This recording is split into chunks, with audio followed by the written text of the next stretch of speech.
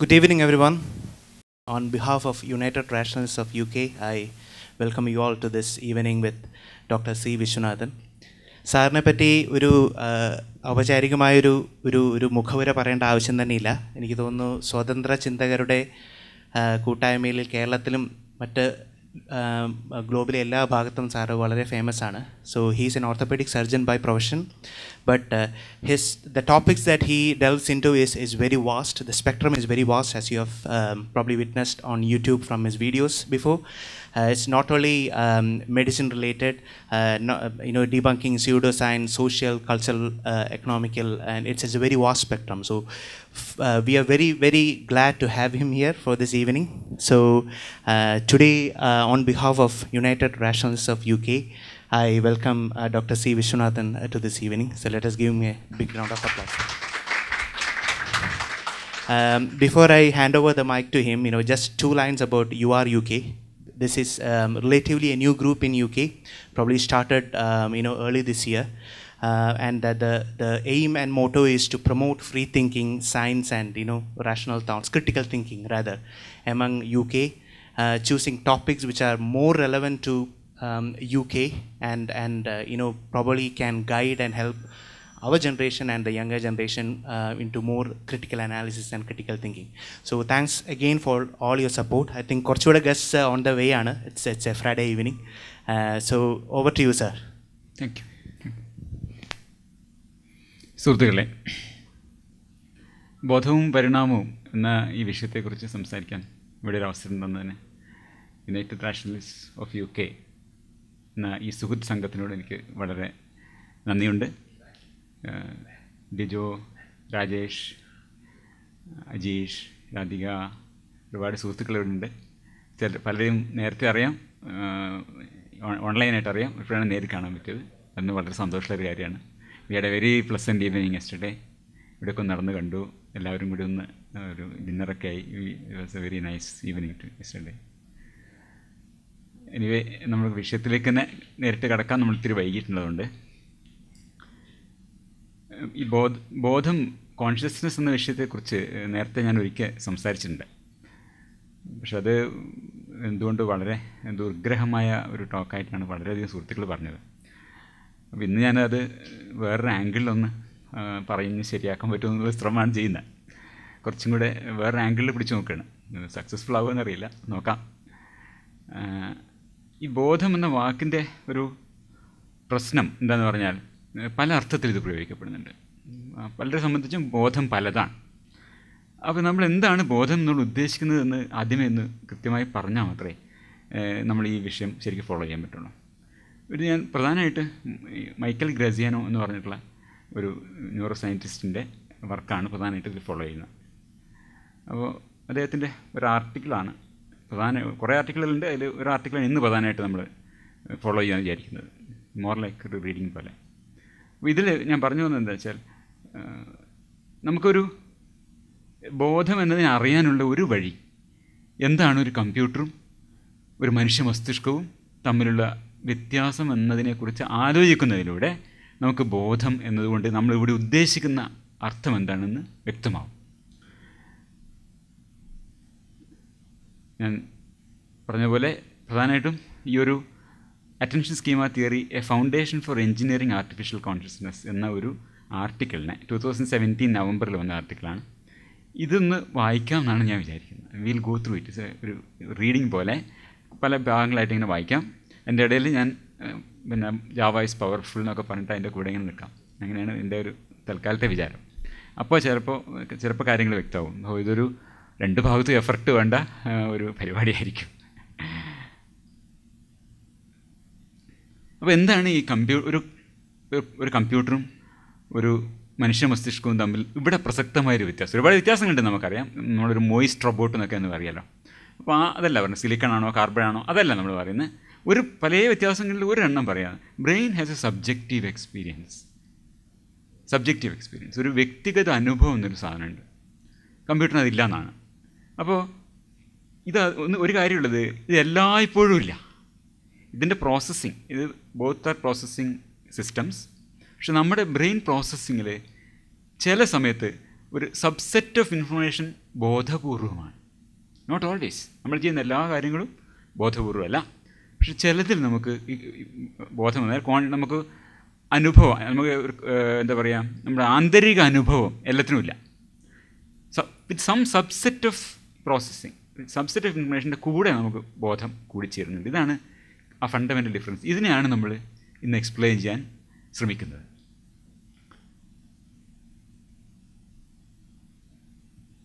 ഉദാഹരണത്തിന് ഞാൻ പറയില്ല, എല്ലാ നമ്മൾ ചെയ്യുന്ന കാര്യങ്ങളും ബോധപൂർവമല്ല. ഇപ്പം ഇരുമ്പ് കൈ മായാവി എന്ന് പറഞ്ഞാൽ പഴയ കാലത്തൊരു സാധനമുണ്ട്, പഴയ തലമുറകൾക്ക് അറിയുന്നുണ്ട്. പഴയ കാർട്ടൂണുകളൊക്കെ വെടിയുണ്ടല്ലേ വരുന്നത്, മാറിക്കളയാം. അങ്ങനെ ആലോചിച്ചല്ല നമ്മൾ കാര്യങ്ങൾ ചെയ്യുന്നത്. നമ്മളങ്ങനെ നടന്നു പോകുന്നു, ഒരുപാട് ഒബ്സ്റ്റക്കിൾസിനെ നമ്മൾ അവോയ്ഡ് ചെയ്യുന്നു, പല കാര്യങ്ങളും. ഇതൊന്നും ബോധപൂർവമല്ല. നമ്മൾ അപ്പോൾ ഇത് ചിത്രകഥയിൽ മാത്രം കാണുന്നത്. നമ്മൾ ഓരോന്നും വരുമ്പോൾ നമ്മൾ ആലോചിച്ച് കോൺഷ്യസ് ആയി ഡിസിഷൻ എടുത്തിട്ടല്ല നമ്മൾ ഓരോ കാര്യം ചെയ്യുന്നത്. ഇവിടുത്തെ ബാത്റൂമിൽ പോകണം, നമ്മൾ പോകുന്ന ഓട്ടോമാറ്റിക് ഓർക്കുന്നില്ല, അങ്ങനെ കാര്യം ചെയ്തു പോകുന്നുണ്ട്. ബോധപൂർവമല്ല. അതാ ഒരു വാതിൽ പിടി, അതിനെ ഒന്ന് തിരിക്കണമല്ലോ എന്ന് ആലോചിച്ചിട്ടല്ല നമ്മൾ പോയി തിരിക്കണം. അത് അവിടെ എന്തില്ല, നമ്മൾ ബോധപൂർവ്വം ചിന്തിച്ചല്ല. It's not a conscious experience. അതുകൊണ്ട് ഇത് associated only with a subset of processing, as an subset of information. Drive ചെയ്യുന്നത്, ഇപ്പം ഞാനിവിടെ വന്നിട്ടുള്ള ഏറ്റവും കോമൺ ആയി ഡ്രൈവിങ് കുട്ടികളെ കൊണ്ടുവരാൻ സ്കൂളിലേക്ക് പോകാനുള്ള. ഞാൻ എൻ്റെ 2 സുഹൃത്തുക്കളെ താമസിച്ച 2 പേരും കുട്ടികളെ കൊണ്ടുവരാൻ സ്കൂളിലേക്ക് പോകും. അത് ആ ഡ്രൈവ് ചെയ്യുന്നത് നിങ്ങളൊന്ന് ആലോചിച്ച് നോക്കൂ. ശരി, സ്കൂളിലേക്ക് പോകണല്ലോ എന്ന് ആലോചിക്കുന്നു, വണ്ടി എടുക്കുന്നു, അവിടെ എത്തുന്നു, കുട്ടിയെ പിക്ക് ചെയ്യുന്നു, തിരിച്ചു വരുന്നു. ഇതിനിടയിൽ എന്തൊക്കെ സംഭവിച്ചെന്ന് നമുക്ക് ഓർക്കാൻ പറ്റുമോ? പലപ്പോഴും നമുക്കറിയില്ല. We just started, reach that, കുട്ടിയെ എടുത്തു, കൊണ്ടുവന്നു. അപ്പോൾ നമ്മൾ അറിയുന്നില്ല നമ്മൾ ഏതൊക്കെ വഴിയിലൂടെയാണ് കടന്നു പോയത്. വളരെ കൃത്യമായിട്ട് വളരെ അപൂർവം ഓർമ്മകളുണ്ടാവും ആ വഴിയിൽ എന്തൊക്കെയാണ് നമ്മൾ പോയി. മിക്കവാറും ഈ ഡ്രൈവിംഗ് എന്ന പ്രക്രിയ അബോധപൂർവമാണ്. Even though you were wide awake. അതിൻ്റെ നമ്മൾ എന്തൊക്കെ കാര്യങ്ങൾ ചെയ്തു. ക്ലച്ച് അമർത്തി, ഗിയർ ചേഞ്ച് ചെയ്യണം, ഗിയർ ചേഞ്ച് ചെയ്തു, ബ്രേക്ക് ചവിട്ടി, അതിൻ്റെ ഒക്കെ എന്തെല്ലാം പ്രോസസ്സിങ് നടക്കുന്നത് ആലോചിക്കണം. ഓരോ കാലം നിർത്തുമ്പോഴും നമ്മൾ എത്ര കാൽക്കുലേഷൻ നടക്കണം. ആ പ്രഷർ കൂട്ടാനും എല്ലാ കാര്യങ്ങളും, ഓരോ വരുന്ന ഓട്ടോമാറ്റിക്കായി നിർത്തും, എല്ലാ കാര്യങ്ങളും. വളവ് വരുമ്പോൾ ഹോൺ അടിക്കുന്നു, അതാ ഒരു വളവ്, ഹോൺ അടിച്ച് കളയാം, നമ്മൾ ആലോചിച്ചിട്ടില്ല. അതൊക്കെ ഓട്ടോമാറ്റിക് ഇങ്ങനെ വന്നു പോവാണ്. ഇതൊന്നും ബോധപൂർവ്വമല്ല എന്നർത്ഥം. അപ്പോൾ അതിലൊരു even though you were wide awake, ഇത് പിന്നെ സൂസൻ ബ്ലാക്ക്മോറിൻ്റെ കോൺഷ്യസ്നെസ് വെരി ഷോർട്ട് ഇൻട്രൊഡക്ഷൻ പുസ്തകങ്ങൾ ജസ്റ്റ് ഒന്ന് ഇടയ്ക്ക് പറഞ്ഞു പോകുന്നുണ്ട്. ആ റെഫറൻസ് എല്ലാം വായിക്കാനുള്ളവർക്ക് ഒരു സൗകര്യത്തിന് വേണ്ടിയിട്ടാണത്. അതിൽ നിന്നാണ് ഞാൻ ഈ ഒരു പോയിൻ്റ് എടുത്തത്. Even though you were wide awake. നമ്മൾ പറയുന്നത് ഉറങ്ങിക്കൊണ്ട് ഡ്രൈവ് ചെയ്യുന്നതിനെ കുറിച്ചല്ല പറയുന്നത്, നമ്മൾ ആക്റ്റീവായി വി ആർ അവേക്ക്. ഇതാണ് ബോധത്തിനെക്കുറിച്ചുള്ള ഒരു കാര്യം. ബോധം എന്ന് പറഞ്ഞാൽ കുറച്ച് നേരത്തെ, ഇന്നിപ്പോൾ വൈകുന്നേരം, ഇന്നലെ ശരിക്കും ഉറങ്ങാൻ പറ്റില്ല, അപ്പോൾ ഇന്ന് വൈകുന്നേരം കുറച്ച് നേരം ഉറങ്ങാം എന്ന് തീരുമാനിച്ചു. അപ്പോൾ ജിജോ പറഞ്ഞൊരു കമൻറ്റാണ്, ബോധത്തിനെക്കുറിച്ചാണ് പറയാൻ പോകുന്നത്. ബോധമില്ലാതാവേണ്ടാവേണ്ട ഉറങ്ങിക്കൊള്ളുന്നത് എന്ന് വെച്ചാൽ ഉറക്കവുമായിട്ട് നമ്മൾ ബോധത്തിനെ ബന്ധപ്പെടുത്തുന്നുണ്ട്. ഉറക്കമില്ല, ഇങ്ങനെ ഉറങ്ങുക എന്നുള്ള അവസ്ഥ, അതല്ല നമ്മൾ ബോധത്തിനെക്കുറിച്ച് പറയുമ്പോൾ ഇവിടെ ഓർക്കേണ്ടത്. That is wakefulness. നിങ്ങൾ ഉറങ്ങുന്നു, അലർട്ടായിരിക്കുന്നു, അതല്ല നമ്മളിപ്പോൾ പറയുന്ന കോൺഷ്യസ്നെസ്. യുവർ കോൺഷ്യസ് അൺകോൺഷ്യസ് അല്ല. നമ്മൾ ഈ കോൺഷ്യസ്നെസ്സിനെ കുറിച്ച് പറയുമ്പം we are not talking about whether you are sleeping or awake. ഈ ഒരു സ്ലീപ്പ് സ്റ്റേറ്റും അവേക്ക് സ്റ്റേറ്റും തമ്മിലുള്ള വ്യത്യാസമല്ല നമ്മളിവിടെ ഉദ്ദേശിക്കുന്ന കോൺഷ്യസ്നെസ്. അതാണ് ഞാൻ പറയാൻ ശ്രമിച്ചത്. നിങ്ങൾ കണ്ണ് തുറന്ന് നല്ല ബോധത്തോടു കൂടി ഡ്രൈവ് ചെയ്ത് പോകുമ്പോഴും നിങ്ങൾ ഓട്ടോമാറ്റിക് കുറേ കാര്യങ്ങൾ ചെയ്തു പോകുന്നു. ബോധപൂർവ്വം കുറച്ച് കാര്യങ്ങൾ ചെയ്യുന്നുണ്ടാവും. ഇതൊരു കാറും, ഇതാണ് കാർ, ഞാൻ കണ്ടിട്ടില്ല മോഡൽ, അത് ബോധപൂർവ്വം. അല്ലെങ്കിൽ നമ്മൾ പാട്ട് കേട്ടുകൊണ്ട് പോകുന്നുണ്ടാവും, അപ്പോൾ പാട്ടുമായി ബന്ധപ്പെട്ട ചില ഓർമ്മകളുണ്ടാവും. ഇതൊക്കെയാണ് നമ്മുടെ ബോധത്തിലൂടെ അപ്പോൾ ഓടിക്കൊണ്ടിരിക്കുന്നത്. ഈ വണ്ടി ഓടിക്കുക എന്ന കർമ്മം നമ്മുടെ യാന്ത്രികമായിട്ടാണ് ചെയ്യുന്നത്. അപ്പോൾ ഇവിടെയാണ് ഡ്രൈവിംഗ് അബോധപൂർവമാണെന്ന് പറയുന്നത്. Not because you are sleeping during driving, you are wide awake, but about the driving part you are mostly unconscious. I think that is clear അല്ലേ? Clear?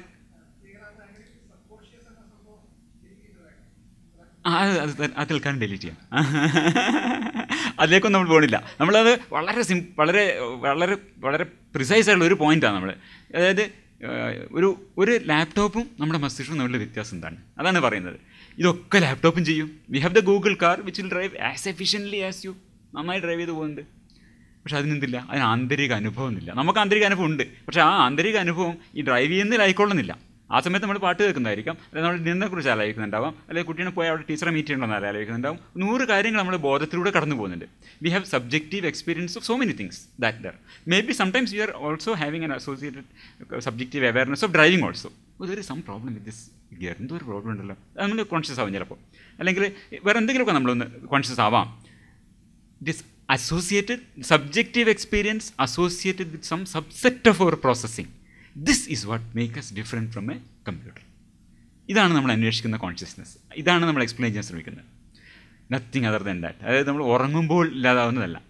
V are not talking about wakefulness, we are talking about subjective experience. അതിനാണ് നമ്മൾ explain ചെയ്യാൻ ശ്രമിക്കുന്നത്. ഇത് വേറൊരു സിസ്റ്റമാണ്. ഈ വേക്ക്ഫുൾനെസ്, sleep, അത് നമുക്ക് വേറെ ഒരു വളരെ വിശദമായി സംസാരിക്കാവുന്ന ഒരു കാര്യമാണ്. സ്ലീപ്പ്, വേക്ക്ഫുൾനെസ്, ഡ്രീമിനെ കുറിച്ച് ഞാൻ മുമ്പേക്ക് സംസാരിച്ചിട്ടുണ്ട്. അതൊക്കെ വേറെ ഡിഫറെൻറ്റ് ടോപ്പിക്സ് ആണ് നടത്തുന്നത്. അതുപോലെ ഞാൻ ഡ്രൈവിങ്ങിനെ പറഞ്ഞു. ഇപ്പം നടക്കുക എന്നുള്ളത് വളരെ ബുദ്ധിമുട്ടുള്ള ഒരു കാര്യമാണ്. ശരിക്കും ഒരുപാട് പ്രോസസ്സിങ് വേണം. ഒരു വളരെ അഡ്വാൻസ്ഡായ കമ്പ്യൂട്ടേഴ്സ് നടക്കാൻ പറ്റുന്നില്ല. ഇതല്ലേ robotics challenge. Gravity is A bad thing for robots. നമുക്ക് വളരെ വളരെ ബുദ്ധിമുട്ടാണ്. അത്രയധികം പ്രോസസ്സിങ് പവറും കാര്യങ്ങൾ വേണം ഒരു റോബോട്ടിനെ നടത്തിക്കാൻ. ഇതൊക്കെ നമ്മൾ വളരെ ഈസി ആയിട്ട് 4 വയസ്സ് ഒരു വയസ്സ് കഴിയുമ്പോഴേക്കും നമ്മുടെ മസ്തിഷ്കമൊക്കെ ചെയ്യുന്നുണ്ട്. റോബോട്ടിനെ കൊണ്ട് നമുക്ക് ചെയ്യിക്കാൻ പറ്റും. ഒരു കാലത്ത് ഡ്രൈവിംഗ് അചിന്ത്യമായിരുന്നു. പക്ഷേ ഇറ്റ് ഈസ് പോസിബിൾ. നടക്കാവുന്ന റോബോട്ടുകൾ, ഇത്രയും കോംപ്ലക്സ് ആയ പ്രോസസ്സൊക്കെ ചെയ്യാവുന്ന റോബോട്ടുകൾ നമുക്കിന്ന് സാധ്യമാണ്.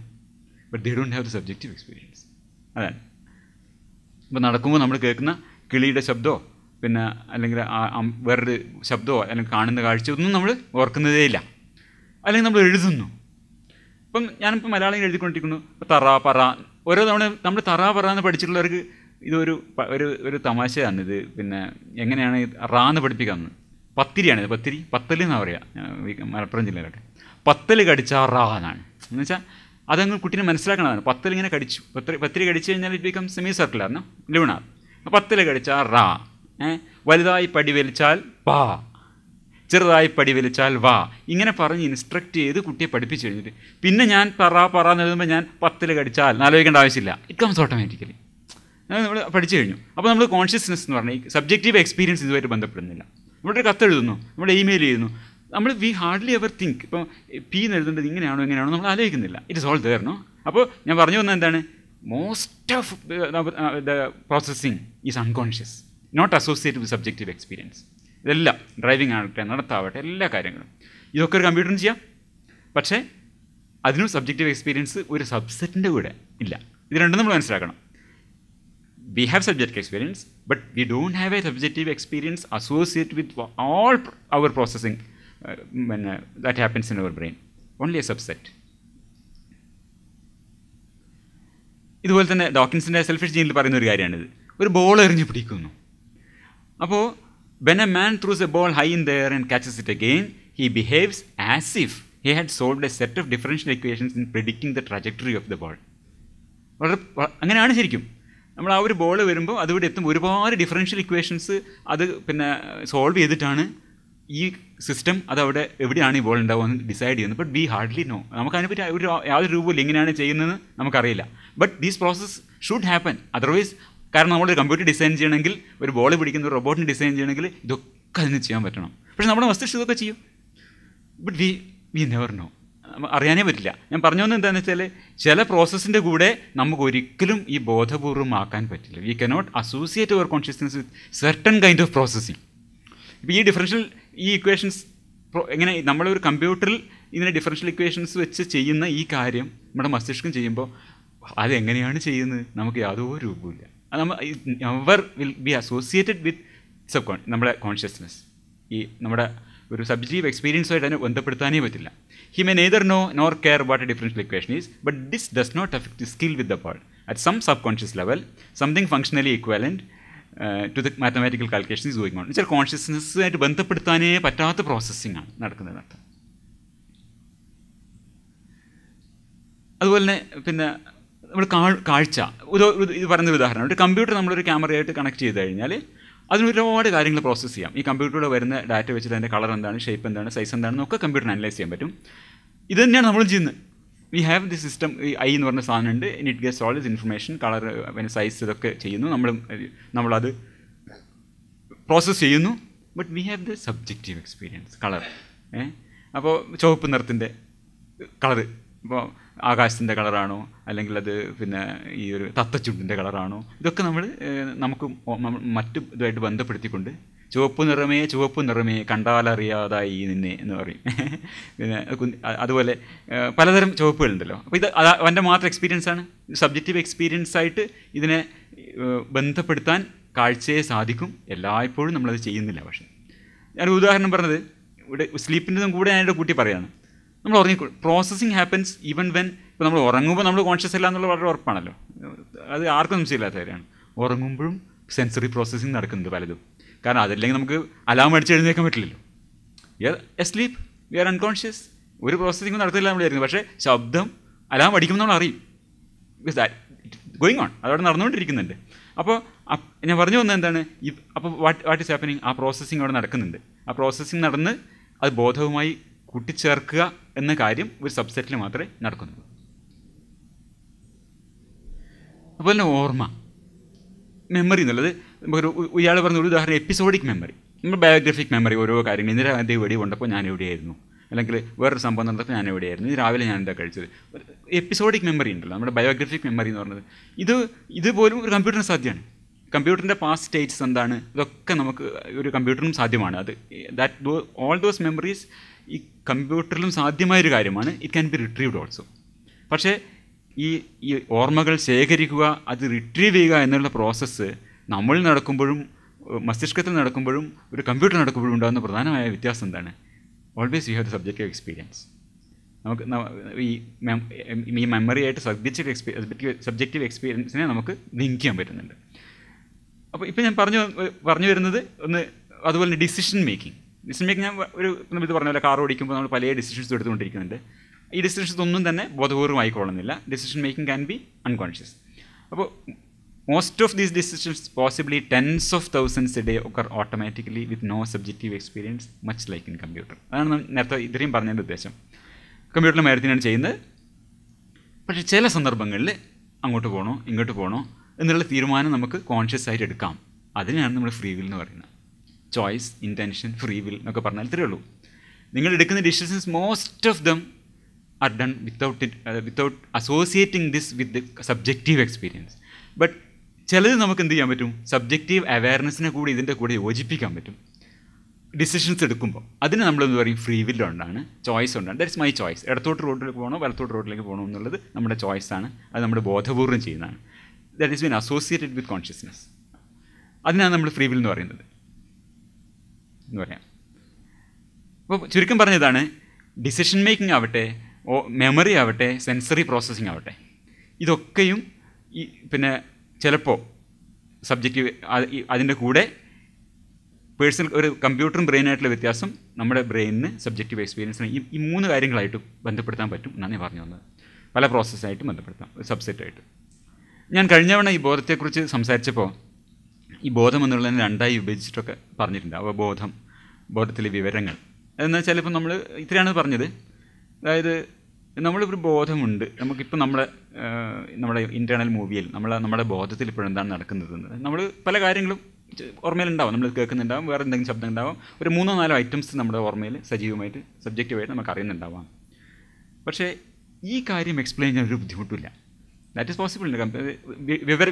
വിവരങ്ങൾ മാത്രമാണ്. നിങ്ങളുടെ കണ്ണിലൂടെ വരുന്ന വിവരങ്ങൾ, ചെവിയിലൂടെ വരുന്ന ശബ്ദങ്ങൾ, സ്പർശനം കൊണ്ട് അറിയുന്നത്, നമ്മുടെ ഇരിക്കുന്ന ഈ കസേര, നമ്മുടെ മേത്തിരിക്കുന്ന സ്പർശത്തിൻ്റെ വിവരങ്ങൾ.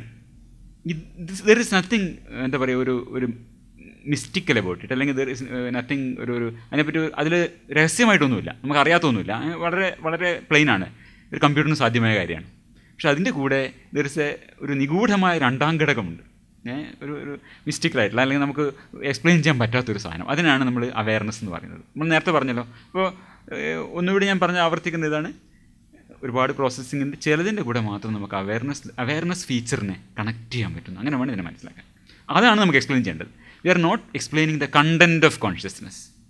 ദർ ഇസ് നത്തിങ് എന്താ പറയുക to be said much about it. It can be done in a computer also. The contents of consciousness can as well be created, as well be seen in a computer. പക്ഷേ അതിൻ്റെ കൂടെ ഒരു രണ്ടാമത്തെ ഒരു secret ingredient ഉണ്ട്. ആ സാധനം ചിലതിൻ്റെ കൂടെ മാത്രം ചേരുന്ന കോൺഷ്യസ്നെസ്, സബ്ജക്റ്റീവ് എക്സ്പീരിയൻസ്. അതിനാണ് നമ്മൾ എക്സ്പ്ലെയിൻ ചെയ്യേണ്ടത്. ഇതാണ് ഞാൻ പറഞ്ഞത്. ഈ ഓർമ്മകളെയോ വികാരങ്ങളെയോ കാഴ്ചയോ സ്പർശത്തെയോ അതൊന്നുമല്ല നമ്മൾ എക്സ്പ്ലെയിൻ ചെയ്യുന്നത്. ഇതിൻ്റെ കൂടെയുള്ള അസോസിയേറ്റ് ചെയ്യുന്ന സബ്ജക്റ്റീവ് എക്സ്പീരിയൻസിനെ മാത്രം. ഇതാണ് ഹാർഡ് പ്രോബ്ലം ഓഫ് കോൺഷ്യസ്നെസ് എന്ന് പറഞ്ഞിട്ട് ഉന്നയിക്കുന്ന വലിയൊരു ഫിലോസോഫിക്കലായ കാര്യം. അതായത് നമ്മൾക്കറിയാം മസ്തിഷ്കം ഒരു മെറ്റീരിയൽ മാത്രമാണ്. ഹോൾ തിങ് ഈസ് ഒരു ഭൗതിക പദാർത്ഥമാണ്, മെറ്റീരിയലാണ്. ഇതിനെങ്ങനെയാണ് സബ്ജക്റ്റീവ് എക്സ്പീരിയൻസ് ഉണ്ടാക്കാൻ പറ്റുന്നത്? ഇതൊരു വലിയ ഫിലോസഫിക്കൽ ക്വസ്റ്റ്യൻസ്, കുറേ ഫിലോസഫിക്കൽ ക്വസ്റ്റ്യൻസും കൊണ്ടാണ് മനുഷ്യൻ യാത്ര തുടങ്ങിയത് ഒരു 2000 കൊല്ലം മുമ്പേ. ഒക്കെ ഇങ്ങനെ ഇപ്പം മിക്കവാറൊക്കെ ഫേസ് ഔട്ടായി. പലതിനും ഇങ്ങനെ science is the only way to know. അതുകൊണ്ട് അതിലൂടെ തന്നെ ഈ പല ഫിലോസഫിക്കൽ ക്വസ്റ്റ്യൻസും അർത്ഥരഹിതമാവുകയും ഉത്തരങ്ങൾ കണ്ടെത്തുകയും ചെയ്തു പോകുന്നുണ്ട്. അതിലൊരെണ്ണമാണിത്. എങ്ങനെയാണ് ഒരു കേവല ഭൗതിക വസ്തുവിൽ ഈ സബ്ജക്റ്റീവ് എക്സ്പീരിയൻസ് ഉണ്ടാകുന്നത് എന്നുള്ളത്? അപ്പോൾ ഇതിനെ പൊതുവെ പറയാം അതാണ്. അതായത് എങ്ങനെയാണ് ബ്രെയിൻ കമ്പ്യൂട്ട് ചെയ്യുന്നത്, എങ്ങനെയാണ് ഇൻഫർമേഷൻ സ്റ്റോർ ചെയ്യുന്നതുള്ള റിലേറ്റീവ്ലി ഈസി പ്രോബ്ലമാണ്. Hard problem is awareness that is scientifically unapproachable എന്നാണ്. ബിക്കോസ് ഇത് സയൻസിന് കടക്കാൻ പറ്റാത്തൊരു മേഖലയായിരുന്നു. അതുകൊണ്ട് അത് ഇമ്പോസിബിൾ പ്രോബ്ലം എന്നാണ് അങ്ങനെ ഞാൻ വിളിക്കുന്നുണ്ട്. ഇതിന് ഒരു വഴിയും കാണാനില്ല. എന്നാൽ അതെങ്ങനെയാണ് ആ ഒരു ബ്രിഡ്ജ് ക്രോസ് ചെയ്യുക എന്നുള്ളത് ഫിലോസഫേഴ്സും സയൻറ്റിസ്റ്റും ഒക്കെ കുറേ കാലമായിട്ട് തലപോയ്ക്കുന്നൊരു സാധനമായിട്ടാണ് വെച്ചിട്ടുള്ളത്. അത് ഡേവിഡ് ചാമേഴ്സ് എന്നുള്ള ആളാണ് ഇതിന്, ഒരു ഫിലോസഫറാണ് ഇതിന് ഹാർഡ് പ്രോബ്ലം ഓഫ് കോൺഷ്യസ്നസ് എന്ന് പറഞ്ഞാൽ. He still alive, active. അപ്പോൾ ഇങ്ങനെ നമ്മൾ സയൻസിന് അറിയാൻ കഴിയാത്ത സാധനങ്ങൾ നേക്കുന്നതാണ് വേദാന്തികൾക്ക് ഏറ്റവും സന്തോഷമുള്ള ഒരു കാര്യം. അത് കേട്ട് കിട്ടിയാൽ അവിടെ അവർ കൊണ്ടുവന്നിട്ട് അതിനെപ്പറ്റി അവർ ഭയങ്കര എക്സ്പെർട്ടാണ് അതിൽ. നമുക്കിപ്പോൾ സയൻറ്റിസ്റ്റുകൾക്ക് ഒരു കൺസെൻസസ് ഇല്ല, അവർക്ക് അറിയില്ല എന്നുള്ളൊരു വിഷയം, അവരെ ഒരു തീരുമാനത്തിലെത്തിയില്ലെങ്കിൽ ഭയങ്കര അതോറിറ്റി ആയിട്ട് കംപ്ലീറ്റ് അത് നല്ല ഗംഭീരമായിട്ട് വിവരിക്കും കേട്ടോ. ഇപ്പം ക്വാണ്ടം മെക്കാനിക്സൊക്കെ വിവരിക്കുന്ന കേട്ടാൽ ഞെട്ടിപ്പോകും. കാരണം അത് പലപ്പോഴും തന്നെ ഒരു തീരുമാനത്തിലെത്താത്ത വിഷയങ്ങളൊക്കെയാണ്. അപ്പോൾ അത് ഇവർ അതിൻ്റെ അകത്ത് കയറി മേയും. അപ്പോൾ ഒരു ഉദാഹരണം ഞാനിവിടെ കാണിക്കാം. പിന്നെ ഇപ്പോൾ ഈ ഹാർഡ് പ്രോബ്ലം ഓഫ് കോൺഷ്യസ്നെസ്സിനെ ഭംഗിയായിട്ട് എക്സ്പ്ലെയിൻ ചെയ്ത് നമുക്കിവിടെ കാണാം കേട്ടോ. എക്സ്പ്ലനേഷനൊക്കെ ഗംഭീര, ഒന്ന് കേൾക്കൂ. സർവപ്രിയാനന്ദ എന്ന് പറഞ്ഞിട്ടുള്ളൊരു വേദാന്തിയാണ്. The hard problem of consciousness, let me just say a few things about each of these terms. The hard problem of consciousness is something that is consciousness studies people are giving them headaches. This is a central issue in consciousness studies today. That how can a physical system generate how can something objective generate subjective experience? How can body and brain, how can it generate? Okay, I will make it right. Okay, let us see. ഒരു കാര്യം ചെയ്യാം. ഇതൊന്ന് end ചെയ്യാം, എന്നിട്ട് അത് video play ചെയ്യാം. Okay, then should be fine. Okay ഇത് 3 videos ഉണ്ട്, short videos. Let me just say a few things about each of these terms. Hard problem of consciousness is something that is consciousness studies people are giving them headaches. This is a central issue in consciousness studies today. That how can a physical system generate something, how can something objective generate the subjective experience of consciousness? How can body and brain, how can it generate a first person experience? No other thing in the world does that. Every other item, whatever physical description you give of it, that's the beginning and end of it.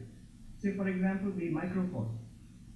The engineer can give a description of it, the chemist can give a deeper description of it, and the physics professor can give an even deeper description of this microphone. At the level of a gadget, at the level of the chemicals composing it, at the level of the fundamental particles composing it. And that's the description of this microphone. There is no such thing as how does it feel to be a microphone. From within, does it feel like something to be a microphone? What does it experience itself as? The question is meaningless. You say, why? How do you know? I don't know, but the thing is, no engineer, no scientist, no philosopher ever will even make that claim that there is something what it feels like to be a microphone. There is no evidence for that. If you talk like that, then you can talk anything. So, every physical system can be described in one way, in terms of physics, chemistry, biology, engineering, whatever you call it. But this system, there is something very strange about you, the physical system, whatever the doctors and the biologists describe about you does not encompass the whole of you. There is something within you, like right now, all the time, what you consider yourself to be, and what the doctor describes you as, there is a disconnect. What is the disconnect? Your experience of yourself, our experience of ourselves is what? Sights, sounds, smell, touch, taste, thought, feeling, desire, pain, pleasure, understanding, memory, forgetting. All of these are directly experienced by us. What does the biologist or the doctor say? The doctor speaks about muscles and tissue and organs, and the biologist speaks about, or the neuroscientist speaks about the nervous system, the activity, electrical activity in the brain. Where is the connection?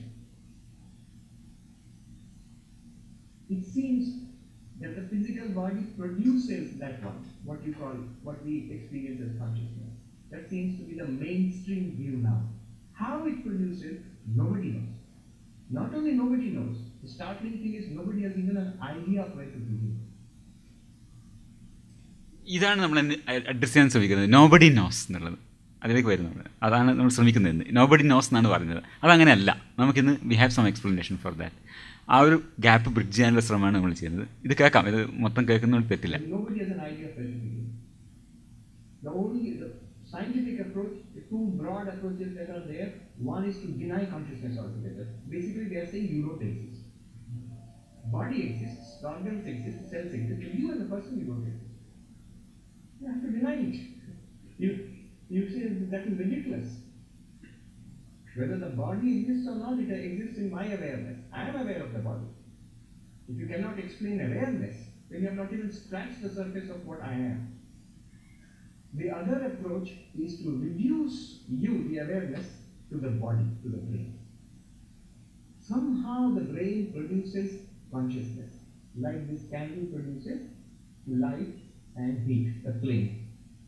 We call it an epiphenomenon, a byproduct of the neurochemical processes in the nervous system in the brain is the consciousness which you call yourself.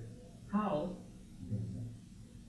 This is the only approach that science has so far. Even the most sophisticated attempts to explain consciousness, whether in terms of information theory, it's still trying to reduce it to brain states. And the information theory can be used to analyze and understand the brain states. But what about the consciousness, the stuff of our awareness itself? Nobody knows. That is called the hard problem of consciousness. And the person who coined that term, David Chalmers, he is the head of the mind-brain consciousness unit in NYU. Okay, അപ്പോൾ ഇതാണ് ഇപ്പം ഈ സ്ഥലത്താണ് വേദാന്തികൾ എന്താ പറയുക ബ്രഹ്മത്തിനെ കൊണ്ടുപോയി fit ചെയ്യാൻ ശ്രമിക്കുന്നത്. അപ്പോൾ ഇതിൻ്റെ ഈ പിന്നെ സോറി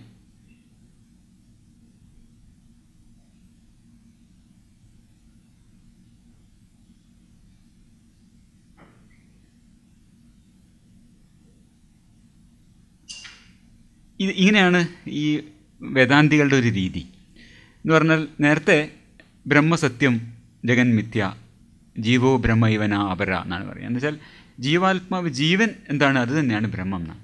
അപ്പോൾ അന്ന് നമുക്ക് ജീവൻ എന്താണെന്ന് അറിയില്ല, എന്താണ് ജീവൻ എന്നൊരു ഐഡിയ ഇല്ല. നമ്മൾ ഒരു ഓർഗാനിക് കെമിസ്ട്രി, ഇത് നമ്മുടെ ധാരണ എന്താണ്, അന്ന് ലോകത്തിൻ്റെ ശാസ്ത്രത്തിൻ്റെ ധാരണ എന്താണ്, ഇത് വൈറ്റൽ ഫോഴ്സാണ് ഇതൊക്കെ ഉണ്ടാക്കുന്നത്. എല്ലാ ഓർഗാനിക് മോളിക്യൂൾസ് ഉണ്ടാക്കുന്നത് വൈറ്റൽ ഫോഴ്സാണ്. അതർവൈസ് നമുക്ക് ഈ ജന്തുക്കളിലും സസ്യങ്ങളിലും കാണുന്ന ഒരു കോമ്പൗണ്ടും നമുക്ക് ഉണ്ടാക്കാൻ പറ്റില്ല എന്ന് വിചാരിക്കുന്നത്. അതിന് ജീവശക്തി തന്നെ വേണം. അതില്ലാതാവുന്നത് നിങ്ങൾക്കറിയാം, യൂറിയ ഉണ്ടാക്കുന്നത് പോയിട്ടാണ്. ആദ്യമായിട്ട് യൂറിയ ഉണ്ടാക്കുമ്പോഴാണ്, ലാബറട്ടറിയിൽ യൂറിയ ഉണ്ടാക്കുമ്പോഴാണ്. അങ്ങനെയല്ലല്ലോ, ഇതൊരു മൃഗങ്ങളിൽ കാണുന്ന ഒരു ഇതിനെ നമുക്ക് ലാബിൽ സിന്തസൈസ് ചെയ്യാമെന്ന് പറയുന്നത്. അപ്പോൾ അങ്ങനെ ഒന്ന് പതുക്കെ ഇന്നിപ്പോൾ Craig vendor create synthetic life form എന്നുള്ള ലെവലിലേക്ക് എത്തിയപ്പോൾ ജീവൻ എന്നുള്ള അതിൻ്റെ ഒരു ആ ഗ്യാപ്പ് അടഞ്ഞു. ഈ gap, Brahma of the gaps ഞാൻ പറഞ്ഞത്, അവിടെ ഗ്യാപ്പിലാണ് ബ്രഹ്മത്തിനെ കൊണ്ടു തിരിക. അപ്പോൾ ഈ ജീവൻ എന്താണ് എന്ന അറിവില്ലായ്മയുണ്ട്, ആ ഗ്യാപ്പിലാണ് ബ്രഹ്മത്തിനെ കുറേ കാലം തിരികെക്കൊണ്ടിരുന്നത്. ജീവോ ബ്രഹ്മ ഇവന ആവര, ജീവൻ എന്താണെന്ന് ഏതാണ്ട് തീരുമാനമായി. അങ്ങനെ ഒരു മിസ്റ്റിക്കലായാലും ഒരു മിസ്റ്റീരിയസ് ആയ സാധനമൊന്നും അല്ല എന്ന് തീരുമാനമായി. അപ്പോൾ അതൊക്കെ അവിടുന്ന് ഊരേണ്ടി വന്നിട്ട് ഇപ്പോൾ ബ്രഹ്മത്തിനെ ഊരി എന്നിട്ട് ഇപ്പോൾ കൊണ്ട് ഫിറ്റ് ചെയ്തിരിക്കുന്നത് കോൺഷ്യസ്നെസ്സിലാണ്. ഈ ബ്രഹ്മം ഓഫ് ദി ഗ്യാപ്സ് നമുക്ക് കാണാം. കോൺഷ്യസ്നെസ് എങ്ങനെയാണ് ബ്രഹ്മമാവുന്നതെന്ന് ഇത് സമീപകാലത്ത് ഉണ്ടായിട്ടുള്ള സാധനം. ഇദ്ദേഹം തന്നെ സർവപ്രിയാനന്ദ പറയുന്നതാക്കാം ഈ കോൺഷ്യസ്നെസ്സിനെ എക്സ്പ്ലെയിൻ ചെയ്യുന്നതാണ്. ഇദ്ദേഹത്തിൻ്റെയൊക്കെ വീഡിയോസ് ഒരുപാട് ആൾക്കാർ കാണുന്നുണ്ട് കേട്ടോ. ഇത് സംസാരിക്കുന്നത് IITസിലാണ്. അതാണ് ഇന്ത്യയിൽ IITസിൽ നമ്മുടെ ആൾക്കാർ ഏറ്റവും ക്രീം ഓഫ് ദി സൊസൈറ്റി ആയിട്ടുള്ള സ്റ്റുഡൻസ് ഏറ്റവും ആയിട്ട് പഠിക്കുന്നിടത്ത് ഇദ്ദേഹത്തിൻ്റെ ടോക്കുകൾ സ്ഥിരമായിട്ട് അത് ലക്ഷക്കണക്കിന് ആൾക്കാരാണ് കാണുന്നത്. ഇതൊക്കെ കേട്ട് വളരെ ഇത് പറയുമ്പോൾ ഈ ഇൻഫർമേഷൻ തിയറിയും ടൊണോണിയുടെ സിദ്ധാന്തമൊക്കെ ഇവർ പറയും. അതൊക്കെ വാസ്തവത്തിൽ എന്താ പറയുക ഔട്ട്ഡേറ്റഡ് ആയി ഒരർത്ഥത്തിൽ ഈ പുതിയ ഇതിൻ്റെ അറിവുകളോട് കൂടിയിട്ടേ. അതൊന്നും പറയില്ല. ഇങ്ങനെ ഒരു സയൻസിൻ്റെ വെനീർ വെച്ചുകൊണ്ട് ഈ തരത്തിലുള്ള പഴയ സാധനങ്ങൾ ഇങ്ങനെ വിൽപ്പന നടത്തിക്കൊണ്ടിരിക്കുകയാണ്.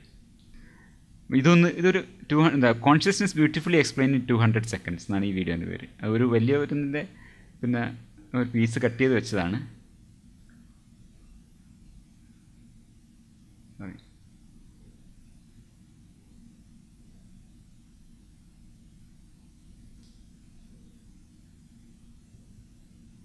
Okay, I'll open that link.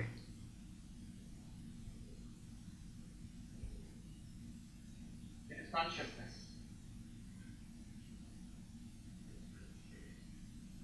Chaitanyam. The word is Chaitanyam in Sanskrit or Chit. Chaitanyam, Chit, these are the words used. And what he says is, there is a consciousness in you. This is Chaitanyam. And you have a mind, and you have a body. This consciousness shines in the mind, and through that, in the body, in all the organs of the body, and you feel this consciousness. This is the answer. Now the answer here is, the thing to be noted here is, the teacher presents consciousness in 5 aspects. 5 points you have to understand, appreciate. First of all, consciousness is not a part of your body or your mind. Consciousness is not a part of your body or your mind. It is apart from your body and mind. Here it's different from science, because modern science would say consciousness is a product of your body. Even your mind is a product of your body. Mind and consciousness all are products of the brain. That's what physiology would say today. But here the teacher says consciousness is apart from your mind and body. First point. It is not a part of your body. It is not a product of your body. Second point. It's apart, but it pervades and illumines the mind and body. Consciousness pervades and illumines the mind and body, enabling it to function. Third point. This consciousness is not limited by the mind and body. It exists apart from the mind and body also. It's not limited to it. It's not something here in this particular brain, in this part of the body. It's not limited by the body. Third, this consciousness is known, it is known in the functioning of the mind and body. Through the functioning of the mind and body, we can know consciousness, we can experience consciousness. And fifth, the last point to be appreciated is, without the mind and body, consciousness is still there, but it cannot be known. It's not experienced. Example, 5 points. I'll give you an example. There is light here from these tube lights, there's light here. Here is my hand. And light is being reflected from this hand. Okay, it's being reflected from this hand. The light which is being reflected from this hand, you can see here, the light being reflected from this hand, the light is not a part of this hand. It's not a product of this hand. Okay? First point. The second point is, it pervades the hand and illumines the hand. Third point is, I can understand the light. A third point is, it exists. It's not limited by the hand. Other than the hand also it exists everywhere. And the fourth point is, it's by the reflection in this hand that I can understand the light. Just now here I cannot understand the light. But when I put my hand here and shines, I can understand the light. I can experience the light when it is reflected.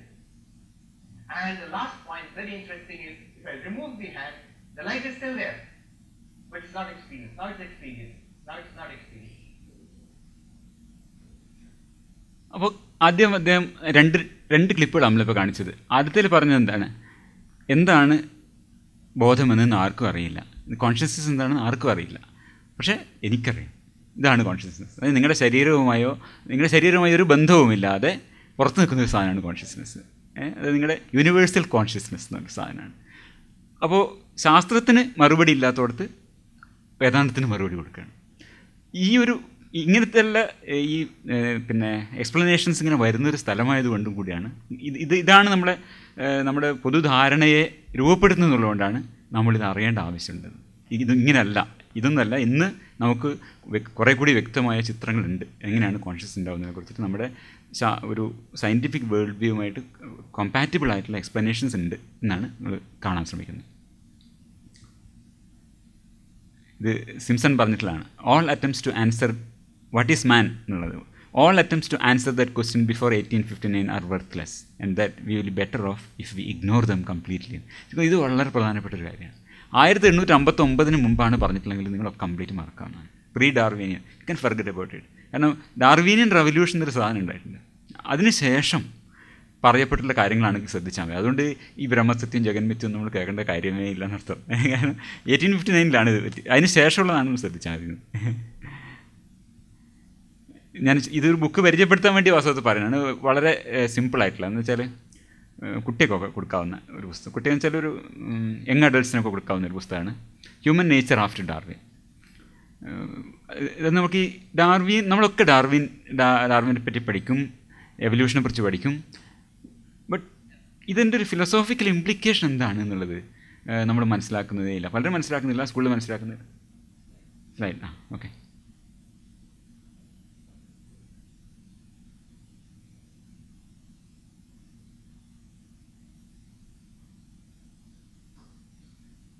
ഒരു text book ആയിട്ടുള്ളൊരു ഇതാണ്. That is A useful book. അപ്പോൾ അതിൽ പറയുന്നൊരു വാചകമാണ്, just read it. ഈ നിങ്ങൾക്ക് വായിക്കാമല്ലോ. അത് 1543 കോപ്പർനിക്കസിൻ്റെ സിദ്ധാന്തം വരുന്നു, ന്യൂട്ടൻ്റെ 87 വരുന്നു. ഇതൊക്കെ നമ്മൾക്ക് ഉണ്ടാക്കിയിട്ടുള്ള ഇംപ്ലിക്കേഷൻസ്, ലോകത്തിനെക്കുറിച്ച് മനുഷ്യൻ്റെ ധാരണയിൽ ഉണ്ടാക്കിയ വ്യതിയാനം ഏറെക്കുറെ പൊതുബോധത്തിൽ ഇന്ന് വന്നിട്ടുണ്ട്. അതേസമയം ഡാർവിൻ ഉണ്ടാക്കിയ വ്യത്യാസം എന്താണെന്നുള്ളത് ഇന്നും നമുക്ക് ബോധ്യമായിട്ടില്ല. അതൊരു പ്രധാനപ്പെട്ട കാര്യമാണ്. അപ്പോൾ ഇതാണ് അതിൻ്റെ problem. Newton had broken down the distinction between the heavens and earth. ഇതുപോലൊരു വലിയ സംഗതിയാണ് ഡാർവിൻ ചെയ്യുന്നത്. ഡാർവിൻ എന്ന് വെച്ചാൽ നമ്മൾ പറയുന്നത് ഡാർവിൻ തുറന്നു വെച്ച പുതിയ ഒരു അണ്ടർസ്റ്റാൻഡിങ് ഓഫ് നേച്ചർ. അതാണ് for the workings of bare in cogitative matter to lie at the root of all complexity and consciousness. ഈ എല്ലാ സങ്കീർണതകളുടെയും ബോധത്തിൻ്റെയും ഒക്കെ അടിസ്ഥാനം ബെയർ ഇൻ കോജിറ്റേറ്റീവ് മാറ്റർ മാത്രമാണ് എന്ന് വ്യക്തമാക്കാനുള്ള ഒരു റവല്യൂഷണറി പൊട്ടൻഷ്യൽ ഡാർവിനിൽ ഇരിപ്പുണ്ട്. ഇതാണ് അതിൻ്റെ ഇമ്പോർട്ടൻസ്. ഞാൻ ബുക്ക് പറയാൻ കൂടി വേണ്ടി പറഞ്ഞു എന്നുള്ളതാണ്. അപ്പോൾ അതുകൊണ്ടാണ് അന്നറ്റ് പറയുന്നത് മനുഷ്യ കുലത്തിൻ്റെ ഏറ്റവും മഹത്തായ ആശയം ഏതെങ്കിലും നമ്മളൊരു അവാർഡ് കൊടുക്കുകയാണെങ്കിൽ അത് ഡാർവിന് വേണം കൊടുക്കാൻ. Because in a single stroke the idea of evolution by natural selection unified the realm of life, meaning and purpose with the realm of space and time, cause and effect, mechanism and physical law. Okay, അപ്പോൾ നമ്മളിന്ന് ശ്രമിക്കുന്നത് ഇനി next ഞാൻ പറയാൻ വിചാരിക്കുന്നത് ഒരു artificial AST പിന്നെ ഇയാളുടെ നമ്മുടെ ഗ്രസിയാനോൻ്റെ ഈ ഒരു തിയറി, അറ്റൻഷൻ സ്കീമ തിയറി എന്നുള്ളതൊന്ന് എക്സ്പ്ലെയിൻ ചെയ്യാനാണ്. അതെങ്ങനെയാണ് ഒരു ഡാർവീനിയൻ ലോകവീക്ഷണവുമായി പൊരുത്തപ്പെടുന്നതെന്ന് പിന്നൊരു സെക്ഷനിൽ പറയാം. ഇതാണ് എൻ്റെ ഒരു റഫായിട്ടുള്ള പ്ലാൻ. ഈ AST എന്താണ് ഉത്തരം കാണാൻ ശ്രമിക്കുന്നത്? ഈ നമ്മുടെ അറ്റൻഷൻ സ്കീമ തിയറി എന്നാണ് ഈ തിയറിക്ക് പറയുന്നത്. ഈ ഒരു ഇൻഫർമേഷൻ പ്രോസസ്സിംഗ് ഡിവൈസ് മാത്രമായ ബ്രെയിൻ ഇങ്ങനെ ഒരു ക്ലെയിം പറയുന്നത് എന്തുകൊണ്ടാണ്? That is a question we are trying to address. Why does this machine which is in theory not much different from silicon based computer ഒരു സിസ്റ്റം, പ്രോസസ്സിംഗ് സിസ്റ്റം, എന്തുകൊണ്ടാണ് ഈ system ഇങ്ങനെ ഒരു ക്ലെയിം പറയുന്നത്? ഒരു നോൺ ഫിസിക്കൽ സബ്ജക്റ്റീവ് അവയർനെസ് ഉണ്ടെന്നും and assigns a high degree of certainty to that extraordinary claim. ഈ ഒരു ക്വസ്റ്റ്യനാണ് അഡ്രസ്സ് ചെയ്യാൻ ശ്രമിക്കുന്നത്. അദ്ദേഹം പറയുന്നത് ഈ സബ്ജക്റ്റീവ് എക്സ്പീരിയൻസ് എന്ന സാധനം ഈസ് എ റിലേറ്റീവ്ലി ഈസി പീസാണ് എന്നാണ്. നമ്മൾ ആദ്യം തന്നെ എന്താണ് കോൺഷ്യസ്നെസ് എന്ന് പറഞ്ഞു കഴിഞ്ഞു. നമ്മൾ എന്താണ് അഡ്രസ്സ് ചെയ്യാൻ ശ്രമിക്കുന്നത്, ഇറ്റ് ഈസ് ഓൺലി ഒരു സബ്സെറ്റ് ഓഫ് എക്സ്പീരിയൻസിൻ്റെ സബ്സെറ്റ് ഓഫ് പ്രോസസ്സിങ്ങിൻ്റെ കൂടെ അസോസിയേറ്റ് ചെയ്യുന്ന ഒരു ഇൻഫർമേഷൻ മാത്രമാണ് നമ്മൾ പറഞ്ഞു കഴിഞ്ഞു. That is a relatively easy piece of neural puzzle എന്നാണ് ഗ്രേസിയാനോ പറയുന്നത്. ഡിസെൻചെൻറ്റ്മെൻറ്റ് ഓഫ് നേച്ചർ അത് ഞാൻ വെറുതെ ഒന്നതിൻ്റെ എടുത്തിട്ടതാണ്. അതായത് ഈ അൺവീവിങ് ഓഫ് റെയിൻബോ എന്ന് പറയുന്നുണ്ടല്ലോ, conquer all mysteries by rule and line, ഇത് കോൺഷ്യസ്നസിൻ്റെ കാര്യത്തിലും സംഭവിക്കുകയാണ്. ഡു നോട്ട്, ഇത് കീറ്റ്സിൻ്റെ ഒരു പോയട്രിയാണ്, do not all charms fly at the mere touch of cold philosophy. ന്യൂട്ടനെ കുറിച്ച് പറഞ്ഞിട്ടുള്ളതാണ്. അറിഞ്ഞു കഴിഞ്ഞാൽ പിന്നെ ഇതിൽ ആ മാജിക് ഇല്ല. പക്ഷേ ഓഫ് കോഴ്സ് അൺവീവിങ് റെയിൻബോ വായിച്ചുള്ളവർക്ക് അറിയാം ഡോക്കിൻസ് അത് എങ്ങനെയാണ് കാണുന്നത്. ഇരിക്കട്ടെ, ഞാൻ ജസ്റ്റ് അവർ പറഞ്ഞു വെച്ചാൽ മതി. നമ്മൾ we are trying to unweave that rainbow of consciousness. Consciousness വന്നിട്ട് ഇവർ പറഞ്ഞു വെക്കുന്ന ഈ സാധനത്തിന് നമുക്ക് അൺവീവ് ചെയ്യാൻ പറ്റുമെന്ന് നോക്കാം. അപ്പോൾ എന്ത് ഇതാണ് വീണ്ടും ഞാൻ അതേ ഒരു ഇൻഫർമേഷൻ പ്രോസസ്സിംഗ് ഡിവൈസ്, അതിൻ്റെ അതിൻ്റെ what ever data is available inside, അതിനെ ഒന്ന് ഇവാലുവേറ്റ് ചെയ്ത ശേഷം ഒരു ഫിസിക്കലി എക്സ്പ്ലെയിൻ ചെയ്യാത്തൊരു ഫിനോമിനൻ, ഒരു സ്വഭാവം അതിനുണ്ട് എന്ന് പറയുകയാണെങ്കിൽ that is what is being done അല്ലേ. നമ്മൾ നോക്കുകയാണെങ്കിൽ ഒരു what is happening, V have A processing system, it scans it's internal data and it says there is something super natural. ഒരു ഭൗതിക വിശദീകരണം അസാധ്യമായ, ഫിസിക്കലി എക്സ്പ്ലെയിനബിൾ അല്ലാത്തൊരു സാധനം, ഒരു സ്വഭാവം ഉണ്ട് എന്ന് പറയുകയാണെങ്കിൽ what question should be V should B asking എന്ത് ചോദ്യമാണ് നമ്മൾ ചോദിക്കേണ്ടത്? എങ്ങനെ ഈ മാജിക് ഉണ്ടായി എന്നല്ല നമ്മൾ ചോദിക്കേണ്ടത്, ഹൗ ദിസ് മാജിക് ഹാപ്പൻ, എങ്ങനെ ഈ യന്ത്രം ഇന്ദ്രജാലം സൃഷ്ടിച്ചു എന്നല്ല പ്രസക്തമായ ചോദ്യം. എന്തുകൊണ്ട് ഈ സിസ്റ്റം ഇപ്രകാരമുള്ളൊരു സ്വയം വിവരണം ഉണ്ടാക്കുന്നു, എന്ത് പ്രയോജനത്തിനുണ്ടാക്കുന്നു, അതാണ് ചോദിക്കേണ്ടതെന്നാണ് പറയുന്നത്. Will come to that. അപ്പോൾ ഇതാണ് ഈ ഒരു പ്രശ്നത്തിനാണ് മറുപടി പറയാൻ ശ്രമിക്കുന്നത്. ലൈക്ക് മൂപ്പര് പറയുന്നതാണ്, it addresses a concrete piece of neural puzzle as pragmatic as a transmission mechanism in a car. ഇതൊരു study of consciousness sometimes mistaken is a pursuit of metaphysical mystery without any practical consequence. അതല്ല എന്ന് പറയുന്നത്, it's not addressing any metaphysical mystery. അതുകൊണ്ട് നമ്മൾ ആദ്യം തന്നെ എന്താണ് consciousness വ്യക്തമാക്കിയത്. നമ്മളൊരു മെറ്റാഫിസിക്കൽ മിസ്റ്ററിയുടെ പിന്നാലെ അല്ല പോകുന്നത്. ഇതിനെ ഈ എക്സ്പ്ലെയിൻ ചെയ്യാൻ ശ്രമിക്കുന്നത് ആദ്യം അറ്റൻഷൻ സ്കീമ എന്നൊരു സാധനത്തിലേക്ക് വരുന്നതിന് മുമ്പേ ബോഡി സ്കീമ എന്നതിനെക്കുറിച്ച് മനസ്സിലാക്കേണ്ടതുണ്ട്. അതിപ്പം നമുക്ക് വ്യക്തമായിട്ട് അറിയാവുന്ന ഒരു കാര്യമാണ് ബോഡി സ്കീമ എന്നുള്ളത്. ഐഡിയ ഓഫ് അറ്റൻഷൻ സ്കീമ വരുന്നത് ഈ ബോഡി സ്കീമ എന്ന ഒരു ധാരണയിൽ നിന്നാണ്. അത് നമുക്കിന്ന് അറിയാം, we have a body schema, our brain has a body schema. Body schema എന്താണ്? It is an internal model. അത് is a integrated sense of information that reflects the state of body, how it moves and its relationship to the world. നമ്മൾ നേരത്തെ പറഞ്ഞ ഈ നടത്തവും ഡ്രൈവിങ്ങും പിന്നെ ഇത് ഒരു എടുക്കലോ പിടിക്കലോ ഒക്കെ നമുക്ക് ചെയ്യാൻ പറ്റുന്ന എന്താണ്, നമ്മൾ ഈ കൈ ഇളക്കുന്നത് പോലും ചെയ്യാൻ പറ്റുന്നത് that is because we have this internal model it's called body schema. നമ്മുടെ മസ്തിഷ്കത്തിൽ ബോഡി സ്കീമ എന്നൊരു സാധനമുണ്ട്. ഇത് actually it is a and integrated set of information. ഒരു സ്ട്രക്ചർ അല്ല, ഒരു സെറ്റ് ഓഫ് ഇൻഫർമേഷനാണ്. അത് കോൺസ്റ്റൻ്റ്ലി അപ്ഗ്രേഡഡ് ആണ്. You have that body schema inside, that is why you can control your body, you can describe your body. ഇതിൽ നിന്നാണ്, ഈ ആശയത്തിൽ നിന്നാണ് നമ്മൾ അറ്റൻഷൻ സ്കീമയിലേക്ക് പോകേണ്ടത്. അതുകൊണ്ട് ആദ്യം ഓരോരോ ഘട്ടമായിട്ട് ഇങ്ങനെ പറഞ്ഞു പോവാണ്. ബോഡി സ്കീമയെക്കുറിച്ചാണ് നമ്മൾ ഇനി പറയാൻ പോകുന്നത്. അതിൽ ഇതിൻ്റെ ഒരു ബേസിക് കുറച്ച് കാര്യങ്ങൾ പറയാനുണ്ട്. എപ്പോഴും നമ്മൾ മനസ്സിലാക്കേണ്ടത് ഒരു പിന്നെ ദീസ് ആർ സിംപ്ലിഫിക്കേഷൻസ്. ഈ ഇൻറ്റേർണൽ മോഡൽ നമ്മൾ ബോഡി സ്കീമ എന്ന് പറയുന്നത് it is a very simplified model. They are quick and dirty because they need to be computer and updated in real time. വളരെ കോംപ്ലക്സായ മോഡൽ ഈ റിയൽ ടൈമിൽ update ചെയ്യാൻ പറ്റില്ല. അപ്പോൾ വളരെ റഫായ ഒരു ബോഡി മോഡലാണ് നമുക്കുള്ളത്.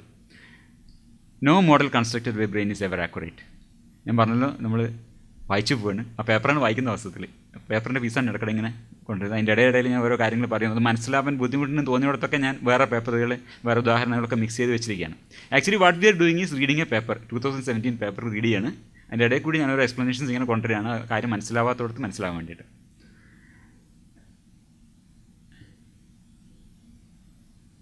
ആരെങ്കിലും എവിടെയെങ്കിലും തട്ടിത്തടഞ്ഞ് നിൽക്കുന്നുണ്ടോ, അതോ are you with me? Generally ഏതാണ്ട് സ്റ്റോറി ഫോളോ ചെയ്യാൻ പറ്റുന്നുണ്ടോ? ആ പ്ലീസ്, ഓ പറയൂ.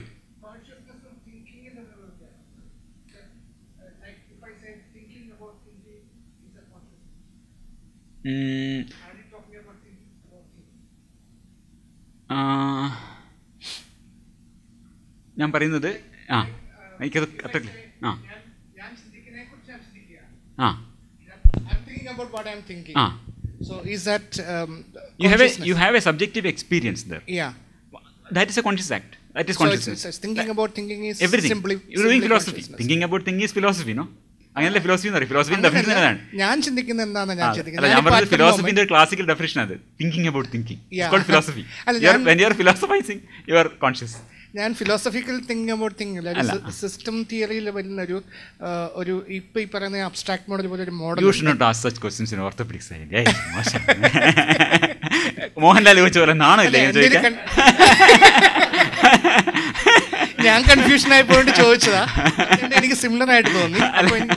അതെനിക്കറിയില്ല. ഇൻഫർമേഷൻ എന്നൊക്കെ പറഞ്ഞാൽ ഞാൻ പെട്ടുപോകും. I think നമുക്ക് Q&A സെഷൻ ഉണ്ട്. So let's just park our questions to the end. അപ്പോൾ പിന്നെ നമുക്ക് ബോഡി സ്കീം എന്താണെന്നൊന്ന് മനസ്സിലാക്കാൻ ശ്രമിക്കാം. അത് ഞാൻ ഒരു വലിയൊരു പുസ്തകത്തിൻ്റെ ഒരു ചാപ്റ്ററിൻ്റെ ഒരു പാരഗ്രാഫ് മാത്രം വായിക്കാണ്. പിന്നെ ഹൈ ഓർഡർ മോട്ടോർ ഡിസോർഡേഴ്സ് എന്നുള്ള ഡിസോർഡേഴ്സ് ഓഫ് ബോഡി സ്കീം നാമെന്നുള്ള ഒരു ചാപ്റ്റർ ഉണ്ട്. അതിൻ്റെ പിന്നെ ആദ്യത്തെ പാരഗ്രാഫ് മാത്രം വായിക്കാം. ബോഡി സ്കീം എന്താണെന്ന് മനസ്സിലാക്കാൻ വേണ്ടിയിട്ട്. Again, we are in a reading session. The brain contains multiple representations of the body. First, afferent inputs. എന്ന് പറഞ്ഞാൽ നമ്മുടെ പിന്നെ സെൻസറി ഓർഗാൻസിൽ നിന്ന് സ്കിൻ, ഐ, ഇയർ ഇങ്ങനെയൊക്കെയുള്ള സെൻസറി ഓർഗാൻസിൽ നിന്ന് അല്ല ജോയിൻറ്റിലൊക്കെയുള്ള സെൻസറി ഓർഗാൻസിൽ നിന്ന് ബ്രെയിനിൻ്റെ അകത്തേക്ക് പോകുന്ന impulses, afferent inputs from skin and proprioception. Proprioception എന്ന് വെച്ചാൽ position, joint position. Ability to sense stimuli arising from body regarding position, motion and equilibrium. അതിനാണ് നമ്മൾ പ്രോപ്രിയോസിറ്റീവ് റിസെപ്റ്റേഴ്സ് എന്ന് പറയാം. ഇതൊക്കെ this all goes to a certain area in the brain കൂടെ primary somatosensory cortex എന്ന് പറഞ്ഞൊരു ഏരിയയിലേക്കാണ് ഇത് primary ആയിട്ട് പോകുന്നത്. ഈ ചിത്രം ഇവിടെ കാണാമല്ലോ, റൈറ്റ് സൈഡിൽ കൊടുത്തത്. ഇവിടെ ഫിംഗറിൻ്റെ ആണ് കാണുന്നത്. ഇവിടെ നിന്ന് വരുന്ന ഈ സെൻസേഷൻസ് ഒക്കെ ഇവിടെ ഇത് സ്പൈനൽ കോഡിൻ്റെ ഒരു സെക്ഷനാണ്. അവിടെ നിന്ന് 2 ട്രാക്റ്റ് വഴി തലാമസ് വഴി ഈ കോർട്ടെക്സ്, ഈ വികസിതമായ നമ്മുടെ മസ്തിഷ്കത്തിൻ്റെ ഈ പ്രൈമറി സൊമാറ്റോ സെൻസറി കോർട്ടെക്സിലേക്കാണ് ഈ ഇൻഫർമേഷൻ ഫീഡ് ചെയ്യുന്നത്. These somatotopic maps reflect the distribution of sensory receptors within the body and underpin somatic sensation. For example, area 3B contains a distorted homunculus. കണ്ടാ, ഇവിടെ ഒരു homunculus ഉണ്ട് with enlarged lips and hands. ഇവിടെയൊക്കെ ഒരുപാട് sensations, ലിപ്പിൽ, പിന്നെ വിരലിൻ്റെ അറ്റങ്ങളിൽ, നാവിലൊക്കെ ഒരുപാട് sensations ഉണ്ട്. അവിടെയൊക്കെ ഒരുപാട് റെപ്രസെൻറ്റേഷൻ ഉണ്ട് ഏരിയ. അതാണ് ഇങ്ങനെ ഇരിക്കും. നെക്സ്റ്റ് കാണിക്കാം. ഇതാണ് ഒരു സെൻസറി ഹോമൻകുലസ് എന്ന് പറയുന്നത്. ഇതെവിടെ ഇരിക്കുന്നത്? പ്രൈമറി സൊമാറ്റോ സെൻസറി ഏരിയ എന്ന് പറഞ്ഞിട്ടുള്ള ബ്രെയിനിൻ്റെ ചെറിയൊരു ഭാഗത്ത്. ഈ ചിത്രത്തിൽ കാണാനും ബ്രെയിനിൻ്റെ ഈ ഒരു വയലറ്റ് കളറിൽ കൊടുത്തിരിക്കുന്ന മുമ്പത്തെ സ്ലൈഡിൽ, ഈ സൈഡിൽ കൊടുത്തിരിക്കുന്ന വയലറ്റ് കളറിലുള്ള ഈ ഏരിയയിലേക്ക്, ഈ ഏരിയയാണ് നമ്മളിവിടെ സെക്ഷനിൽ കാണിച്ചിരിക്കുന്നത്. ഇങ്ങനെ കട്ട് ചെയ്ത സെക്ഷനാണ് കാണിച്ചിരിക്കുന്നത്. ഓക്കെ, അതെയോ? ഓക്കെ, ഒരു എന്തെങ്കിലും ഉണ്ടെങ്കിൽ നമുക്ക് അവർ അടിച്ച് കാണിക്കാം അല്ലേ? Pointer pointer okay. ആ സൈസ് കണ്ടില്ലേ ഓരോന്നിൻ്റെ വ്യത്യാസം? കൈ എത്ര കിടക്കുന്നത്, കൈയിലെ റെപ്രസെൻറ്റേഷൻ എത്ര കൂടുതലാണ്, കാല്, ശരീരം മൊത്തം, ആ ട്രങ്ക് മൊത്തം വളരെ ചെറുതായിട്ടാണ്. അവിടെയൊക്കെ കുറച്ച് റെപ്രസെൻറ്റേഷൻ കിട്ടും നമുക്ക്. അതുകൊണ്ടാണ് ബാക്കിൽ ഇവിടെയൊക്കെ തൊട്ടാൽ വളരെ ക്ലോസ് ആയിട്ട് നമ്മളൊരു 2 പോയിന്റ് തൊട്ടാൽ 2 പോയിന്റ് ഇട്ട് നമുക്ക് തോന്നില്ല. വിരലിൻ്റെ അറ്റത്ത് 2 പോയിന്റ് ഡിസ്ക്രിമിനേഷൻ വളരെ കൂടുതലാണ്. Because we have so much sensory. നമ്മൾ വിരലുകൊണ്ട് തന്നെ തൊട്ട് നോക്കണം, അതിൻ്റെ ബാക്ക് കൊണ്ട് തൊട്ടാൽ നമുക്കറിയില്ല. ഒരു കോമ്പസെറ്റ് നമുക്ക് നോക്കിയാൽ അറിയാം. ഒരു 2 പോയിന്റ് ഡിസ്ക്രിമിനേഷൻ, ഒരു ഇത്രയൊക്കെ വ്യത്യാസം വന്നാൽ പോലും we will feel it as 1 point. Because അവിടെയൊക്കെ അത്രയും റെപ്രസെൻറ്റേഷൻ ഉള്ളത് കണ്ടില്ല, ബാക്കിൻ്റെ ഒക്കെ റെപ്രസെൻറ്റേഷൻ എത്ര ഉണ്ടെന്ന്. ഒരു സൊമാറ്റോ സെൻസറി മാപ്പ് എന്ന് പറയാം നമുക്കിതിന്, പ്രൈമറി സൊമാറ്റോ സെൻസറി മാപ്പ്. അതിൻ്റെ ഒരു രൂപം ഇങ്ങനെ ഇരിക്കും, ഒരു സംവേദന രൂപി, ഒരു കാരിക്കേച്ചറാണ് ശരിക്കും പറഞ്ഞാൽ. ഇവിടെ ഇത്രയൊക്കെ ഇതിനൊക്കെ വലിയ, ലിപ്പിനൊക്കെ ഒരുപാട് സെൻസേഷൻ, കൈക്കൊക്കെ വലിയ സെൻസേഷനാണ്, ബാക്കിയൊക്കെ നമുക്ക് വളരെ കുറച്ച് ചെറിയ സെൻസേഷൻ. ഇപ്പോൾ ബോഡിയിലെ ചിത്രങ്ങൾ ഇങ്ങനെയാണ് കൊടുത്തിരിക്കുന്നത്. ഇതിനെ വേണം ഇനി പ്രോസസ്സ് ചെയ്യാൻ. പ്രൈമറി ആയിട്ട് നമുക്ക് ഇങ്ങനെയാണ് നമ്മുടെ റെപ്രസെൻറ്റേഷൻ വന്നിരിക്കുന്നത്. നമ്മുടെ സൊമാറ്റോ സെൻസറി കോർട്ടെക്സ് എന്ന് പറഞ്ഞിട്ടുള്ള പ്രൈമറി കോർട്ടെക്സിൽ വരുന്ന ഇൻഫർമേഷൻ ഇങ്ങനെയാണ്. ഇവിടുന്നൊക്കെ കുറേ ചുണ്ടുകളിൽ നിന്നും വിരലുകളിൽ നിന്നൊക്കെ ഒരുപാട് ഇൻഫർമേഷൻ പോകുന്നുണ്ട്. ചില സ്ഥലങ്ങളിൽ നിന്ന് ഒട്ടും ഇൻഫർമേഷൻ ഇല്ല, അകത്ത് യാതൊരു ഇൻഫർമേഷനും ഇല്ല. നമ്മുടെ ഹൃദയമുണ്ട്, പാൻക്രിയാസ് ഉണ്ട്, ഇതൊന്നും നമുക്കറിയില്ല. നെഞ്ചുവേദന എന്നല്ലാണ്ട് ഹൃദയമാണെന്ന് അറിയില്ലല്ലോ. നെഞ്ചുവേദന എന്ന് പറയാം, നമ്മൾ നെഞ്ചുവേദന എന്ന് പറയും. ലിവറിന് വേദന വന്നാൽ ഇപ്പോൾ ലിവറിനല്ല വേദന, ഷോൾഡറിനാണ് വേദന പറയാം. കാരണം ഇതൊന്നും റെപ്രസെൻറ്റ് ചെയ്തില്ല അവിടെ. You have pancreas, your pancreas is causing your trouble. നിങ്ങൾക്ക് പാൻക്രിയാസ് ഉണ്ടെന്ന് അറിയില്ലല്ലോ. you will have abdominal pain. വയറുവേദന. Your appendix is causing a problem. You have വയറുവേദന. മനസ്സിലായോ? You don't see why appendix is having a problem. അത് അറിയില്ല. നമുക്കിവിടെ വിരലിൻ്റെ അടുത്ത് ഇവിടെ ചെറിയൊരു ഇത് വെച്ചാണ്. ഒരു വിരലിൻ്റെ അടുത്തൊരു സൂചി കുത്തിയാൽ വിരലിൽ ഒരു സൂചി കുത്തി. അപ്പൻഡിക്സ് പഴുത്ത് പൊട്ടിയാൽ നമ്മൾ അറിയില്ല. നമ്മുടെ appendix is not represented. Your kidney is not represented. Your heart is not represented. Your pancreas is not your ഇത് ഇതാണ് നമ്മുടെ പിന്നെ ഹാർട്ടിൻ്റെ വെസലുകളാണ്. Coronary vessels. അത് ബ്ലോക്കായി. ഇതൊന്നും റെപ്രസെൻറ്റേഷൻ അവിടെ ഇല്ല. നെഞ്ചുവേദനയായിട്ട് പറയാൻ പറ്റുള്ളൂ. അപ്പോൾ ഈ സംവേദന രൂപിക്ക് ലിവറും പാൻക്രിയാസും കിഡ്നിയൊന്നുമില്ല. It's only a shell model അവിടെ ഉള്ളത്. ഇതാണ് ഈ സൊമാറ്റോ സെൻസറി ഈ മോഡലിൽ നിന്ന് neuroanatomical that primary information is further processed. ഇതിനെ പ്രോസസ്സ് ചെയ്യാൻ പറ്റും. ഫർദർ പ്രോസസ്സിങ് ചെയ്യും. എവിടെ? Association cortex. ബാക്കിയുള്ള കോർട്ടക്സ് വളരെ വിശാലമാണ്. ഈ പ്രൈമറി സൊമാറ്റോ സെൻസറി കോർട്ടക്സ് കണ്ടില്ല ഒരു ചെറിയ സ്ട്രിപ്പാണ്. ബാക്കിയുള്ള ഏരിയകളിൽ higher order more cognitive representations of the body create ചെയ്യപ്പെടും. ഇതിൻ്റെ മുകളിൽ ബേസ് ചെയ്തിട്ട് എന്തിനാണ് നമ്മളിത് പറയുന്നത്? നമ്മൾ എന്തിനെക്കുറിച്ചാണ് പറയുന്നത്? ബോഡി സ്കീമിനെക്കുറിച്ചാണ് പറയുന്നത്. എന്തിനാണ് ബോധത്തിനെക്കുറിച്ച് പറയും, ബോഡി സ്കീമിനെക്കുറിച്ച് പറയുന്നത്? കാരണം ബോധത്തിനെക്കുറിച്ച് പറയാനുള്ളത് അറ്റൻഷൻ സ്കീമ എന്ന് പറഞ്ഞ സാധനത്തെ കുറിച്ചാണ്. അറ്റൻഷൻ സ്കീം എന്താണെന്ന് മനസ്സിലാവണമെങ്കിൽ ബോഡി സ്കീം എന്താണെന്ന് മനസ്സിലാവണം. മോനബേദിൽ സംസാരിക്കുന്ന പോലെ ഉണ്ട് അല്ലേ? അത് മനസ്സിലാക്കണമെങ്കിൽ നിങ്ങൾ മറ്റത് മനസ്സിലാക്കണം. അപ്പോൾ അതുപോലെ ഈ ബോഡി സ്കീമയുടെ മോഡലിലാണ് നമ്മൾ അറ്റൻഷൻ സ്കീമ പറയുന്നത്. അപ്പോൾ ഇത് മനസ്സിലായല്ലോ. ഇങ്ങനൊരു കാരിക്കേച്ചർ ആണ് നമുക്കുള്ളത്. ഈ കാരിക്കേച്ചറിനെ കൂടെ പ്രോസസ്സ് ചെയ്തിട്ടാണ് എന്ത് ചെയ്തിരിക്കുന്നത്? ബോഡി സ്കീം ഉണ്ടാക്കിയിരിക്കുന്നത്. These representations differ from primary maps in providing a supramodel. supramodel എന്ന് വെച്ചിട്ടുണ്ടെങ്കിൽ ഈ ട്രാൻസെൻഡ് സെൻസറി മൊഡാലിറ്റീസ്. ഇത് സ്പർശനം ദർശനത്തിൻ്റെ കാര്യം പറഞ്ഞത്. സൊമാറ്റിക് ബോഡി സംബന്ധിച്ചുള്ള ബോഡി സെൻസേഷൻസ്. ഇതിന് പുറമെ ചെവിയിൽ നിന്ന് കേൾക്കുന്നത്, കണ്ണിൽ നിന്ന് വരുന്നത്, ഇങ്ങനെയുള്ള മറ്റ് സെൻസേഷൻസിനൊക്കെ കൂടി ചേർത്തിട്ട് ഹയർ ഓർഡർ റെപ്രസെൻറ്റേഷൻ ഉണ്ടാക്കും. ഓക്കെ. അപ്പോൾ പിന്നെ നമ്മൾ ഈ കൈ ഞാനിങ്ങനെ വീശുമ്പോൾ ഞാൻ കൈ കാണുന്നുണ്ട്. അതും കൂടി ഈ നമ്മുടെ ബോഡി സ്കീമിൽ ഉൾച്ചേർക്കപ്പെടും. പ്രൈമറി സൊമാറ്റോ സെൻസറി കോർട്ടക്സിൽ എൻ്റെ കണ്ണിൻ്റെ എത്തുന്നില്ല. കണ്ണിൻ്റെ അത് എവിടെയോ പോണത് പോസ്റ്റീരിയർ പാർട്ടിൽ ഓക്സിപിറ്റൽ കോർട്ടക്സ്, വേറെ സ്ഥലം കംപ്ലീറ്റ്. പ്രൈമറി വിഷൻ പിന്നെ പ്രൈമറി കോർട്ടക്സ്, കാഴ്ചയുടെ പ്രൈമറി കോർട്ടക്സ് ഒക്കെ വളരെ പിന്നിലാണ് കിടക്കുന്നത്, പ്രൈമറി വിഷ്വൽ കോർട്ടക്സ്. അപ്പോൾ ഇതുപോലെയുള്ള പല സെൻസറി മൊഡാലിറ്റീസിനെയും ചേർത്തിട്ടാണ് ഈ ബോഡി സ്കീം ഉണ്ടാക്കുന്നത്, ഈ ഹയർ ഓർഡർ റെപ്രസെൻറ്റേഷൻ ഉണ്ടാക്കുന്നത്. അതാണ് ബോഡി സ്കീം. ഇതാണ് ആ ഒരു ചാപ്റ്ററിൻ്റെ ഒന്നാമത്തെ പാരഗ്രാഫ്. എന്തിനാണ് പറഞ്ഞത്? ബോഡി സ്കീം വ്യക്തമായ. ഏതാണ്ട് ക്ലിയർ ആയോ? ഓക്കെ. ബോഡി സ്കീം ഇതാണ്. ഇതൊക്കെ ഈ ഒരു സുപ്രാമോഡലാണിത്. സ്പർശനത്തിൻ്റെയും കാഴ്ചയുടെയും മോട്ടോർ ഫീഡ്ബാക്കിൻ്റെയും പ്രോപ്രിയോപ്സിഷൻ, സ്ഥാന ചലന സംവേദനം, ഇതൊക്കെ കൂടി ചേർത്തിട്ടാണ് ബോഡി സ്കീം ഉണ്ടാക്കുന്നത് ഞാൻ പറഞ്ഞു. ഓക്കെ. മോട്ടോർ ഫീഡ്ബാക്ക് എന്ന് പറഞ്ഞാൽ ഈ മസിലുകളിൽ, സ്പിൻഡിലുകളിൽ അതിൽ നിന്ന് വരുന്നുണ്ട്. ഉദാഹരണത്തിന് ഇപ്പോൾ നമ്മൾ ഇങ്ങനെ ഒന്ന് നിർത്തുമ്പോൾ വളരെ സിമ്പിളായ ഒരു ആക്ഷനാണ്. നമ്മൾ ഇങ്ങനെ മടക്കുന്നു. അപ്പോൾ ഇവിടുത്തെ മസിൽ ചുരുങ്ങുകയും ഇവിടുത്തെ മസിൽ എക്സ്റ്റെൻഡ് ചെയ്യുകയും ചെയ്യുന്നുണ്ട്. ഇതൊക്കെ മോട്ടോർ ഫീഡ്ബാക്ക് ഉണ്ട്. അത് കറക്റ്റായിട്ട് സംഭവിക്കുന്നുണ്ടോ? അതാണ് ബോഡി സ്കീമ ചെയ്യുന്നത്. നമ്മൾ ഇതിപ്പോൾ ഇങ്ങനെ മൂവ് ചെയ്യുമ്പം ഇവിടെ നിന്നുള്ള മോട്ടോർ ഫീഡ്ബാക്ക് വരുന്നുണ്ട്. ഓക്കെ, ഹാപ്പനിങ്, ഫൈൻ, പ്രഡിക്ഷനാണ്. അല്ല, അത് കംപ്ലീറ്റ് അൺകോൺഷ്യസ്. അങ്ങനെയല്ലേ നമ്മൾ ഇത് ഞാൻ പറയല്ലേ, most of the processing is unconscious. എല്ലാം അൺകോൺഷ്യസ്. അത് നമുക്ക് അങ്ങനെ ചെയ്യാനേ പറ്റില്ല. നമുക്ക് ചെയ്ത് കഴിഞ്ഞാൽ ഞങ്ങൾ പോവാണ്. ഓക്കെ. ഈ അസോസിയേഷൻ കോർട്ടക്സ് ഞാൻ പറഞ്ഞിട്ടുണ്ട്. അത് ജസ്റ്റ് ഒന്ന് വലിയ ഇമ്പോർട്ടൻ്റ് അല്ല. ഇവിടെ ഞാൻ പറഞ്ഞതെന്ന് വെച്ചാൽ നമ്മളെ ഈ പ്രൈമറി കോർട്ടക്സുകൾ എന്ന് പറഞ്ഞാൽ ഇതിപ്പം കാഴ്ചയുടെ പ്രൈമറി കോർട്ടക്സ് ഇത്രയേ ഉള്ളൂ. ഈ ബാക്കിൽ കാണുന്ന ഏറ്റവും പിന്നിൽ കാണുന്ന റോസ്, ഇത്രയും വലിയ ബ്രെയിനിലെ ഈ കളേർഡായിട്ടുള്ള പാർട്ട്, കളേർഡായിട്ട് നമ്മൾ അതിലെ കളേർഡായി കാണുന്ന പാർട്ടാണ് പ്രൈമറി കോർട്ടക്സ് എന്ന് പറയുന്നത്. Primary cortex.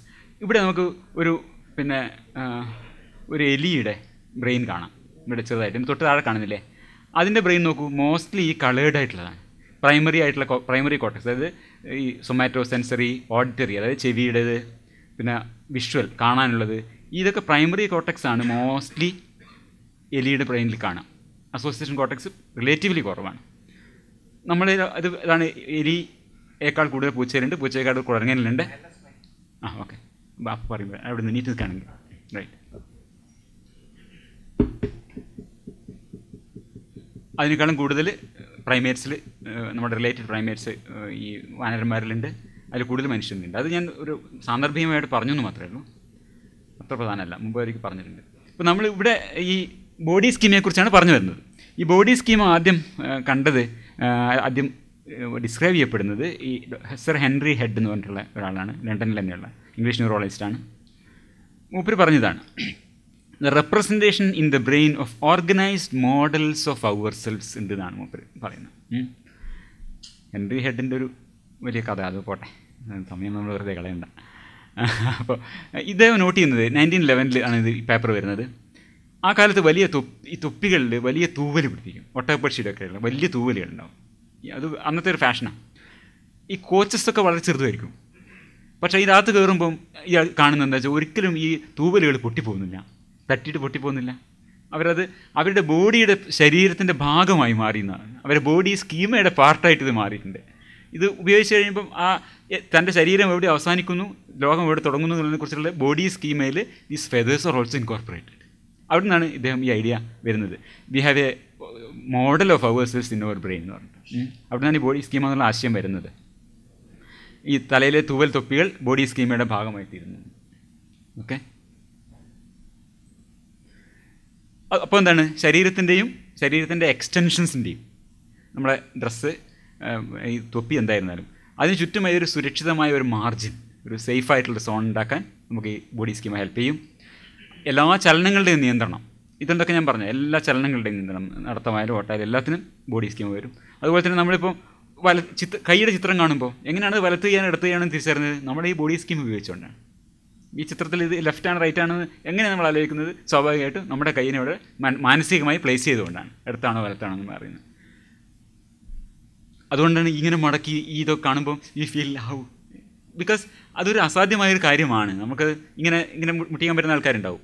എയർലെസ് ഡാൻലോസ് സിൻഡ്രോമോ അല്ലെങ്കിൽ കൺജന്റൽ ഹൈപ്പർ ലാക്സിറ്റി ഉള്ള ആൾക്കാർക്ക് കംപ്ലീറ്റ് ഇങ്ങനെ ആക്കാൻ പറ്റും. പക്ഷെ അത് മറ്റുള്ളവരാൾക്ക് കാണുമ്പോൾ കാരണം നമ്മുടെ ബോഡി സ്കീമിൻ്റെ ഒരു ഇതുമായിട്ട് അതും കൂടി പൊരുത്തപ്പെടുന്നില്ല എന്നുള്ളത്. അപ്പോൾ അതാണ് പറഞ്ഞത്, നമ്മുടെ ശരീരത്തിനെ കുറിച്ചുള്ളത് ഒരു ബൗദ്ധികമായ തിരിച്ചറിവല്ല. അപ്പോൾ we don't know we have a pancreas. Without a body schema we would not know that we have a body, except as an intellectual sense the same way we all know that we have a pancreas. നമുക്കൊക്കെ pancreas ഉണ്ട്, നമുക്കറിയാം, because നമ്മൾ anatomy പഠിച്ചിട്ടുണ്ട്. പക്ഷേ we don't feel that we have a pancreas. നമുക്ക് അതിന് representation ഒന്നും ഇല്ലല്ലോ. അത് ഈ ബോഡി സ്കീമ ഉള്ളത് കൊണ്ടാണ് ബാക്കിയുള്ള ഭാഗത്തിനെ കുറിച്ച് നമ്മൾ പാൻക്രിയാസ് ആയി പോകരുത്. ബിക്കോസ് ഈ റെപ്രസെൻറ്റഡ് ആയതുകൊണ്ട് അതൊക്കെ നമുക്ക് കൃത്യമായിട്ട് അറിയാം. അതർവൈസ് നമ്മൾ പാൻക്രിയാസിനെ കുറിച്ച് എത്രത്തോളം അറിവില്ലാത്തവരായി തുടരുന്നുവോ അതുപോലെ തന്നെ അതിന് മൊത്തം ബോഡിയെക്കുറിച്ച് നിർത്തും. ഒരു ഇമ്പോസിബിൾ സെനാരിയോ ആണ്. പക്ഷേ എനിവേ, അപ്പം ഇതിന് ഈ ബോഡി സ്കീമാണ് കുറേ നേരം സംസാരിക്കുന്നത്.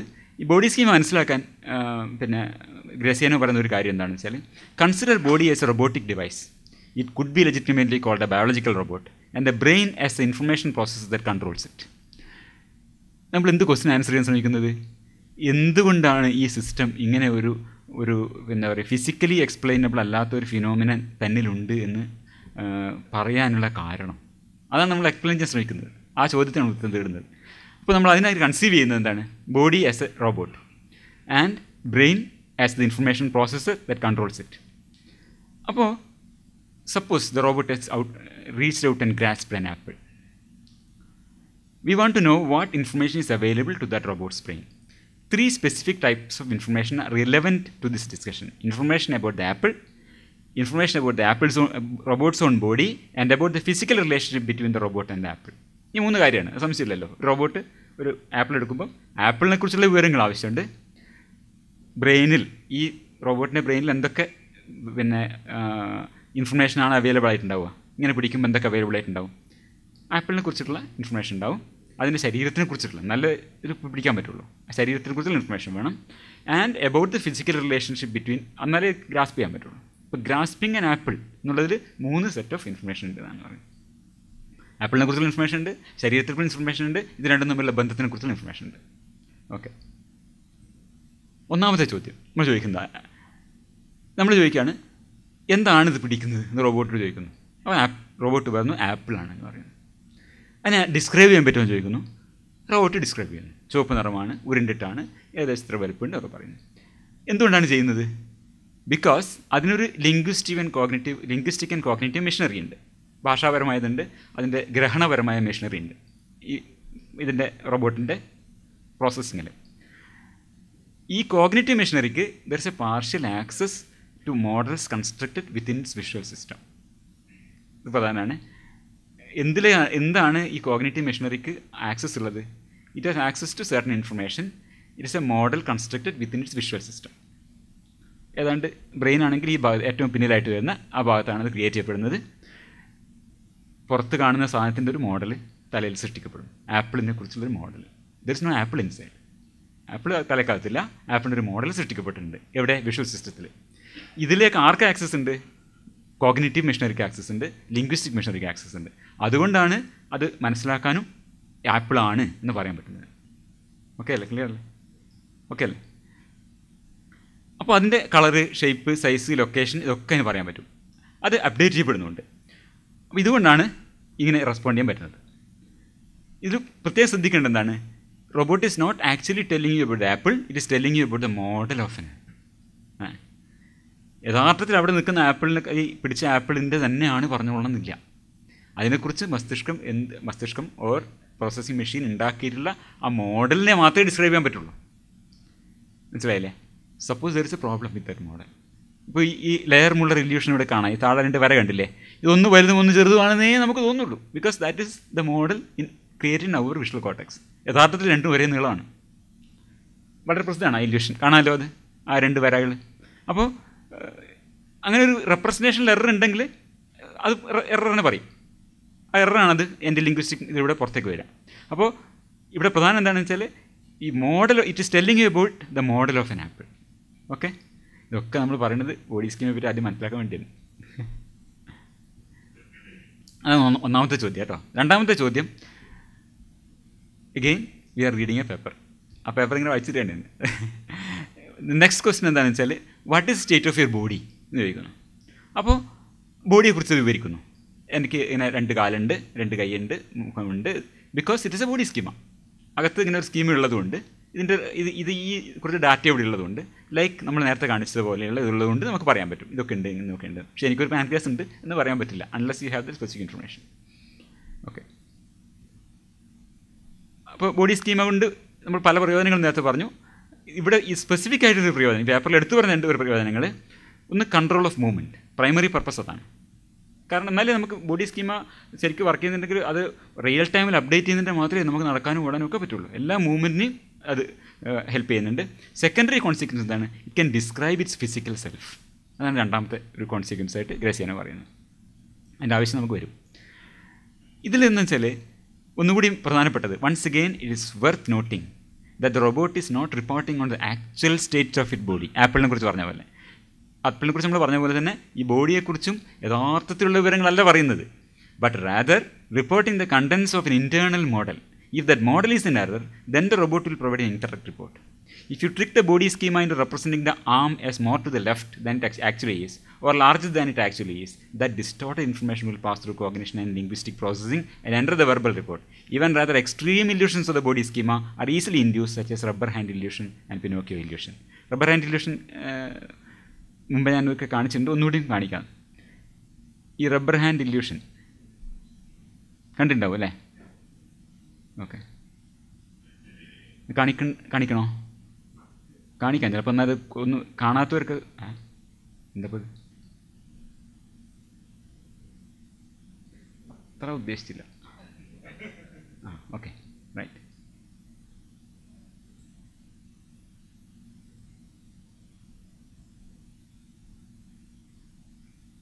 Open link, right.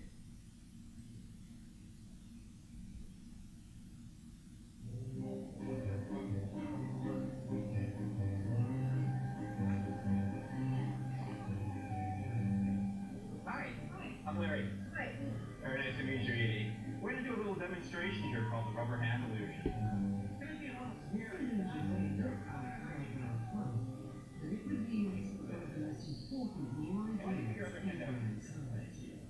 Right there.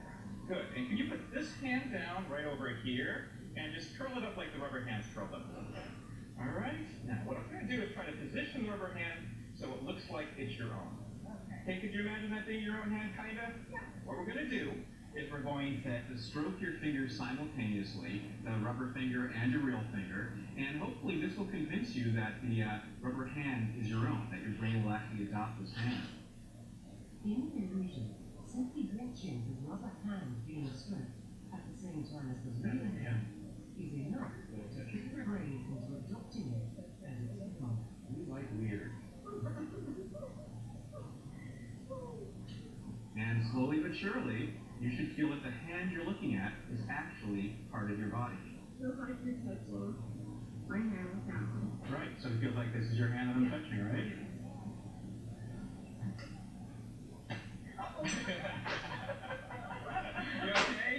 Good. Try that at home with your kids. Yeah. The rubber hand illusion is a wonderful example of how multisensory perception can influence how we perceive our own body. അത് വളരെ വ്യക്തമാകുന്നുണ്ടല്ലോ. എന്ന് പറഞ്ഞാൽ ഇത് internal മോഡലാണ്. അതിന് വളരെ ഈസിയായി deceive ചെയ്യാൻ പറ്റും.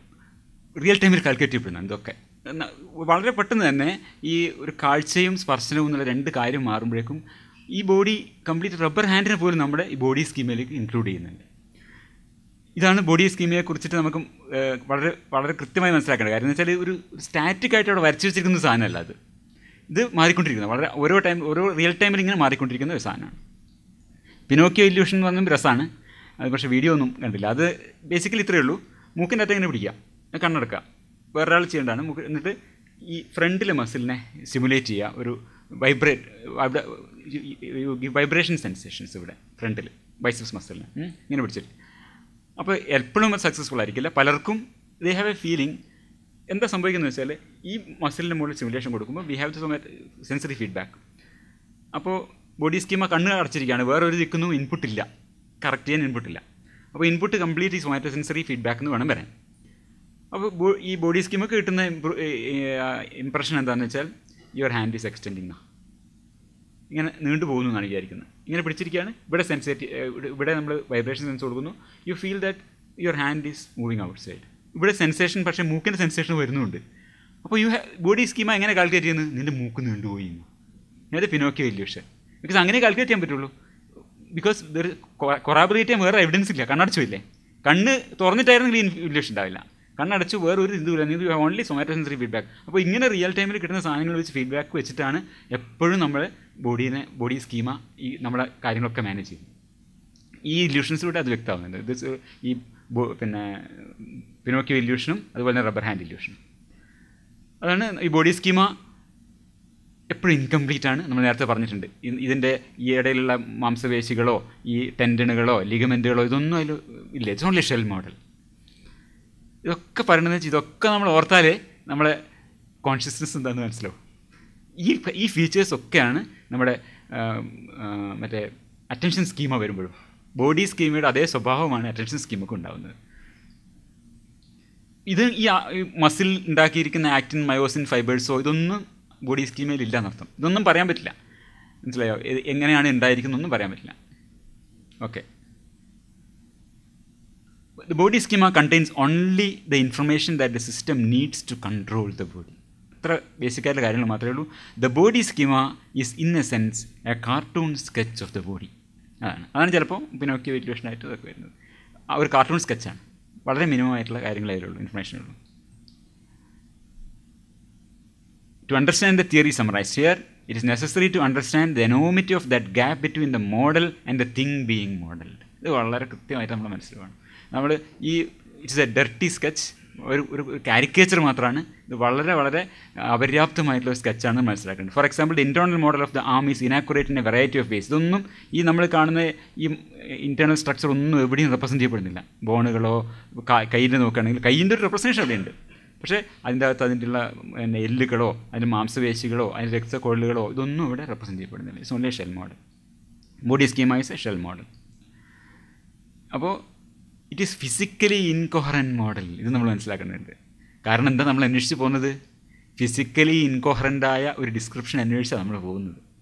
ഇതിൽ ബോധം എന്ന് പറഞ്ഞ സാധനം. ബോധം നമ്മൾ മനസ്സിലാക്കി. നമ്മൾ പറയും ബോധം നമുക്ക് ഒരു ഫിസിക്കലായിട്ടല്ല നമ്മൾ ഡിസ്ക്രൈബ് ചെയ്യുന്നത്. ഒരു മെറ്റാഫിസിക്കലായിട്ടോ ഒരു ഭൗതികാതീതമായ സാധനമായിട്ടാണ് നമ്മളതിനെ ഡിസ്ക്രൈബ് ചെയ്യുന്നത്.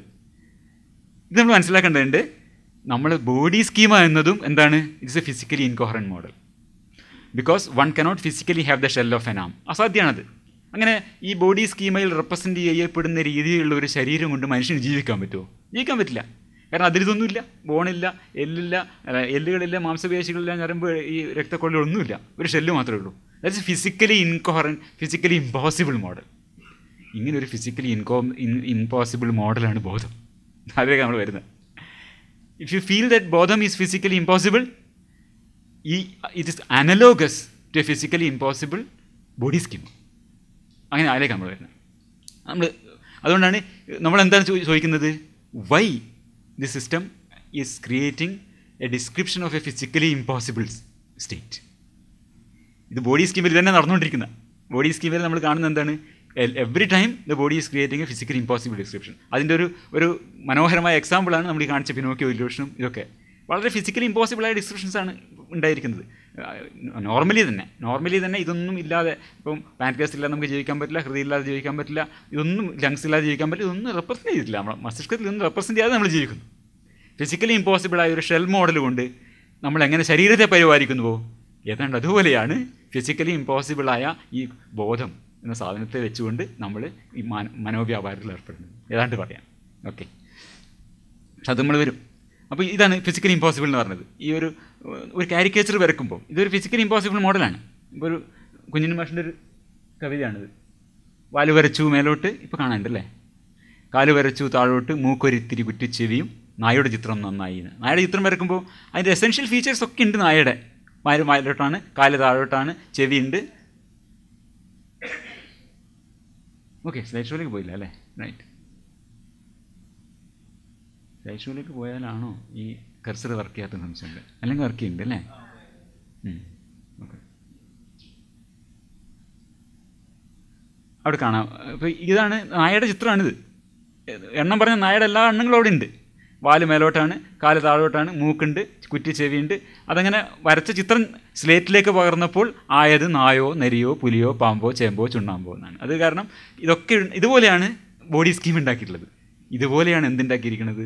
നമ്മുടെ അറ്റൻഷൻ സ്കീമ എന്ന് പറയുന്നത് നമ്മുടെ കോൺഷ്യസ്നെസ്സിൻ്റെ രചന എന്നാണ് പറഞ്ഞിരുന്നത്. ഓക്കെ, 2 ചോദ്യം കഴിഞ്ഞിട്ടുള്ളൂ. മൂന്നാമത്തെ ചോദ്യം what is your physical relationship to the apple? അപ്പം നമ്മളെന്തിനാണ് രണ്ടാമത്തെ ചോദ്യത്തിൻ്റെ അടുത്ത് വഴിമാറി പോയത്? ബോഡി സ്കീമ ഉള്ളത് കൊണ്ടാണ് ഈ രണ്ടാമത്തെ ചോദ്യത്തിന് ഉത്തരം പറയാൻ പറ്റിയത്. ബോഡിയെ വിവരിക്കാൻ പറഞ്ഞു. നമ്മൾ റോബർട്ടിനോട് ഒരു ചോദ്യം ചോദിച്ചു, എന്താണിത്? ആപ്പിളിനെ വിവരിച്ചു. അതിൻ്റെ കാരണം നമ്മൾ പറഞ്ഞു. ഇങ്ങനെ അതിന് പ്രോസസ്സിംഗ് ഉണ്ട്, അതിന് ആക്സസിൻ്റെ കാര്യങ്ങളൊക്കെ പറഞ്ഞു. രണ്ടാമത്തെ ചോദ്യം എന്തായിരുന്നു? നിങ്ങൾ ശരീരത്തെ വിവരിക്കൂ. ശരീരത്തിന് വിവരിച്ചു. അത് വിവരിച്ച് എങ്ങനെയാണ്? അതിന് ലഭ്യമായ ഇൻഫർമേഷൻ വെച്ച് വിവരിച്ചു. മൂന്നാമത്തെ ചോദ്യം വാട്ട് ഈസ് യുവർ, അത് ബോഡി സ്കീം ഉള്ളതുകൊണ്ട് വിവരിച്ചു. What is your physical relationship with the apple? അപ്പോൾ my arm is outstretched, my hand is grasping the apple. The answer requires integrating 2 different internal models. ഒന്ന് നമ്മളെ visual model of the apple, പിന്നൊന്ന് body schema.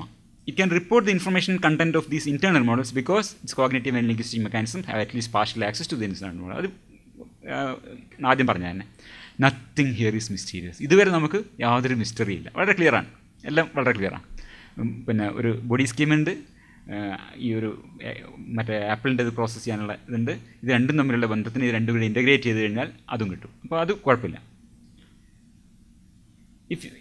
നമ്മളും ഇങ്ങനെ തന്നെയാണ് operate ചെയ്യുന്നത്. We operate in the manner described above. If you hold an apple, the reason why you can say so is that your brain has constructed an internal model of the apple and of your body, integrated those 2 models to form a larger overarching description of your physical relation to that apple, and cognitive and linguistic machinery has access to those internal models. കുഴപ്പമില്ലല്ലോ. Okay, apple പിടിക്കുന്നത് clear ആണ്. ഇനി ആ നാലാമത്തെ ചോദ്യം, what is the mental relationship between your self and apple? Are you conscious of the apple? അങ്ങനെ ചോദിക്കാം നമുക്ക്. But given the information present, the machine could provide only concrete and literal information such as there is an apple. We could press and say yes, but do you have an internal subjective experience of it? അതെങ്ങനെ machine answer ചെയ്യാൻ പറ്റും? ഞാൻ പറയുന്നത് thus far we have not given it information. എന്ത് information കിട്ടിയാൽ അത് പറയാൻ പറ്റും നമ്മൾ അന്വേഷിക്കുന്നത്. ഇൻറ്റേർണൽ എക്സ്പീരിയൻസ് ഉണ്ട് എന്ന് പറയാൻ, അതല്ലേ നമ്മുടെ ചോദ്യം. എങ്ങനെയാണ് ഒരു കമ്പ്യൂട്ടറിന് അതിന് ഇൻറ്റേർണൽ എക്സ്പീരിയൻസ് ഉണ്ടെന്ന് പറയാൻ പറ്റുക? ഇത്ര ഇൻഫർമേഷൻ വെച്ചുകൊണ്ട് പറയാൻ പറ്റുമോ? പറയാൻ പറ്റില്ല. ഇതുവരെയുള്ള ഇൻഫർമേഷൻ എന്താണ്? അല്ല, വരും, അങ്ങോട്ട് വരാം. ആ ഇൻഫർമേഷൻ പ്രോസസ്സ് ചെയ്യാനുള്ള ഇത് we have not given information to process that question. It would be like asking a digital camera whether it is aware of the picture it took. The question is meaningless. ആ ചോദ്യം ചോദിക്കുന്ന അർത്ഥമില്ല. അപ്പോൾ ഇതാണ് നമ്മൾ വിഷയം.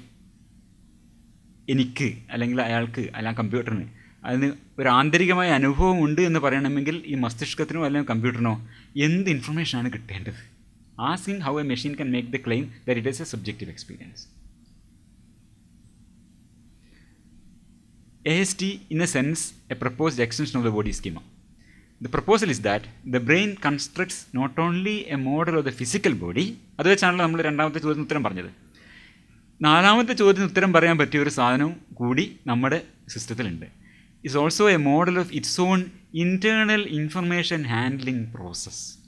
അങ്ങനെ ഒരു മോഡൽ നമ്മുടെ മസ്തിഷ്കത്തിലുണ്ടെന്നാണ് ഈ ASTയുടെ hypothesis. Okay, so that fourth question so far that was meaningless because only information available was whatever was processed by the sensory input ഈ ആപ്പിളിൻ്റെത്, പിന്നെ ബോഡിയെക്കുറിച്ചുള്ള ഇൻഫർമേഷൻ, ഇത് രണ്ടും കൂടി ഇൻ്റഗ്രേറ്റ് ചെയ്യുന്നു. നാലാമത്തെ ചോദ്യത്തിന് ഉത്തരം പറയണമെങ്കിൽ അല്ലെങ്കിൽ അത് എന്തെങ്കിലും ഉത്തരം പറയണമെങ്കിൽ ഈ ഇൻഫർമേഷൻ കൂടി വേണം. അതാണ് ദ മോഡൽ. വേറൊരു മോഡലും കൂടി വേണം. Model of its own internal information handling process. It constructs an attention schema. Body schema പോലെ തന്നെ അറ്റൻഷൻ സ്കീമ എന്നൊരു സാധനവും കൂടി ഉണ്ടെങ്കിൽ ഇതിന് ഉത്തരം പറയാൻ പറ്റുന്നതാണ് ഗ്രേസിയന പറയുന്നത്. അതിൻ്റെയും പ്രയോജനങ്ങൾ സെയിം ആണെന്നാണ് പറയുന്നത്. It can control attention, but information contain within it can also has consequence of the kinds of claim that A machine can make of it self. Attention scheme ഉണ്ടെങ്കിൽ ബോഡി സ്കീം ഉള്ളത് കൊണ്ട് അതിനെക്കുറിച്ച് തന്നെ ചില വിവരണങ്ങൾ കൊടുക്കാൻ പറ്റി. എനിക്ക് 2 കാലുണ്ട്, എനിക്ക് 2 കൈയുണ്ട്, എനിക്കൊരു ടോർസോ ഉണ്ട് എന്നൊക്കെ ഈ റോബോട്ടിന് പറയാൻ പറ്റും. എന്തുകൊണ്ടാണ്? It is A body schema. അതുപോലെയുള്ള ചില ഡിസ്ക്രിപ്ഷൻ പറയാൻ പറ്റും if it is N attention schema. അതെങ്ങനെ ഇരിക്കും ആ ഡിസ്ക്രിപ്ഷൻ? അത് നമ്മുടെ കോൺഷ്യസ്നസ് വരുമാനമായിരിക്കും ആ ഡിസ്ക്രിപ്ഷൻ എന്നാണ് പറഞ്ഞു തരുന്നത്. അപ്പോൾ ഈ അറ്റൻഷൻ എന്നുള്ളത്, ശ്രദ്ധ എന്നുള്ളത്, നമ്മൾ സാധാരണ അറ്റൻഷൻ എന്ന് പറയുന്ന അർത്ഥത്തിലല്ല ന്യൂറോ സയൻസിൽ പറയുന്നത്, കുറച്ചും കൂടി റിഫൈൻഡ് ആയിട്ടാണ്. Attention is a catch-all term that arguably adds more confusion than clarity, given its many connotations and meanings. I will occasionally use the term. The phenomenon I outline below matches at least some uses of the term attention, especially as described by the neuroscientific biased competition theory of attention. അപ്പോൾ നമ്മൾ എവിടെ എത്തി? Body സ്കീമിൽ നിന്ന് ഒരു attention schema ആവശ്യമുണ്ട് എന്നുള്ളതെത്തി. അവിടെ attention എന്ന വാക്കുകൊണ്ട് എന്താ ഉദ്ദേശിക്കുന്നത്? ഇത് ബയാസ്ഡ് കോമ്പറ്റീഷൻ എന്നുള്ളതാണ്. അതിലേക്ക് നമ്മൾ വരാം. കുഴപ്പമുണ്ടോ? പ്രശ്നമായോ? പ്രശ്നം നമുക്ക് 2 സ്റ്റെപ്പ് മുന്നോട്ട് പോയിട്ട് വീണ്ടും വരാം. കുഴപ്പമില്ല. ആർക്കെങ്കിലും തീരെ മനസ്സിലാവാത്തതുണ്ട്? പ്രശ്നമുണ്ടോ? ഇല്ലെങ്കിൽ ആരും നേരത്തെ വിട്ടുപോയോ?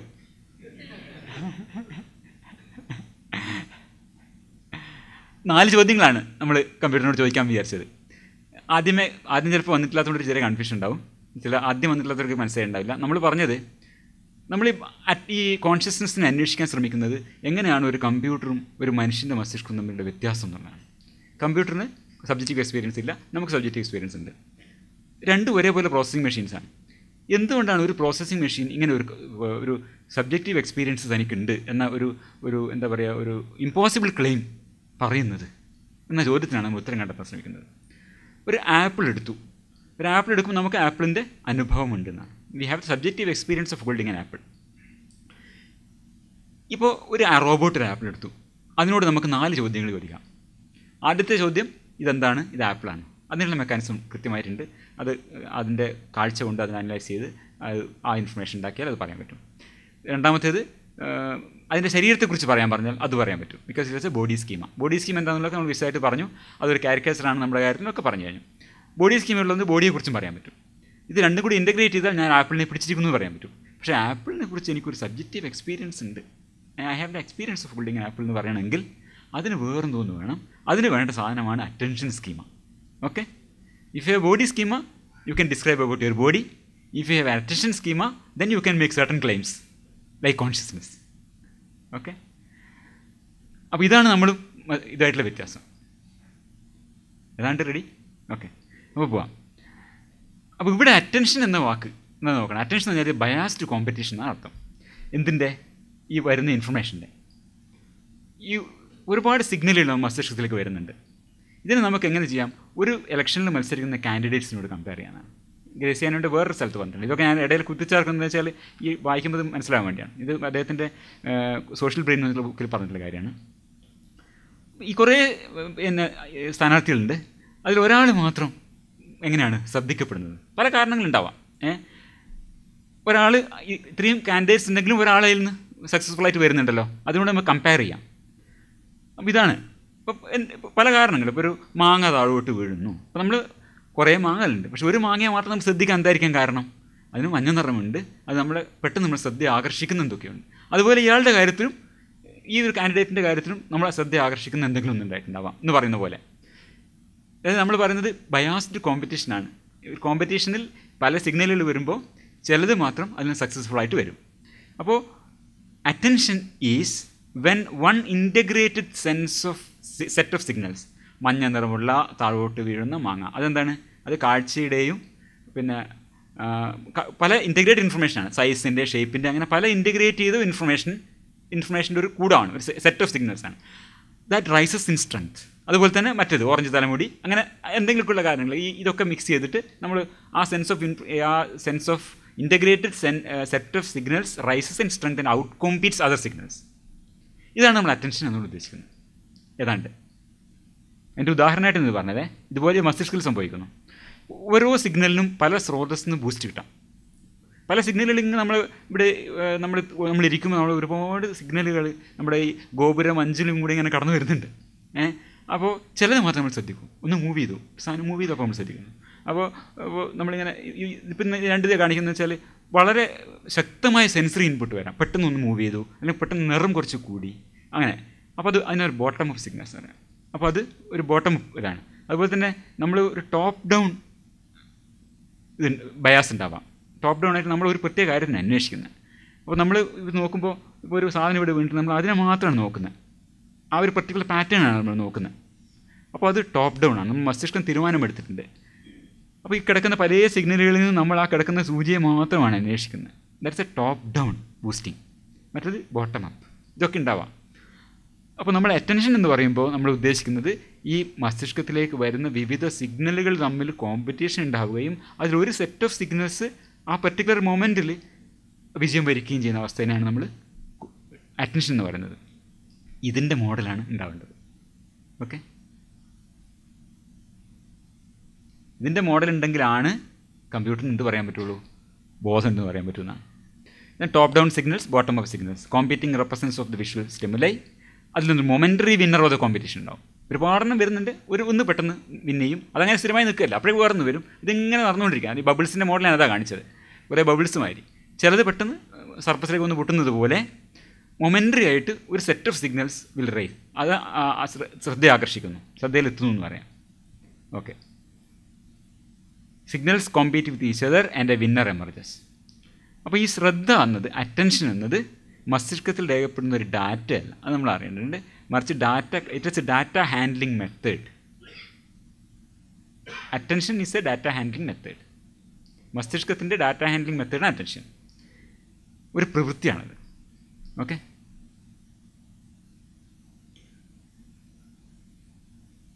എനിത്തിങ് പ്രോസസ്സാണ്, ഒരു ഡാറ്റയല്ല അത്.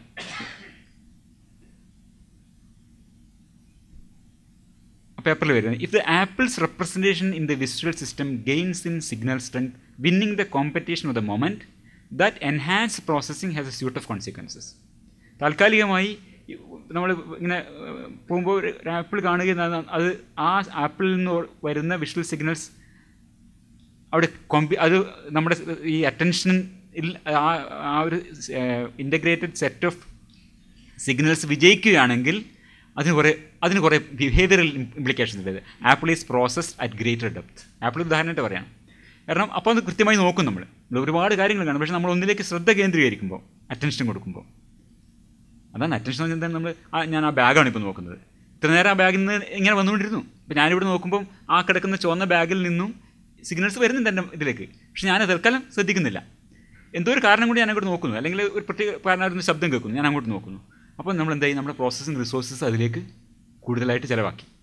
നമ്മൾ അതിൻ്റെ കൃത്യമായി ഇതെന്താണ്, ഇതൊരു ബാഗാവുന്നു, ഇതൊരു ആനയാവുന്നു എന്ന് പറഞ്ഞ പോലെ നമ്മളതിൻ്റെ എല്ലാ കൂടുതൽ ഇൻ ഡെപ്ത് അനലൈസ് ചെയ്യുന്നു.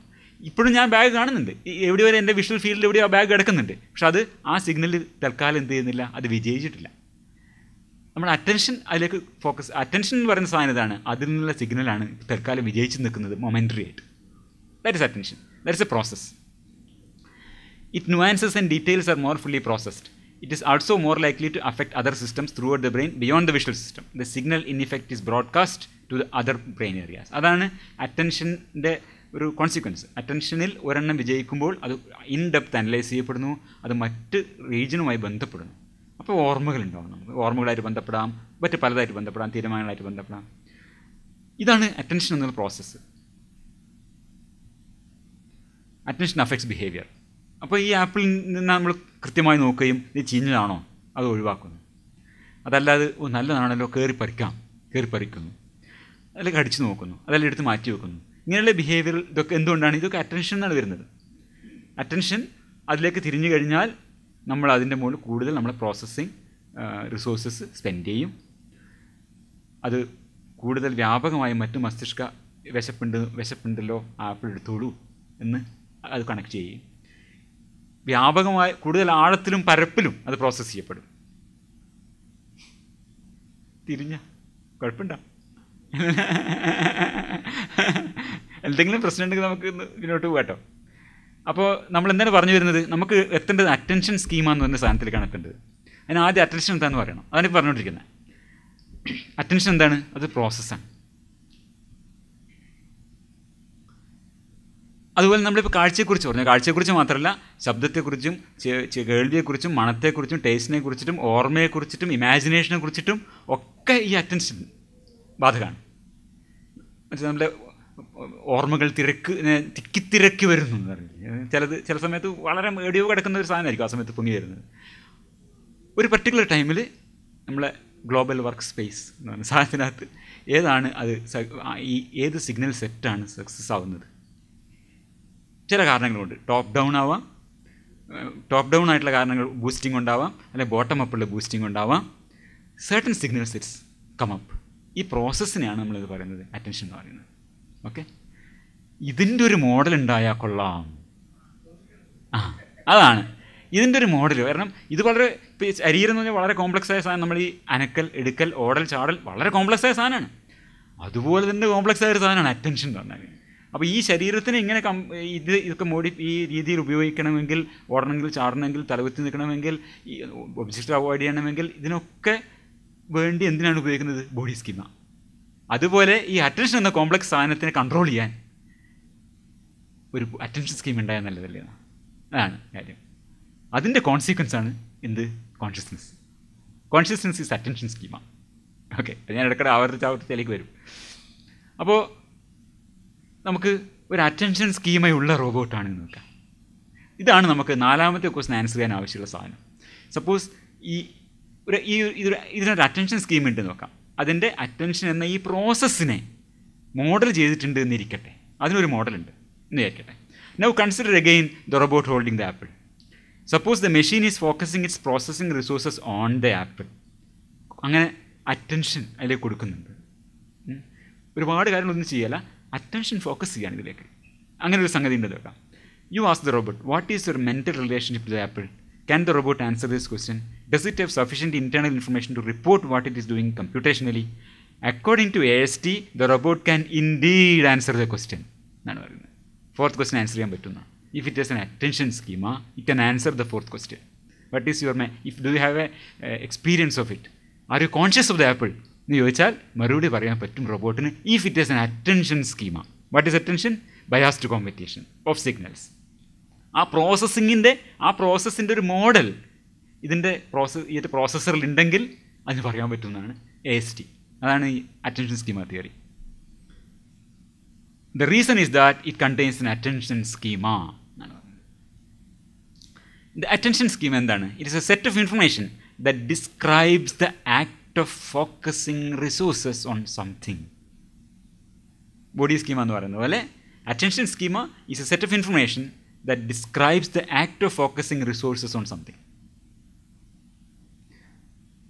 അറ്റൻഷൻ എന്നുള്ളത് ഒരു സെറ്റ് ഒരു ഇൻഫർമേഷൻ അല്ല, അതൊരു പ്രവൃത്തിയാണ്, ഒരു ആക്റ്റാണ്. ഈ പ്രോസസ്സിങ് റിസോഴ്സസിനെ ഒരു വ്യക്തിക്ക് കോൺസെൻട്രേറ്റ് ചെയ്യാൻ വേണ്ടി ചെയ്യാന്നുള്ള പ്രക്രിയ, അതിൻ്റെ ഒരു model. The attention schema describes what attention is. Body schema describes what body is, what it does. അതേപോലെ and what most basic stable properties are, what its dynamic and consequences are. നമ്മൾ body scheme ഇതൊക്കെ ചെയ്യുന്നുണ്ട്. എൻ്റെ body ഇങ്ങനെയാണ് ഇരിക്കുന്നത്, അത് ഇങ്ങോട്ട് വെച്ച് അങ്ങനെയാവും, ഇതാണ് എൻ്റെ ബോഡി, ഇതിനടിച്ചപ്പോൾ എനിക്ക് കൈ വലിച്ചു, കാരണം കിട്ടിയ ഇൻഫർമേഷൻ മാറിപ്പോയല്ലോ ഇത് മറ്റേ ഇതിൽ. അതേപോലെ അറ്റൻഷൻ സ്കീമയും ചെയ്യുന്ന എന്താണ്, ഈ അറ്റൻഷൻ എന്ന പ്രോസസ്സിനെ ഈ ബേസിക് സ്റ്റേബിൾ പ്രോപ്പർട്ടീസ്, ഈ ഡൈനമിക്സ്, കോൺസിക്വൻസസ് എല്ലാം പറയുന്നില്ല. Monitors is constantly changing state. അങ്ങനെയാണ് കൈ വേർന്ന് വെച്ചപ്പോൾ കോൺസ്റ്റൻറ്റ് ചേഞ്ച് ചെയ്തു, അതൊക്കെ അത് അപ്പോൾ തന്നെ റിയൽ ടൈമിൽ കാൽക്കുലേറ്റ് ചെയ്യുന്നുണ്ട് ബോഡി സ്കീമ. അതുപോലെ ഈ അറ്റൻഷനെയും body scheme attention schema model ചെയ്യുന്നുണ്ട് എന്നാണ് പറയുന്നത്. ഓക്കെ, പറയാം.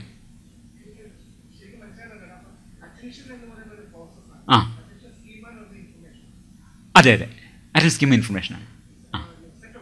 A set of information. Right. It is a set of information that describes this process. അല്ലല്ല, the process of process of attention. Attention is a process. ആ പ്രോസസ്സിനെ describe ചെയ്യുന്ന ഒരു set of information ഉണ്ട്. That is called attention schema. We have a body and we have a information that describes this physical thing. അതുപോലെ ഈ പ്രോസസ്സിനെ describe ചെയ്യുന്ന ഒരു set of information. Given the information in the attention schema and given cognitive and linguistic access to that, at least some of that information, the machine is able to say, I have a mental grasp of the apple, holding the apple mentally. അങ്ങനെ പറയാൻ പറ്റുന്നതാണ്. I can say, ഇത് പറയാം, എനിക്ക് I have A grasp, എനിക്കത് മാനസികമായ അനുഭവം ഉണ്ട് പറയാൻ പറ്റും എന്നാണ് പറയുന്നത്. Just as the body schema lacks information about the mechanistic details, such as bone structure and tendon insertion, ഇതൊന്നും അതിലില്ല. ബോൺ സ്ട്രക്ചറോ ടെൻഡനോ അങ്ങനത്തെ യാതൊരു കാര്യങ്ങളും ഇല്ല. അതുപോലെ തന്നെ ഈ അറ്റൻഷൻ സ്കീമക്ക് ഇതിൻ്റെ ന്യൂറോൺസിനെ കുറിച്ചിട്ടോ സൈനാപ്സിനെ കുറിച്ചിട്ടോ ഇലക്ട്രോൺ കെമിക്കൽ സിഗ്നൽസിനെ കുറിച്ചോ ന്യൂറൽ കോമ്പറ്റീഷനെ കുറിച്ചോ ഈ പ്രക്രിയയെക്കുറിച്ച് തന്നെ യാതൊരു രൂപമില്ല. It is relatively impoverished description. It is a caricature of attention. Just as body schema is a caricature of our body, the attention schema is a caricature of the process of attention. Okay? Body സ്കീമയിൽ ഒരിക്കലും നമ്മൾ പറഞ്ഞില്ലേ, pancreas ഇല്ല, bones ഇല്ല, muscles ഇല്ല, ഇതൊന്നുമില്ല. അതുപോലെ തന്നെ ഈ അറ്റൻഷൻ സ്കീമയിൽ എന്തില്ല, അതിൻ്റെ ഈ അറ്റൻഷൻ അതിൻ്റെ ന്യൂറോ കെമിക്കൽ ന്യൂറോൺസോ അതിൻ്റെ സിനാപ്സസോ അതിൻ്റെ ന്യൂറൽ കോമ്പറ്റീഷനോ എന്താ വിവിധ ഒരു ഓഡിറ്ററി ചെവിയിൽ നിന്ന് വരുന്ന അതുപോലെ കുറേ കോശങ്ങളിലാണല്ലോ ഇതുണ്ടാക്കുന്നത്. അവിടെ നിന്നുള്ള സിഗ്നൽസും വേറെ ചില സിഗ്നൽസും തമ്മിൽ കോമ്പീറ്റ് ചെയ്യുന്നത്. അപ്പോൾ ഈ ന്യൂറൽ കോമ്പറ്റീഷനൊന്നും ആക്സസിബിൾ അല്ല, അതൊന്നും റെപ്രസെൻ്റ് ചെയ്യപ്പെടുന്നില്ല ഇതിൽ. ഇതൊരു വളരെ ഒരു ഷെൽ മോഡലാണ്, അറ്റൻഷൻ്റെ ഒരു ഷെൽ മോഡൽ. ഇതുപോലെ തന്നെ ബോഡി സ്കീമിനെക്കുറിച്ച് നമ്മൾ പറഞ്ഞതുപോലെ തന്നെ അറ്റൻഷൻ്റെ ഒരു രേഖാചിത്രമാണ് ഈ നമ്മുടെ കോൺഷ്യസ്നസ് പറയുന്നത്. Suppose you ask the machine, tell me more about this mental possession. What physical properties does it have? The machine is not going to be able to give a scientifically accurate answer. എന്തുപോലെ you cannot describe the neuroscience of attention. അത് പറയാൻ പറ്റില്ല, അതിനുള്ള access ഇല്ല. നമ്മൾ ഈ കൈ മടക്കലും നിവർത്തലും അതിൻ്റെ ഒന്നും ഡിസ്ക്രൈബ് ചെയ്യാൻ പറ്റില്ല, അത് നടക്കുന്നുണ്ട്. പക്ഷേ വെരി ഇംപവേർഡ് ഡിസ്ക്രിപ്ഷനാണ് നമ്മുടെ ബോഡി സ്കീമിലുള്ളത്. അപ്പോൾ it says my mental possession of that apple. The mental possession in and of itself has no describable physical properties. It just is. It's a non-physical part of me. My arms and legs are physical parts of me. They have substance. Whatever inside me that is mental possession of things, that part is non-physical. It is metaphysical. It is my awareness. അങ്ങനെ അത് describe ചെയ്യാൻ പറ്റും. കാരണം അതിന് വേറെ access ഒന്നുമില്ല. അറ്റൻഷൻ്റെ ഒരു കാർട്ടൂണാണ്. അറ്റൻഷൻ്റെ ഒരു കാർട്ടൂണാണ്. അപ്പോൾ ആ കാർട്ടൂൺ വെച്ച് ഇത്രയൊക്കെ പറയാൻ പറ്റും. It's a physically impossible description. നമ്മളെങ്ങനെയാണോ ബോധം എന്ന് നമ്മൾ പറയുന്നത്, നമ്മൾ ഈ ബോധത്തിനെക്കുറിച്ച് ഇറ്റ് ഇസ് ഇൻഡിസ്ക്രൈബിൾ. അതിനൊരു മറുപടി ഇല്ല നമുക്ക്. ഈ ഒരു അഭൗതികമാണെന്ന് പറയുന്നത് ഇതുപോലെയാണെന്ന് പറയുന്നത്. ശ്രദ്ധാചിത്രത്തിൻ്റെ അനുഭവം ഇതാണ്. ഇത് വേറൊരു ദിക്കിൽ അദ്ദേഹം പറഞ്ഞിട്ടുള്ളതാണ്. ക്രിസ്ത്യാനിയെക്കുറിച്ച് കുറേ എഴുതിയിട്ടുണ്ട് കേട്ടോ, അതിൻ്റെ ഞാൻ ട്രാൻസ്ലേറ്റ് ചെയ്താണത്. തൊട്ടറിയാനാവാത്ത എന്തോ എന്ന് എൻ്റെ ഉള്ളിലുണ്ട്, അതൊരു കണ്ണോ തലയോ കയ്യോ ഒന്നുമല്ല, പദാർത്ഥമല്ലാതെയാണ്, ദ്രവ്യമല്ലാതെയാണ് നിലനിൽക്കുന്നത്. It is my mental possession of things. ഒരു കൂട്ടം കാര്യങ്ങളിൽ നിന്ന് മറ്റൊരു കൂട്ടങ്ങളിലേക്ക് സഞ്ചരിച്ചുകൊണ്ടിരിക്കും. അങ്ങനെയല്ലേ നമ്മൾ ചെയ്യുന്നത്, നമ്മൾ ശ്രദ്ധ അതല്ലേ ചെയ്യുന്നത്, ഒന്ന് വേറൊന്നിലേക്ക് നമ്മൾ പോയിക്കൊണ്ടിരിക്കും. ഞാൻ അതല്ലേ ഇവരൊക്കെ ഡിസ്ക്രൈബ് ചെയ്യുന്നൊരു കാര്യം അതല്ലേ, നമ്മളെ ഈ ജ്ഞാനികളായിട്ടുള്ള വേദാന്തികളൊക്കെ പറയുന്നതല്ലേ, നിങ്ങളിങ്ങനെ നിങ്ങളിങ്ങനെ ചലിച്ചുകൊണ്ടിരിക്കുകയാണ്, ഇങ്ങനെ എല്ലാം നിങ്ങൾ മനസ്സെപ്പോഴും ഇങ്ങനെ പോയിക്കൊണ്ട് ഇങ്ങനെ പറയില്ലേ, ഇങ്ങനെ ഒന്നിലേക്ക് ഇങ്ങനെ ചലിച്ചുകൊണ്ടിരിക്കുന്നു. It is my mental possession of things. ഒരു കൂട്ടം കാര്യങ്ങളിൽ നിന്ന് മറ്റൊരു കൂട്ടത്തിലേക്ക് സഞ്ചരിച്ചുകൊണ്ടിരിക്കും. എൻ്റെ ഉള്ളിൽ ആ നിഗൂഢപ്പെറിക്ക് ഏതെങ്കിലും ഒന്നിനെ പിടികൂടിയാൽ എനിക്കതിനെ മനസ്സിലാക്കാനും ഓർമ്മിക്കാനും അതിനോട് പ്രതികരിക്കാനും കഴിയും. നമ്മൾ കോൺഷ്യസ് ഒരു കാര്യം, ഇതാണ് description. This is A description of attention schema എന്നാണ് പറയുന്നത്. ഇതാണ് തിങ്കിങ് സബ്സ്റ്റൻസ് എന്ന് ദെക്കാർത്തെ പറഞ്ഞ ഒരു ആശയം. മനുഷ്യർ സഹജമാണ്. പുരാതനവും വ്യാപകമായ ഒട്ടേറെ തെറ്റിദ്ധാരണകളുടെ വേരുപടിയാണ്. അതിലേക്ക് നമ്മളിപ്പം വല്ലാണ്ട് പോകുന്നില്ല.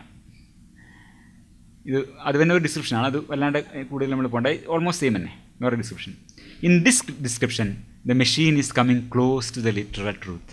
It is giving a fairly close, if high level and detail poor, description of how it focuses is processing resources on one or another item.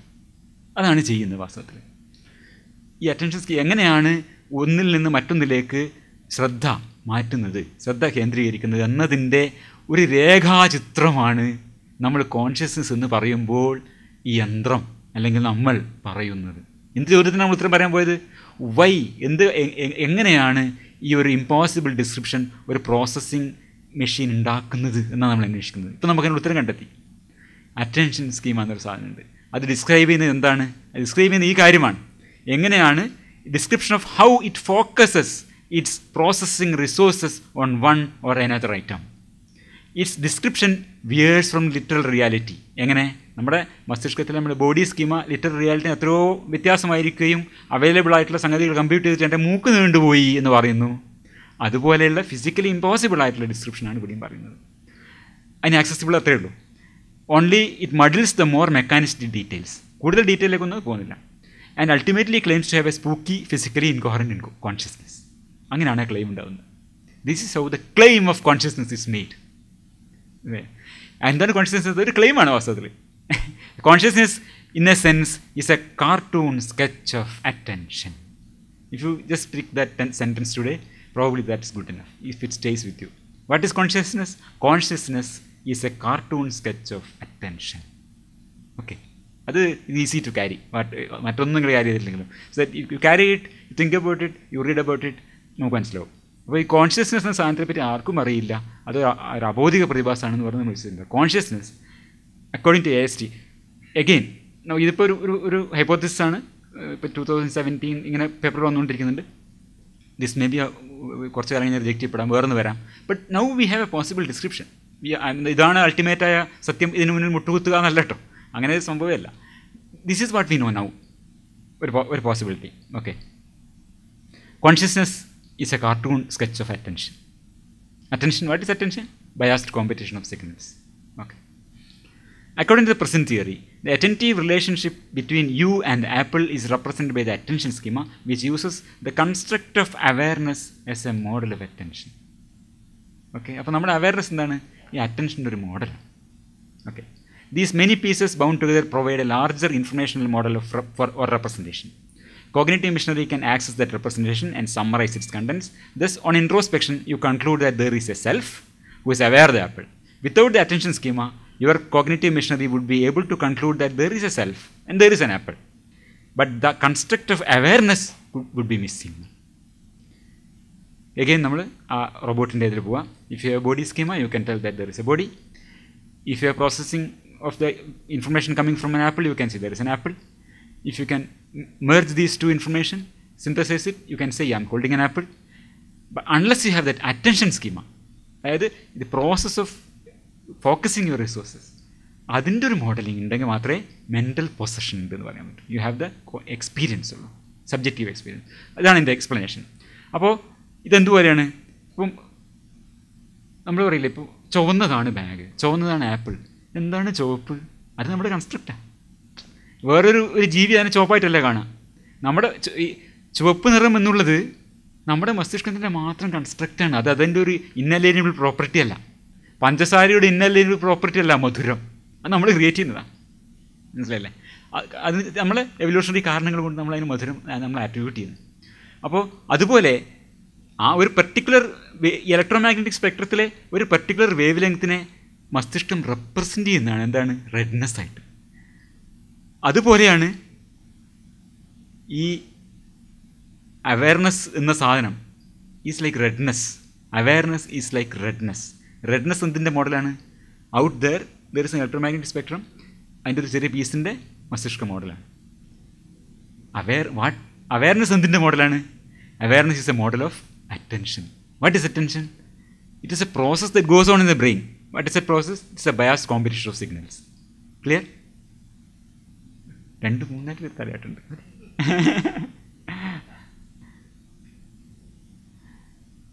ഇത് ഈ attention schema theory has some similarities to illusionist approach to consciousness. ഫിലോസഫിക്കലായിട്ട് എടുക്കുകയാണ്, നമ്മൾ ഇതുവരെയൊക്കെ ബയോളജിക്കാണ് പറയുന്നത്. ഫിലോസഫിക്കലായിട്ട് എടുക്കുകയാണെങ്കിൽ in that view subjective experience is not truly present. Instead, the brain is an entirely mechanistic processor of information that is an illusion of processing consciousness.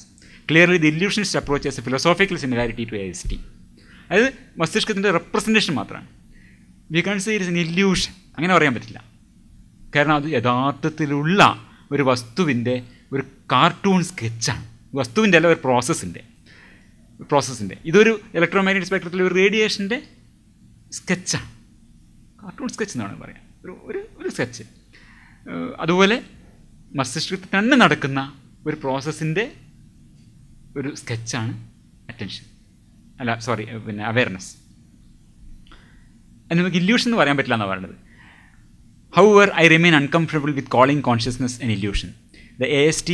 In this theory, attention schema theory, the brain does not experience an illusion. It does not subjectively experience anything.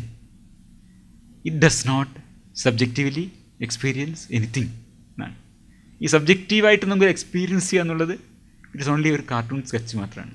Okay, that is instead the machine has A wrong or simplified information that tells it that it is having an experience. Okay, like ഇതിൻ്റെ മൂക്ക് നീണ്ടു എന്ന wrong information എങ്ങനെയാണോ കിട്ടുന്നത്, അത് wrong ആണ് നമുക്ക് അറിയുന്നുണ്ടോ നമ്മൾ റോങ് എന്ന് വിചാരിക്കുന്നത് അല്ലേ?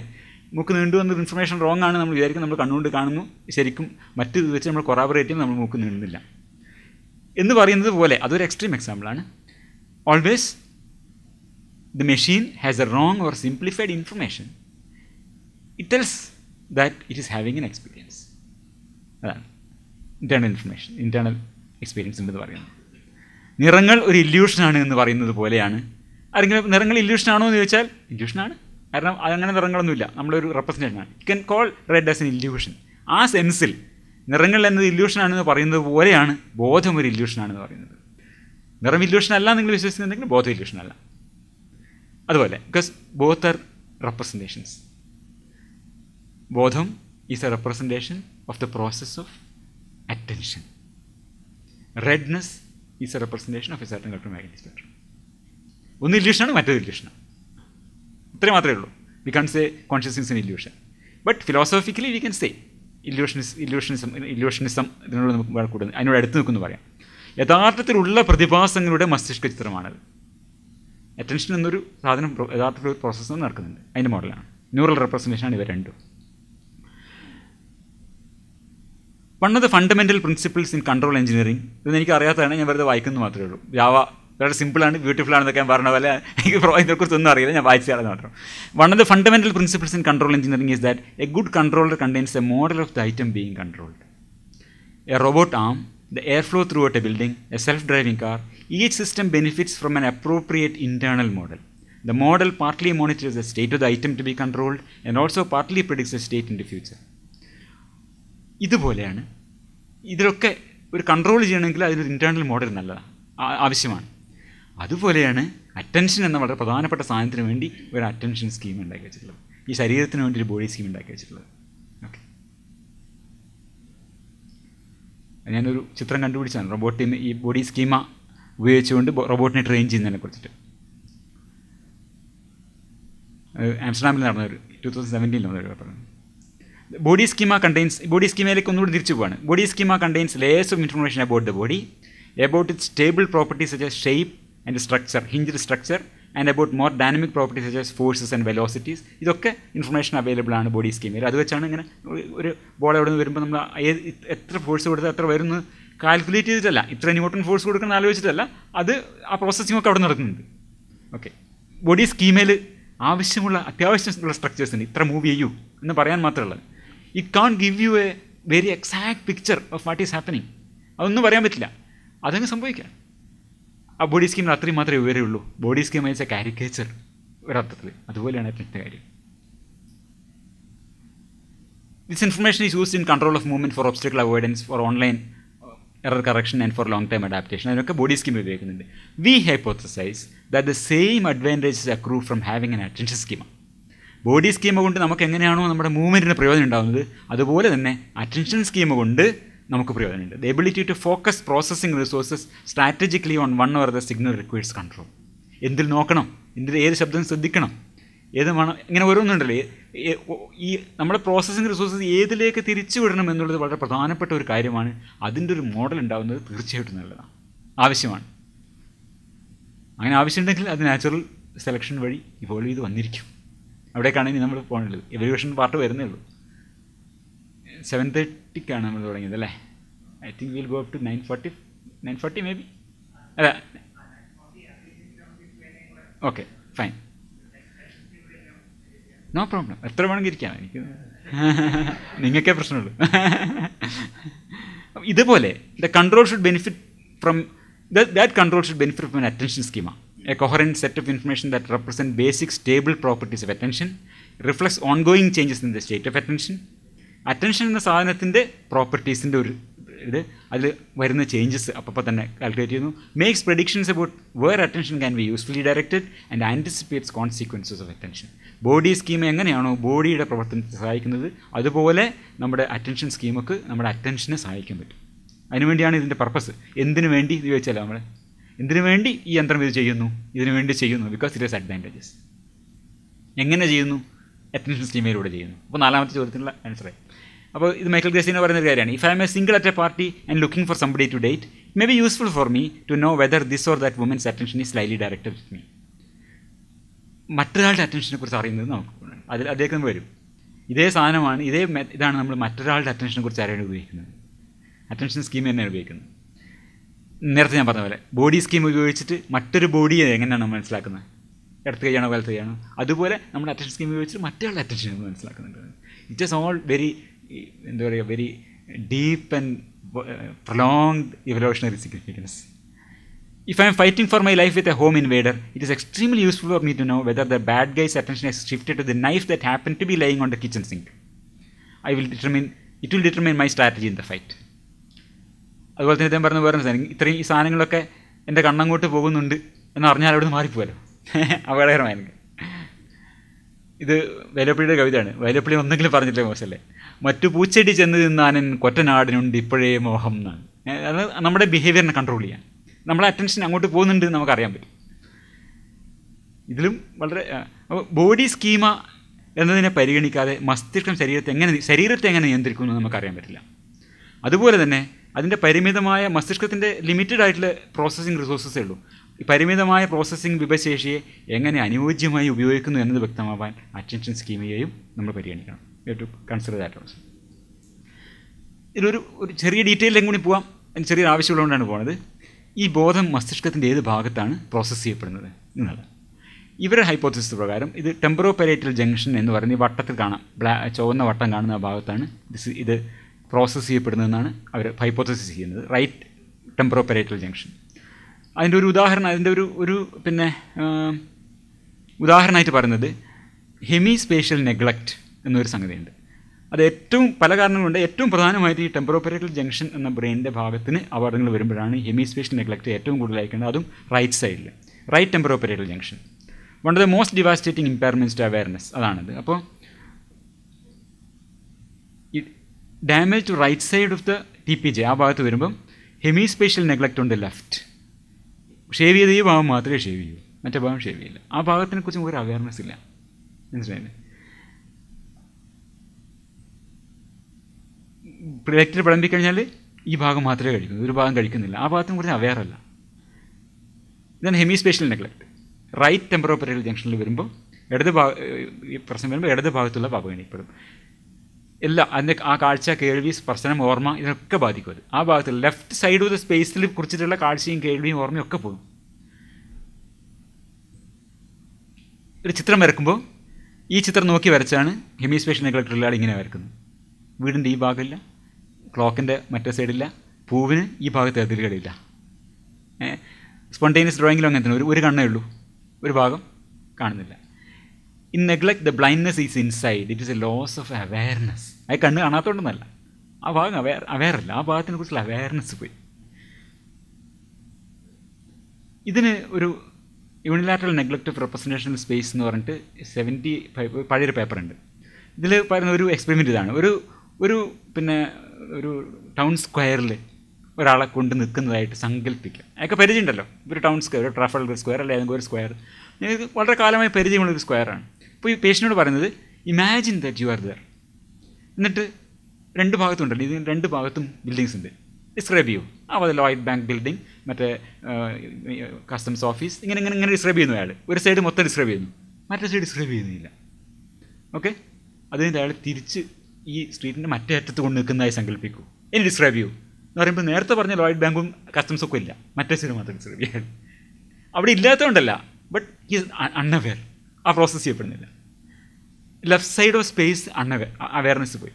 അതാണ്. Then asked to describe the buildings in the square, he scanned the image in his mind and listed all the buildings to his right, neglecting the ones to his left. He did not notice that he had described only half the square. The patient was then asked to imagine that he was standing on the opposite end of the square, facing the other direction. Once again he was asked to describe the buildings, and once again he listed all the buildings to his right. This time, because he imagined facing the opposite direction, he described the opposite set of buildings and never noticed a discrepancy. Awareness പോയി. ടെമ്പറോപെറൽ ജംഗ്ഷനിലാണ് ഏറ്റവും കൂടുതലുള്ളത്. അതുകൊണ്ടാണ് ഇവർ പറയുന്നത് ഈ ഭാഗമാണ് അവെയർനെസ്സിൻ്റെ compute ചെയ്യുന്ന ഭാഗമെന്ന് വിചാരിക്കുന്നത്. ഇത് പറയാനൊരു പ്രത്യേക കാരണമുണ്ട്. Okay, he could not conceive of a left side of space. It was gone from his awareness. The brain is clearly still processing the world on its left side. The brain is not blind to all that left side stuff. The brain can even guide actions on the basis of objects on the left. Yet awareness is missing. Okay, awareness എന്നുള്ള സാധനം മാത്രമില്ല. When people with most severe symptoms of neglect were examined, ഈ ഹെമിസ്പേഷ്യൽ neglect ഏറ്റവും കൂടുതലുള്ള ആൾക്കാരെ നോക്കുമ്പോൾ ടെമ്പറോപെറൽ junction right ഹെമിസ്ഫിയറിലാണ് കണ്ടിട്ടുള്ളത്. ഇതിൻ്റെ പ്രാധാന്യം എന്ന് വെച്ചാൽ ഇതേ സ്ഥലമാണ് സോഷ്യൽ കോഗ്നിഷനിൽ ഇമ്പോർട്ടൻ്റ് ആയിട്ടുള്ളത്. ഈ റൈറ്റ് ടെമ്പറോപെറൽ ജംഗ്ഷനാണ്. When people attribute mind states to each other, അതായത് തിയറി ഓഫ് മൈൻഡ് ഉണ്ടല്ലോ, ആ തിയറി ഓഫ് മൈൻഡ് വർക്ക് ചെയ്യുമ്പോൾ മറ്റൊരാൾക്ക് മൈൻഡ് ആട്രിബ്യൂട്ട് ചെയ്യുമ്പോൾ such as beliefs or emotions, T P ജെയിലെ അവിടെ റിക്രൂട്ട് ചെയ്യപ്പെടുന്നത് right T P J. Okay, brain recruited pass to the T P J. ഒരു ഉദാഹരണം ഇതാണ്, ഈ സാലി ആനി ടെസ്റ്റ് എന്നുള്ളതാണ് ഒരു തിയറി ഓഫ് മൈൻഡിൻ്റെ ക്ലാസിക്കൽ ടെസ്റ്റ്.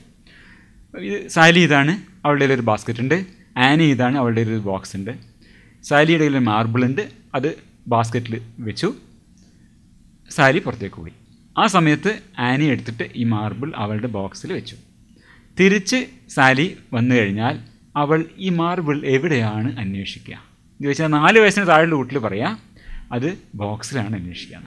ബിക്കോസ് അവർക്ക് അങ്ങനെ ധാരണയില്ല. അങ്ങനെയാണല്ലോ, ബോക്സിലാണെന്ന് പറഞ്ഞല്ലോ, ബോക്സിലല്ലേ, അപ്പോൾ ബോക്സിൽ അന്വേഷിക്കും എന്നാ പറയാം. അതും എന്ത് വേണം, തിയറി ഓഫ് മൈൻഡ് ആദ്യം വെച്ചുകൊടുത്താണ് നോക്കുക. സ്വാഭാവികമായിട്ട് നമ്മൾ പറയുന്നത് എന്താണ്, സ്വാഭാവികമായിട്ട് അവിടെ വെച്ചുകൊടുത്തല്ലേ നോക്കുക. കാരണം she doesn't know that this person had changed it. അതിനൊരു തിയറി ഓഫ് മൈൻഡ് വേണം, മനസ്സിലായില്ലേ? അത് ഇങ്ങനെ ഈ ഒരു സാധനത്തെക്കുറിച്ച് അൺഅവെയർ ആണ് ഇവരുന്നില്ല. അത് ഒരു 4 വയസ്സ് കഴിഞ്ഞാൽ മാത്രമേ നമുക്ക് വളരെ സുസാധ്യമായി നമുക്ക് മനസ്സിലാക്കാൻ പോലും പറ്റില്ല. അങ്ങനെ ചിന്തിക്കുന്നത് എന്തുകൊണ്ടാണ്? പക്ഷേ കുട്ടികൾ അങ്ങനെ ചിന്തിക്കാം. അതുപോലെ അപ്പോൾ എൻ്റെ അടുത്ത് ഇല്ലല്ലോ അത് തന്നെ എക്സാക്ട്ലി എന്ന് പറഞ്ഞ പോലെ. അപ്പോൾ അത് ആ തിയറി ഓഫ് മൈൻഡാണ്. അപ്പോൾ ഇതൊക്കെ ഇങ്ങനെയുള്ള ഇതൊരു സിമ്പിളായിട്ടുള്ള സംഗതിയാണ്. ഇതുപോലുള്ള ടെസ്റ്റുകൾ ചെയ്യുമ്പോൾ ഈ ടെമ്പറോപെറൽ ജംഗ്ഷനാണ് ആക്ടിവേറ്റ് ആവുന്നത്. ഇതേ ടെമ്പറോപെറൽ ജംഗ്ഷനാണ് എന്ത് ചെയ്യുന്നത്, നമ്മളെ ഹെമിസ്പേഷ്യൽ നെഗ്ലക്റ്റും അവെയർനെസ്സിൻ്റെ. അപ്പോൾ നമ്മളുടെ തന്നെ അവയർനെസ്സിനെ പിന്നെ കമ്പ്യൂട്ട് ചെയ്യുന്നതും മറ്റുള്ളവരുടെ അവയർനെസ്സിനെ കമ്പ്യൂട്ട് ചെയ്യുന്നതും ഒരേ സ്ട്രക്ചറാണ് മസ്തിഷ്കത്തിൽ. TPJ തന്നെ ചെയ്യുന്നത്. അപ്പോൾ ഈ പരീക്ഷണത്തിൽ എന്നതുപോലെ മറ്റു മനുഷ്യരുടെ മനസ്സുകൾ മോഡൽ സൃഷ്ടിക്കേണ്ട ആവശ്യം വരുന്ന ഘട്ടങ്ങളിലും ഇതേ TPJ മേഖലയാണ് ഉത്തേജിതമായി കാണുന്നത്. Specialist in social cognition. നമ്മൾ പതുക്കെ പതുക്കെ എവല്യൂഷനിലേക്കൊക്കെ ആയിട്ട് വരികയാണ്. 10-15 മിനിറ്റ് കൂടി സമയം ഒരു പ്രശ്നമാണല്ലേ. നിർത്തണോ? കുഴപ്പമില്ലല്ലോ, ഏതായാലും തീർക്കാം അല്ലേ? ഇനി അധികം ഇല്ലാന്ന് തോന്നുന്നു. തീരും പെട്ടെന്ന് വിചാരിക്കണം. അപ്പോൾ മറ്റ് വ്യക്തികളുടെ ശ്രദ്ധ, അറ്റൻഷൻ, അതാണ് ചെയ്യുന്നത്. Describing that the brain contains specialised machinery that computes a description of someone else's state of attention. It is part of the machinery of social thinking. Okay,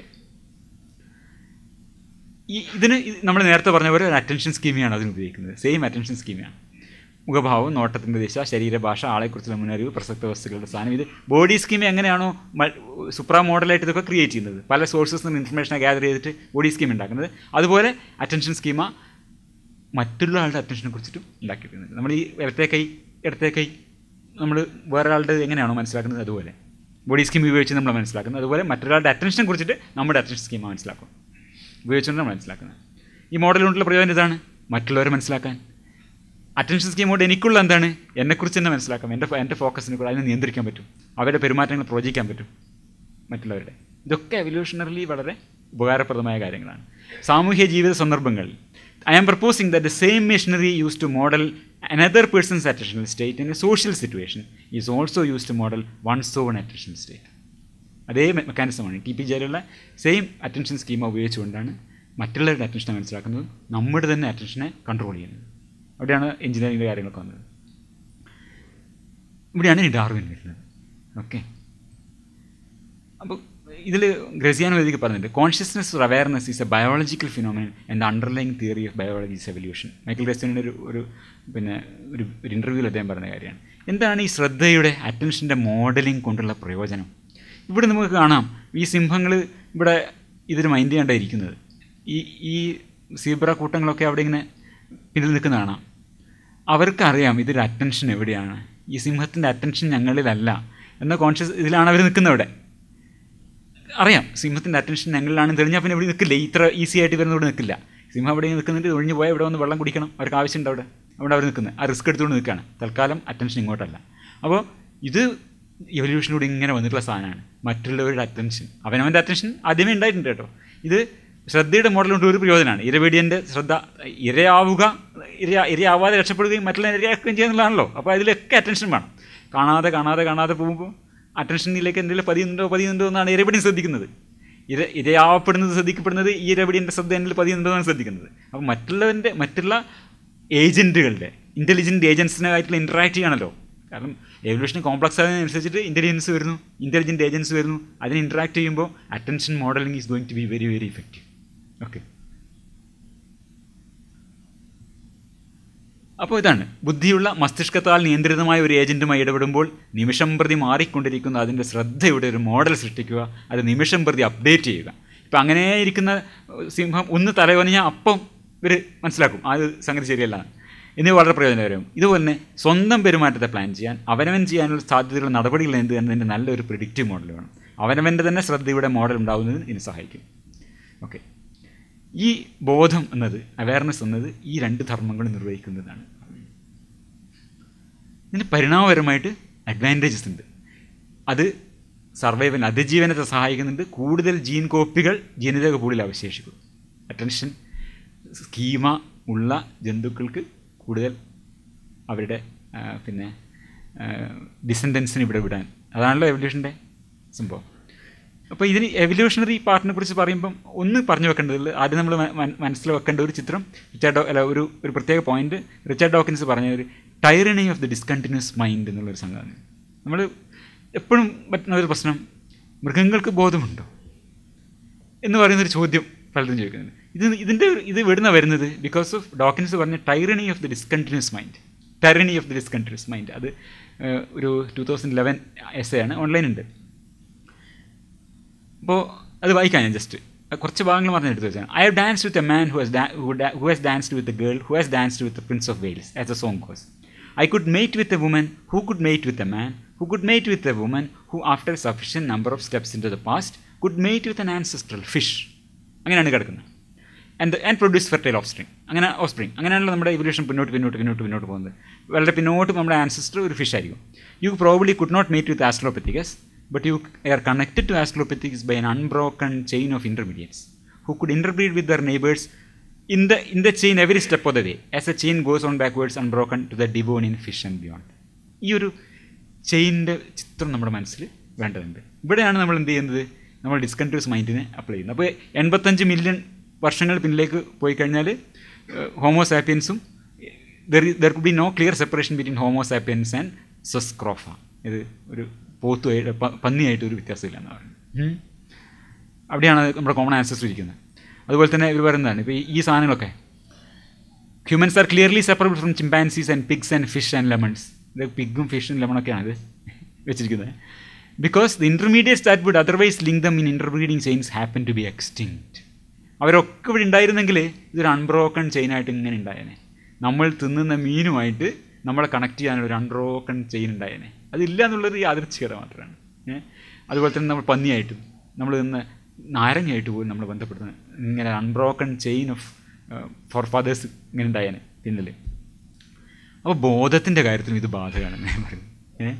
അപ്പോൾ ഇത് പിന്നെ ഡോക്കിൻസ് പറഞ്ഞ കാര്യമാണ്. It is A reason for scepticism of any philosophy or theology or morality or jurisprudence or politics that treats humanness or personhood as some kind of essential absolute which you either definitely have or definitely don't have. Humanness എന്നത് വളരെ കൃത്യമായിട്ട് ഒന്നാണ്, ഇത് മനുഷ്യന് മാത്രമുള്ള ഒന്നാണ് എന്ന് പറയുന്ന ഒരു ഫിലോസഫിയെയും ഒരു നീതിശാസ്ത്രത്തെയും ഒരു ദൈവശാസ്ത്രത്തെയും നമ്മൾ സംശയത്തോടെ കാണുമെന്നാണ് ഡോക്കിൻസ് പറയുന്നത്. ഇത് ബോധത്തിൻ്റെ കാര്യത്തിലും ബാധകമാണ് ഞാൻ പറഞ്ഞത്. ബോധം എന്ന് പറഞ്ഞാൽ മനുഷ്യൻ മാത്രമുള്ള പ്രത്യേക സാധനമാണെന്ന് നമ്മൾ വിചാരിക്കരുത്.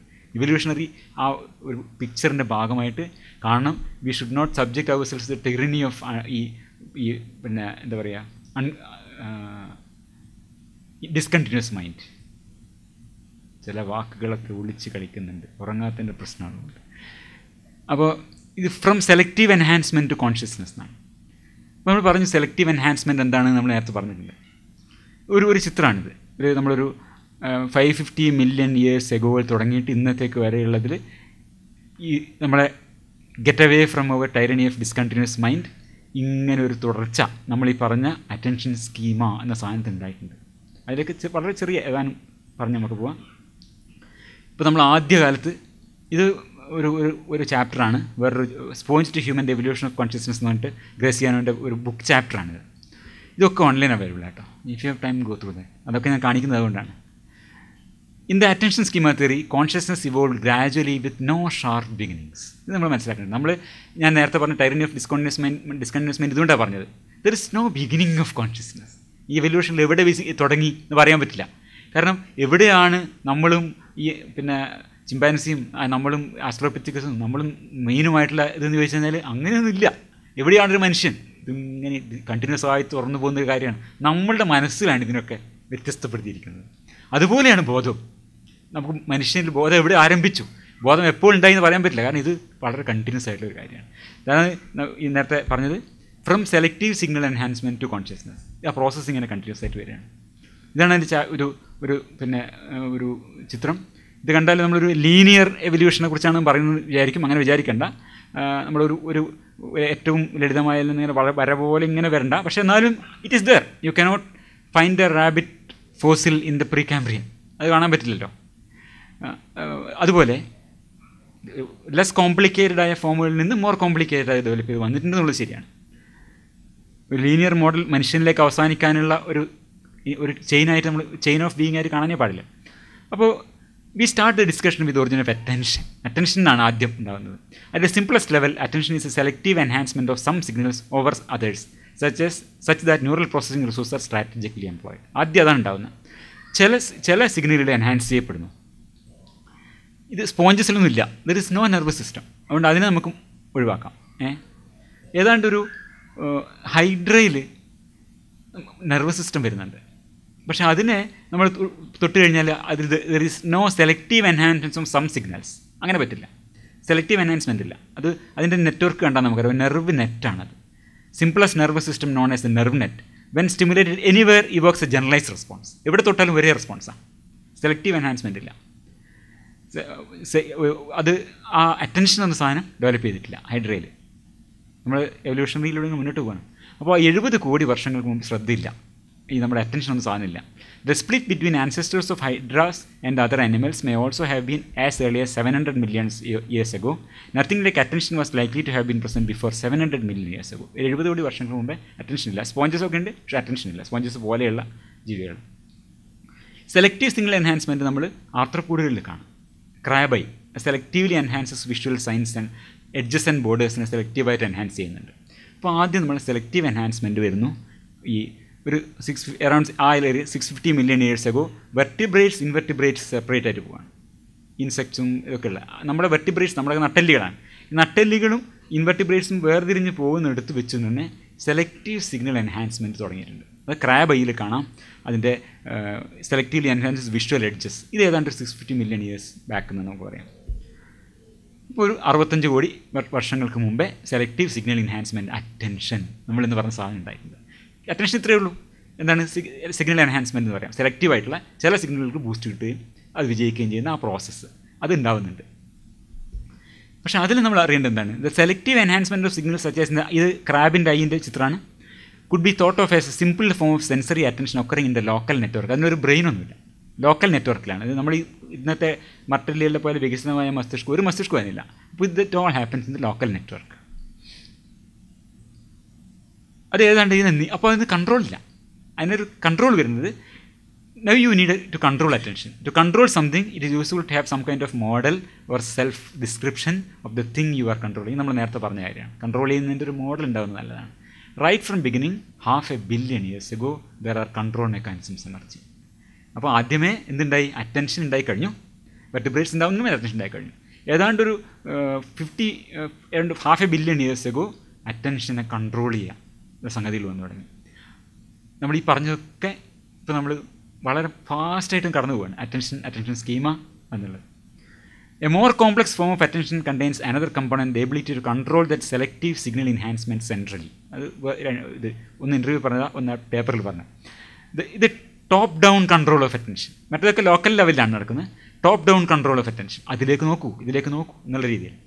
One of the main structures that control attention in the vertebral brain is optic tectum എന്നൊരു സ്ട്രക്ചറാണ്. ഓപ്റ്റിക് ടെക്ടം നമ്മൾ TPJ-ലൊക്കെ പറഞ്ഞില്ലേ, അതൊന്നുമല്ല, വളരെ പ്രിമിറ്റീവായിട്ടുള്ള വളരെ ലളിതമായ, പ്രിമിറ്റീവ് എന്നുള്ള വാക്കൊക്കെ വാസ്തവത്തിൽ ഉപയോഗിക്കാൻ പാടില്ലാത്തതാണ്, പഴയ ആളായതുകൊണ്ട് വന്നു പോവുക.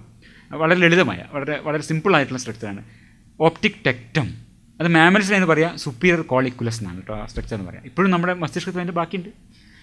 ഇന്നർ ഫിഷ് അല്ലേ നമ്മളെ ആ ടെക്ടമൊക്കെ ഇന്നും നമ്മുടെ ഇതുണ്ട്. അതിൻ്റെ മുകളിലാണ് പിന്നെ ഇതൊക്കെ മോഡിഫൈ ചെയ്ത് വന്നിട്ടുള്ളത്. അപ്പോൾ സെൻട്രൽ കൺട്രോൾ ഓഫ് അറ്റൻഷൻ എവിടെ തുടങ്ങുന്നു, ഏതാണ്ട് ഫിഷുകൾ, നമ്മുടെ ഏർലി വെർട്ടിബ്രേറ്റ്സ്, എല്ലാ വെർട്ടിബ്രേറ്റ്സും ഇതുണ്ട്, ഏർലി വെർട്ടിബ്രേറ്റ്സ് തന്നെ. ഇത് ഒരു മത്സ്യത്തിൻ്റെ മസ്തിഷ്കത്തിൻ്റെ ചിത്രമാണ്. ഈ മഞ്ഞ നിറത്ത് കാണിച്ചതാണ് ടെക്ടം. നമുക്ക് കാണാം അതിൻ്റെ ബ്രെയിനിൻ്റെ വലിയൊരു ഭാഗവും ഈ ടെക്ടമാണ്. അറ്റൻഷനെ കൺട്രോൾ ചെയ്യാവുന്നതാണ് അതിൻ്റെ ആവശ്യം. The tectum is a pinnacle of sophistication and the largest part of brains in fish and amphibians. ഇത് കണ്ടില്ലേ, ഇത് തവളയുടേതാണ്. നമുക്ക് ഈ ടെക്ടം ഇവിടെ കാണാം, വളരെ വികസിച്ചാണ് ടെക്ടം. അതിൻ്റെ മെക്കാനിസമാണ് ഇവിടെ പറഞ്ഞിരിക്കുന്നത്. ഇതിൻ്റെ കാര്യം എന്ന് വെച്ചാൽ ഓവർട്ട് അറ്റൻഷൻ എന്നാണ് പറയുന്നത്. അതിൻ്റെ എന്താണ്, the movement that orients the eyes head and body towards salient stimuli. ഒരു തവളയെ സംബന്ധിച്ചിട്ട് ഒരു പറക്കുന്ന ഒരു ഇൻസെക്റ്റ് ഇതിനെ കോൺസെൻട്രേറ്റ് ചെയ്യേണ്ട ആവശ്യമുണ്ട്. അപ്പോൾ അതിൻ്റെ തല അങ്ങോട്ട് തിരിക്കാം, കണ്ണ് തിരിക്കാം. അത് വളരെ പ്രധാനപ്പെട്ടൊരു കാര്യമാണ്. അറ്റൻഷനെ അതിനാണ് ഇത് ഉപയോഗിക്കുന്നത്, കണ്ടില്ല അതിൻ്റെ കണ്ണിലേക്കൊക്കെ. അപ്പോൾ ഈ ടെക്ടം കൺട്രോൾ ചെയ്യുന്നു. ഈ ബ്രെയിൻ സ്ട്രക്ചറാണ് ആ മൂവ്മെൻറ്റിനെ കൺട്രോൾ ചെയ്യുന്നത്. എന്തുപോലെ ഒരു satellite aiming the satellite dishes of eyes and ears and nose towards anything important. അതിനുവേണ്ടിയാണ് ടെക്ടം ഉപയോഗിക്കുന്നത്.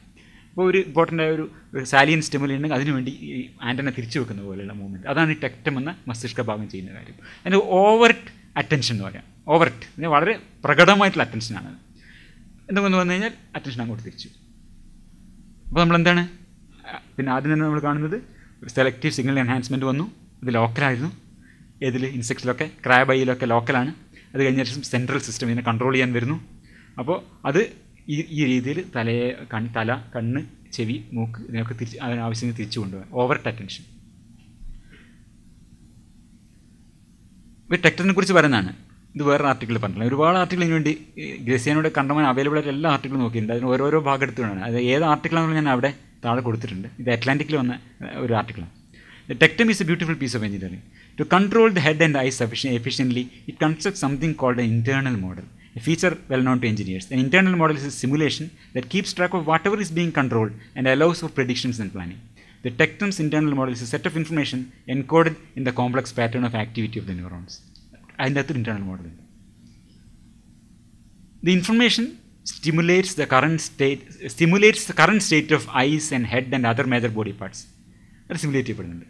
നമ്മൾ ഏതാണ്ട് ബോഡി സ്കീമ എന്നൊക്കെ പറഞ്ഞ പോലെ വളരെ ആദ്യകാലം നമ്മൾ ആലോചിക്കുന്നത്. അപ്പോൾ തൽക്കാലം തലയുടെ ഈ കണ്ണിൻ്റെ പൊസിഷൻ എവിടെയാണ്, തലയുടെ പൊസിഷൻ എവിടെയാണ്, മേജർ ബോഡി പാർട്സിൻ്റെ പൊസിഷൻ എവിടെയാണ്, ചാടണമെങ്കിൽ കാലിൻ്റെ പൊസിഷൻ എവിടെയാണ്, ഇതൊക്കെ ടെക്ടത്തിൽ ഒരു മോഡലിംഗ് നടക്കുന്നുണ്ട്. മേക്കിംഗ് പ്രെഡിക്ഷൻസ്. ഇങ്ങനെ ചാടിയ നാവ് നീട്ടിയാൽ ഇതിന് കിട്ടുമോ ഇല്ലയോ, അടുത്ത് വരണ്ടേ, അപ്പോൾ ടക്ക് നാവ് നീട്ടല്ലേ, അപ്പോൾ ആ കാൽക്കുലേഷനൊക്കെ ഈ ടെക്ടത്തിൽ നടക്കുന്നുണ്ട്. For example, if you move your eyes to the right, ഇതൊക്കെ വളരെ വളരെ കോംപ്ലക്സ് ആണ്. കാരണം നമ്മൾ പെട്ടെന്ന് വളരെ സിമ്പിളാന്ന് വിചാരിക്കും. അത് റോബോട്ട് ഡിസൈൻ ചെയ്യുമ്പോഴായിരിക്കും അതിൻ്റെ ബുദ്ധിമുട്ട് നമ്മൾ അറിയുന്നത്. കാരണം കണ്ണൊരു ഇത്തിരി മാറുമ്പോൾ, അതേതോ ഒരു ബുക്കിൽ പറയുന്നുണ്ട്, ഒരു വളരെ പാടുപെട്ടുവെന്ന്. ഒരു റൂമിൽ നിന്ന് ഇവിടുന്ന് അവിടെ വരെ എത്തുന്ന ഒരു റോബോട്ട് ഉണ്ടാക്കിയിട്ട് എല്ലാവരും കൂടെ കൈയടിച്ച് ഭയങ്കര സംഭവം വരുന്നത്. കാരണം അത്രയും പ്രശ്നങ്ങളുണ്ട് ഈ സംഗതി ഒബ്സ്റ്റക്കിളൊക്കെ അവോയ്ഡ് ചെയ്ത്. കാരണം ഓരോ തവണ ചെറിയ അനക്കം വരുമ്പോഴേക്കും ലോകം മൊത്തം മാറി. ഇത് ഇവിടെ പ്രോസസ്സ് ഉണ്ടാക്കണം, ഇത് ഇതേ ലോകചിത്രത്തിൻ്റെ ഭാഗമാണ് എന്ന് മനസ്സിലാക്കണം. വളരെ ബുദ്ധിമുട്ടുള്ളൊരു പ്രോസസ്സാണത്. അപ്പോൾ കണ്ണ്, if you move your eyes to the right, the visual world would shift across your retinas to the left. ഇതൊക്കെ കാൽക്കുലേറ്റ് ചെയ്യാൻ പറ്റും. അപ്പോൾ ഇതിനുള്ള ഇൻറ്റേർണൽ മോഡലൊക്കെ ടെക്ടത്തിലുണ്ട്. അപ്പോൾ ഇത് compares the predicted visual signals to the actual visual input to make sure that your movements are going as planned. These computations are extraordinarily complex and yet well worth the extra energy for the benefit to movement control. ഇത് വളരെ എവല്യൂഷണറിലി ഒരു vice investment ആണ്.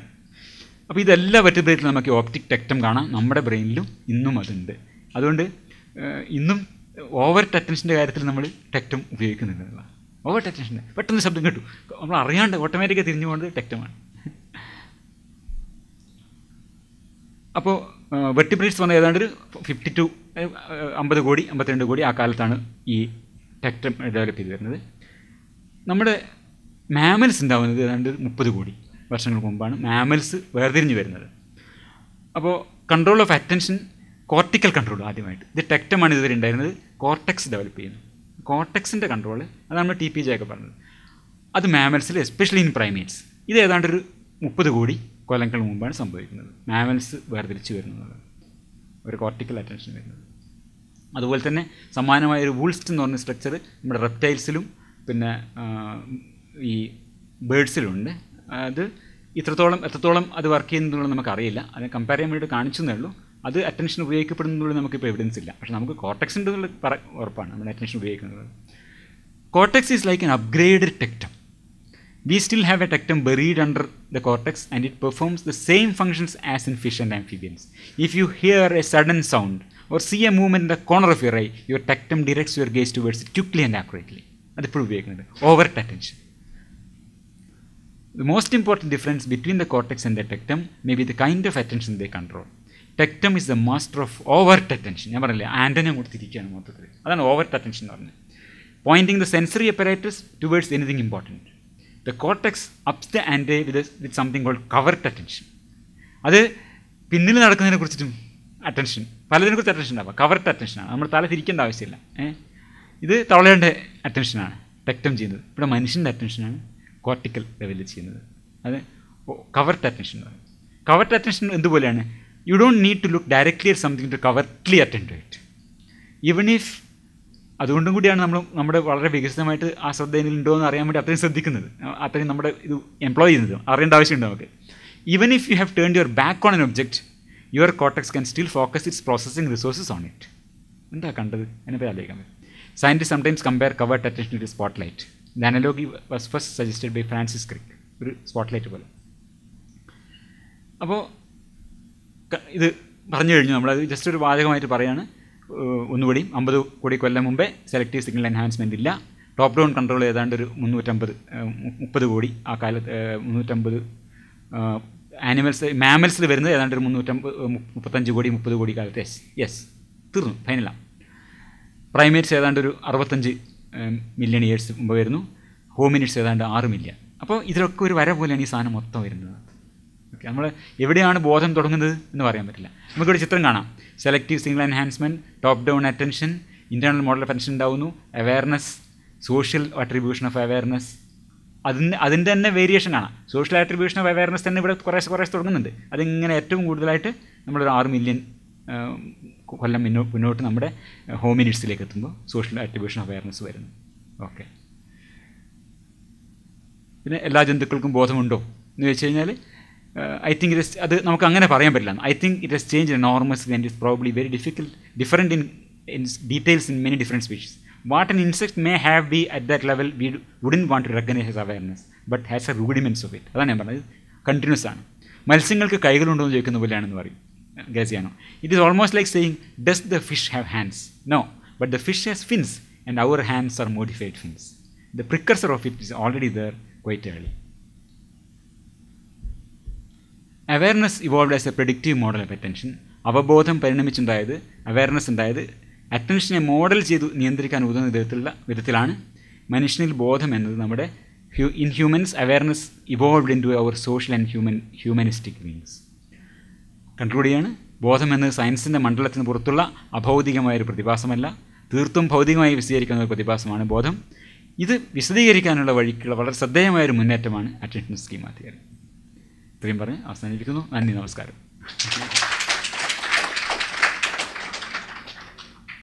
Thanks everyone. So that was very informative. എനിക്ക് തോന്നുന്നു in interest of helping people who have traveled from long distance, അതുകൊണ്ടാണ് നമുക്ക് കുറച്ച് അതിന് നേരത്തെ ഇപ്പോൾ മണി 10 ആവുന്നതുകൊണ്ട് we will have some time for Q&A as well.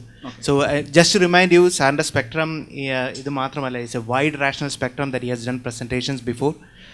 യൂട്യൂബിൽ കണ്ടിട്ടുണ്ടാവും. It's like social, cultural, science, pseudoscience, belief, no belief. So just go for it. Who's the first one? Rajida. അടിച്ചൊടക്കട കാലി ഇതാണ്. ആശാൻ പറഞ്ഞു. സോറി, വിശാല ഹൃദയനായ ആശാൻ ശ്രമിക്കുമോ? അറിയാത്തോണ്ട് ചോദിക്കുവാണ്. Picture plant, does it have a does picture plant have a selective attention? No, it doesn't have a nervous system. So it will catch anything that comes to it. അതെ എക്സാക്ട്ലി. അല്ലാതെ it's not carnivorous, to be honest. അല്ല, ഞാൻ പറഞ്ഞത് എന്തായാലും അത് ഇതിലൂടെയല്ല work ചെയ്യുന്നത്. There may B other adaptations. അതായത് ഒരു പൊടി വീണാൽ അത് ലോക്ക് ആവാതിരിക്കാനും ഒക്കെയുള്ള അഡാപ്റ്റേഷൻസ് വന്നിട്ടുണ്ട്. But it's not working through attention. But does that not mean that it has got that selective attention that, oh, this is an insect, let me catch it. That's a podi, I'm not going to catch it. No. അത് ആവശ്യമില്ല.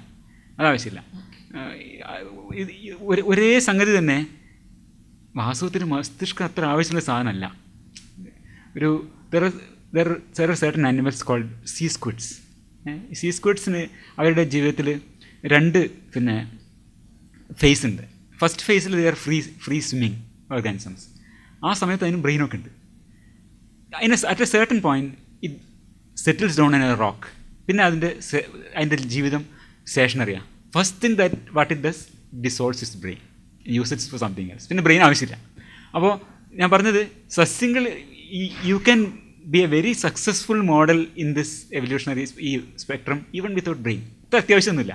അത് ഈ ഒരു മോഡലാണിത് വളരെ സക്സസിൻ്റെ. നമ്മൾ എന്ത് ചെയ്യാൻ പാടില്ല, നമ്മൾ ആന്ത്രപ്പോസെൻട്രിക്കായിട്ട് ആന്ത്രപ്പോമോർഫിക്കായിട്ട് ചിന്തിക്കാൻ പാടില്ല. ഇറ്റ് ഈസ് ലൈക്ക് നമ്മൾ ആകാശത്ത് ഇത് കാണുമ്പോൾ നമ്മൾ ആന്ത്രപ്പോമോർഫിക്കായിട്ട് ചിന്തിക്കുന്നത് പോലെയാണ് പിക്ചർ പ്ലാന്റ് ഇങ്ങനെ ചെയ്യുമ്പോൾ നമ്മൾ ആട്രിബ്യൂട്ട് ചെയ്യുന്നത്. ഇതിൻ്റെ ഒരു കാര്യം എന്താണെന്ന് വെച്ചാൽ, ഞാൻ നേരത്തെ പറഞ്ഞില്ലേ, നമ്മളിൽ മനുഷ്യരിൽ അവയർനെസ് ബിക്കെയിം ഈ ഒരു എന്താ പറയുക, ഇറ്റ് സ്പ്രെഡ് ഇറ്റ്സ് നമ്മുടെ ഹ്യൂമനിസ്റ്റിക് വിങ്സായി മാറി. ഓൾ കോൺഷ്യസ്നെസ്, ഗ്രസേന പറഞ്ഞിട്ടുണ്ട്, all consciousness is attribution. All consciousness, even our own consciousness is attribution. ഇത് ആട്രിബ്യൂട്ട് ചെയ്യാണ്, ഈ ഓർഗാനിസത്തിൻ്റെ കോൺഷ്യസ്നെസ് ആട്രിബ്യൂട്ട് ചെയ്യാണ്. അതുപോലെ നമ്മൾ ആട്രിബ്യൂട്ട് ചെയ്യാണ് എല്ലാത്തിനും. അത് ഓവർ സ്റ്റെപ്പ് ചെയ്യുന്ന ഒരർത്ഥത്തിൽ പറയാം. അതുകൊണ്ടാണ് നമ്മൾ എന്തിലോ ആട്രിബ്യൂട്ട് ചെയ്യുന്നത്, പിക്ചർ പ്ലാന്റിൽ ആട്രിബ്യൂട്ട് ചെയ്യുന്നത്, അതുകൊണ്ടാണ് നമ്മളത് കല്ലിൽ ആട്രിബ്യൂട്ട് ചെയ്യുന്നത്, അതുകൊണ്ടാണ് നമ്മൾ ആകാശത്ത് ആട്രിബ്യൂട്ട് ചെയ്യുന്നത്, നമ്മൾ ചുഴലിക്കാറ്റിൽ ആട്രിബ്യൂട്ട് ചെയ്യുന്നത്, ദൈവങ്ങളുണ്ടാകുന്നത്. നമ്മൾ ഇതിനൊക്കെ ആട്രിബ്യൂട്ട് ചെയ്യുന്നത് എന്താണ്, we attribute consciousness to everything. എവിടെ ഒരു സാധ്യതയുണ്ടോ? കാരണം we are highly social animals. നമ്മുടെ ഈ കോൺഷ്യസ്നെസ് എന്ന് പറഞ്ഞ സാധനം ആട്രിബ്യൂട്ട് ചെയ്യാനുള്ള നമ്മുടെ കഴിവ് നമ്മളിലോ മറ്റ് അത് വളരെ എവല്യൂഷണറിലി വളരെ യൂസ്ഫുൾ ആയിട്ടുള്ള സാധനമാണ്. എന്താ പറയുക, ഇറ്റ് ഗോസ് മാഡ്. എല്ലാത്തിലും ആട്രിബ്യൂട്ട് ചെയ്യും. അതുകൊണ്ടാണ് നമ്മൾ പിക്ചർ പ്ലാനിൽ ആട്രിബ്യൂട്ട് ചെയ്യുന്നത്. നമ്മൾ അങ്ങനെ എന്തെങ്കിലും കണ്ടാൽ, കാറ്റ് വീശുന്നു, അത് കാണുമ്പോൾ നമ്മൾ എന്ത് വിചാരിക്കുന്നത്, ഇത് ഒരു കോൺഷ്യസ് ചെയ്യാണ്. പിക്ചർ പ്ലാന്റ് അടയുന്നു, നമ്മൾ വിചാരിക്കുന്നത് ഇത് കോൺഷ്യസ് ആണ്. There is no need for that. Is clear?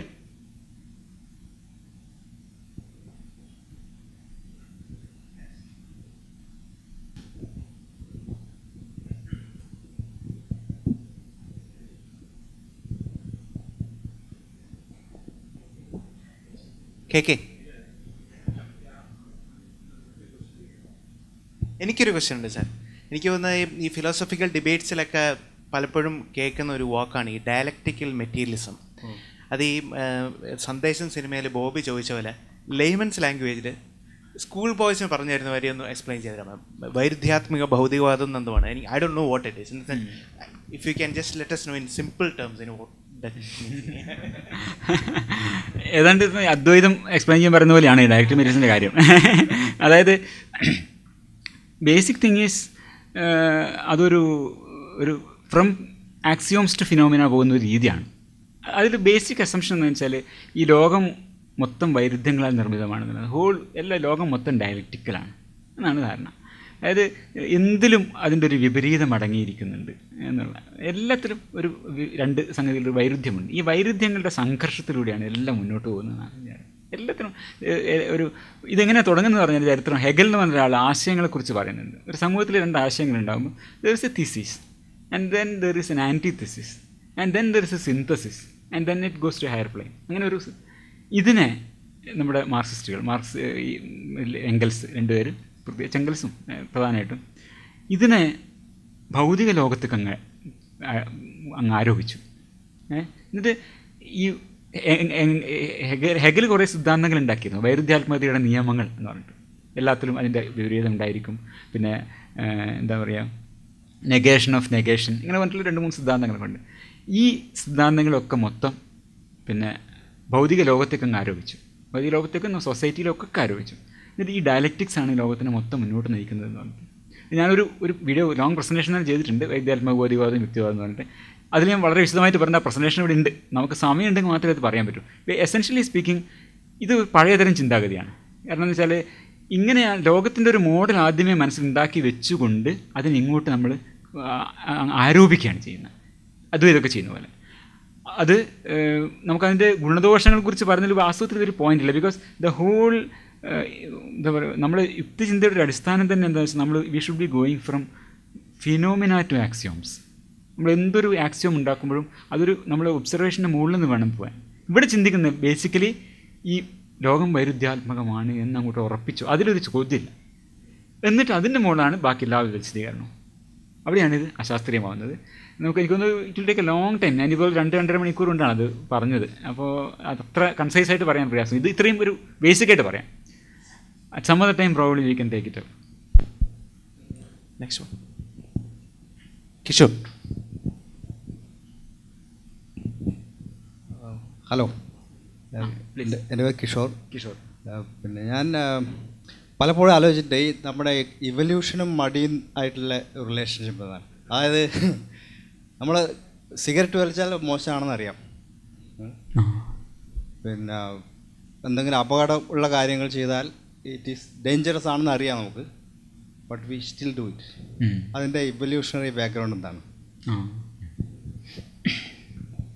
ഒന്നാമത് ഒരു ഒരു കാവിയറ്റ് ഉള്ളത്, നമ്മുടെ എല്ലാത്തിനും എവല്യൂഷണറി ആയിട്ട് എക്സ്പ്ലെയിൻ ചെയ്യാൻ ശ്രമിക്കരുതെന്നാണ് ഞാൻ വിചാരിക്കുന്നത്. അതൊരു ദാറ്റ് ഇസ് ഒരു ഡിപ്ലോറബിൾ ടെൻഡൻസി. നമ്മൾ എന്ത് ഇവിടെ കണ്ടു കഴിഞ്ഞാലും നമ്മൾ വട്ടെവർ ഒബ്സർവ് മേക്ക് അതിന് എന്തെങ്കിലും ഒരു എവല്യൂഷണറി ഉണ്ടായേ പറ്റൂ എന്ന് നമ്മൾ നിർബന്ധം പിടിക്കേണ്ടെന്നാണ് ഞാൻ വിചാരിക്കുന്നത്. ഇപ്പം അത് വിത്ത് ദാറ്റ് കാവിയറ്റ് ആണ് ഞാൻ പറയാൻ വിചാരിക്കുന്നത്. അപ്പോൾ നമ്മളിപ്പോൾ പിന്നെ ഷുഗർ കഴിക്കുന്നതിനെ കുറിച്ച് എടുക്കാം. ഏറ്റവും ലളിതമായൊരു ഉദാഹരണം. നമ്മൾ ഷുഗറിനോട് നമുക്ക് മോശമാണെന്ന് എല്ലാവർക്കും അറിയാം, കഴിക്കുന്ന മോശമാണെന്ന് അറിയാം. പക്ഷെ എന്നാലും നമ്മൾ എന്ത് ചെയ്യും? ഷുഗർ കണ്ടാൽ നമ്മൾ കഴിച്ചു പോകും. ഇതൊരു ലളിതമായ ഉദാഹരണമായി എടുക്കാമല്ലോ, അല്ലേ?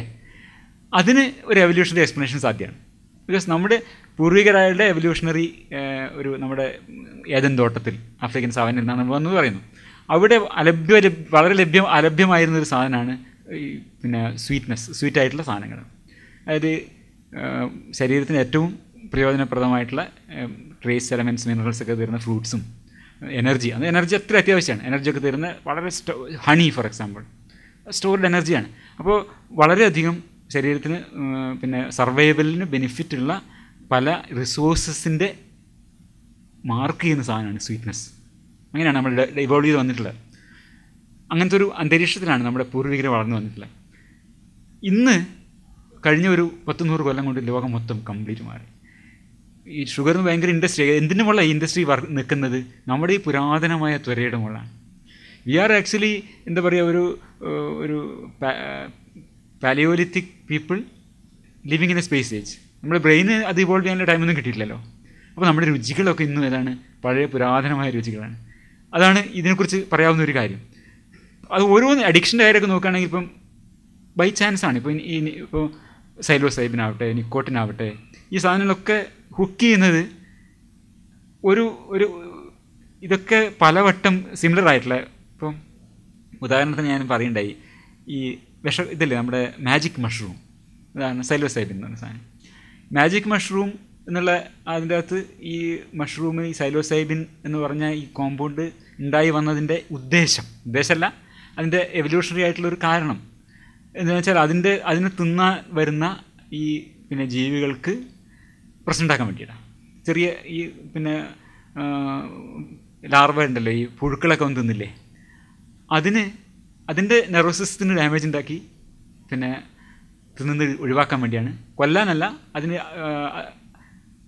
ഇത് കഴിക്കുമ്പോൾ ഈ അരുചി എന്നത് പോലും അപകടം, അതല്ല വിഷമുള്ള കയ്പായി തോന്നുന്നത്.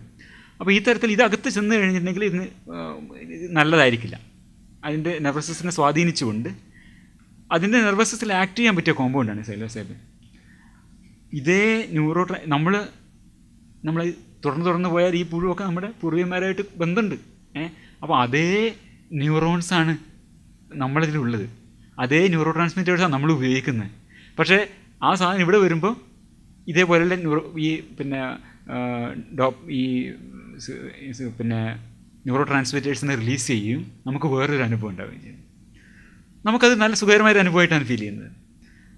അതിലേക്ക് നമ്മൾ അഡിക്റ്റഡ് ആവുന്നു, അതങ്ങനെ പിന്നോട്ട് പോകുന്നു. അപ്പോൾ നിക്കോട്ടിനും ഇത് തന്നെയാണ്. നിക്കോട്ടിൻ ഇതുപോലുള്ള സാധനങ്ങളൊക്കെ തന്നെ നമ്മൾ ഈ ചെടിയിൽ അതുണ്ടായത് വേറൊരു ആവശ്യത്തിനാണ്. അത് നമ്മൾക്കത് സമാനമായ സമാനമല്ല റിലേറ്റഡായ മസ്തിഷ്കം ഉള്ളതുകൊണ്ട് അല്ലെങ്കിൽ നെർവസ് സിസ്റ്റം ഉള്ളതുകൊണ്ട് നമുക്കത് വേറെ ചെറിയ ഇഫക്റ്റുകൾ ഉണ്ടാവും. അതേപോലത്തെ കോമ്പൗണ്ടുകളാണിത്. ഇതൊക്കെ എവല്യൂഷനിലുള്ള ഒരു എന്താ പറയുക പല ഓരോന്നും എടുക്കുമ്പോൾ ഓരോ കാരണങ്ങളാണ്. ഇപ്പോൾ ഷുഗർ ആണെങ്കിൽ ഒരു കാരണം, നമുക്കൊരു ഒറ്റ കാരണം പറയാൻ പറ്റില്ല എന്നുള്ളതാണ്. ഇപ്പോൾ എന്തുകൊണ്ട് പുകവലിക്കുന്നു എന്ന് വെച്ചാൽ അത് ആ കോമ്പൗണ്ടിനുള്ള നമ്മുടെ എവല്യൂഷണറി പാസ്റ്റിലേക്ക് നീളുന്ന അതിൻ്റെ സ്വാധീനമാണ്. ആൽക്കഹോളിൻ്റെ കാര്യത്തിലും ഇതൊക്കെ ഇതിന് വരുന്നത്.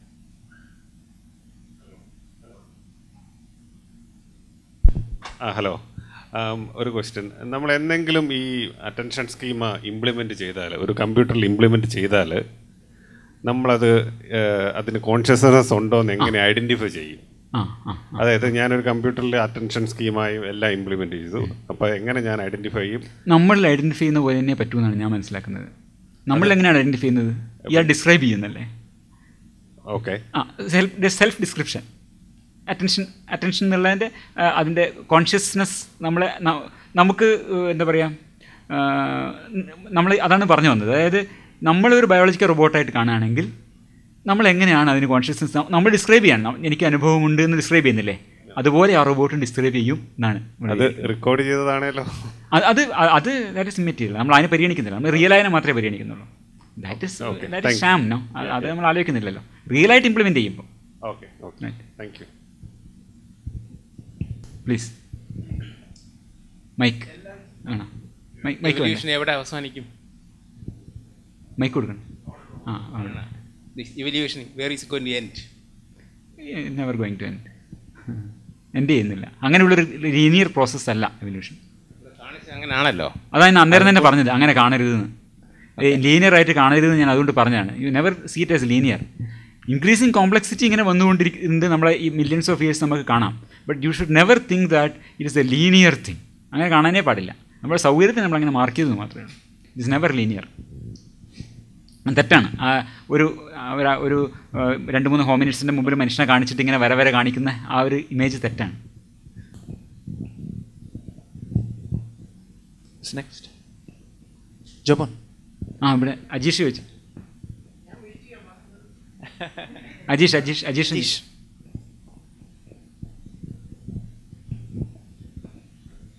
അറ്റൻഷൻ സ്കീമിൽ നിന്ന് ആ തിയറി ഓഫ് മൈൻഡിലേക്കുള്ള ഗ്യാപ്പ് എന്തുമാത്രമാണ് എന്നുവെച്ചാൽ മനുഷ്യനും എലിഫൻസിനും ഒഴികെ വേറൊരു ജീവിക്ക് തിയറി ഓഫ് മൈൻഡ് ഇല്ലെന്ന് ഞാൻ ഇവിടെ വായിച്ചത്.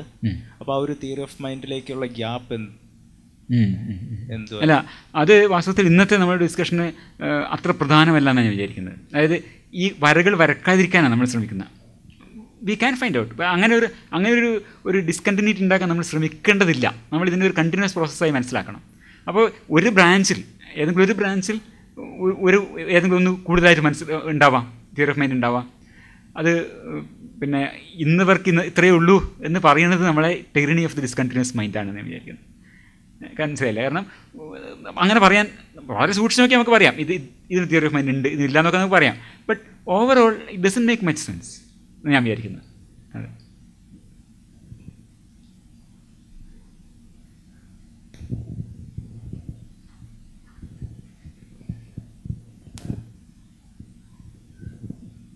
ഈ ബോധത്തെക്കുറിച്ച് പറഞ്ഞപ്പോൾ കോൺഷ്യസ്നെസ്, അതിൽ ശീലം എങ്ങനെയാണ് സ്വാധീനിച്ചിട്ടുള്ളത്? അപ്പോൾ പറഞ്ഞു നമ്മൾ പലതും ചെയ്യുന്നത് ബോധപൂർവമല്ല എന്ന്. പക്ഷേ അത് നമ്മൾ ഉണ്ടായിത്തീരുന്നൊരു ശീലത്തിലൂടെയാണ്. ഇപ്പോൾ ഉദാഹരണത്തിന് സാറ് പറഞ്ഞത് നമ്മൾ വീട്ടിൽ ബാത്റൂമിൽ പോകുമ്പോൾ അന്വേഷിക്കുന്നത്. പക്ഷേ ശരിയാണത്, ആ ശീലം കൊണ്ട് ഉണ്ടായതാണ്. പക്ഷേ ഇവിടെ വന്നപ്പോൾ ഞാൻ വളരെ ബോധപൂർവമാണ് ആ ഡോറിൻ്റെ ഹാൻഡിൽ തിരിക്കുന്നത്. എക്സാക്ട്ലി ഞാൻ അകത്ത് പോകുന്നു, ഓരോന്ന് ചെയ്യും. ഇനി പോകുമ്പോൾ വേണ്ട. അപ്പോൾ അതൊരു ശീലം കൊണ്ട് തീർച്ചയായിട്ടും അത് കോൺഷ്യസ് അല്ല എന്ന് പറയാം. അല്ല, അത് പറഞ്ഞതൊന്ന് ഒരു കാര്യം ഉള്ളത്. പിന്നെ അതിൻ്റെ കൂടെ എന്തുണ്ടായിരുന്നു ഇത് പറയുമ്പോഴേക്കും ചിലപ്പോൾ ഓർമ്മ വരുമായിരിക്കും. അപ്പോൾ ഇതിപ്പോൾ അതാണ് ഞാൻ ആ എഴുത്തിനെ കുറിച്ച് പറഞ്ഞത്. നമ്മൾ വളരെ ക്ലേശിച്ചാണ് ഇത് ഡെവലപ്പ് ചെയ്യുന്നത്. ബട്ട് ലേൺ ചെയ്ത് കഴിഞ്ഞാൽ ഈ പ്രോസസ്സിംഗ് ഒക്കെ അൺകോൺഷ്യസ് ആയിട്ട് നടന്നോളൂ. അതിന് കോൺഷ്യസ്നായിട്ട് ബന്ധപ്പെടുത്തേണ്ട ആവശ്യമില്ല. ലേണിംഗ് നടക്കണം.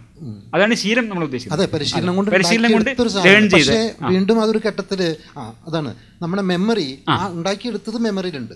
ആ മെമ്മറി എവിടെയെങ്കിലും നമ്മുടെ അത് വിഘടിച്ചു കഴിഞ്ഞാൽ അല്ലെങ്കിൽ അതിന് കോട്ടം തട്ടിയാൽ വീണ്ടും നമ്മൾ ബാക്കിലേക്ക് പോവോ അല്ലെങ്കിൽ ആ ശീലം ചിലപ്പോൾ തകരാറിലാവുകയും ചെയ്യും.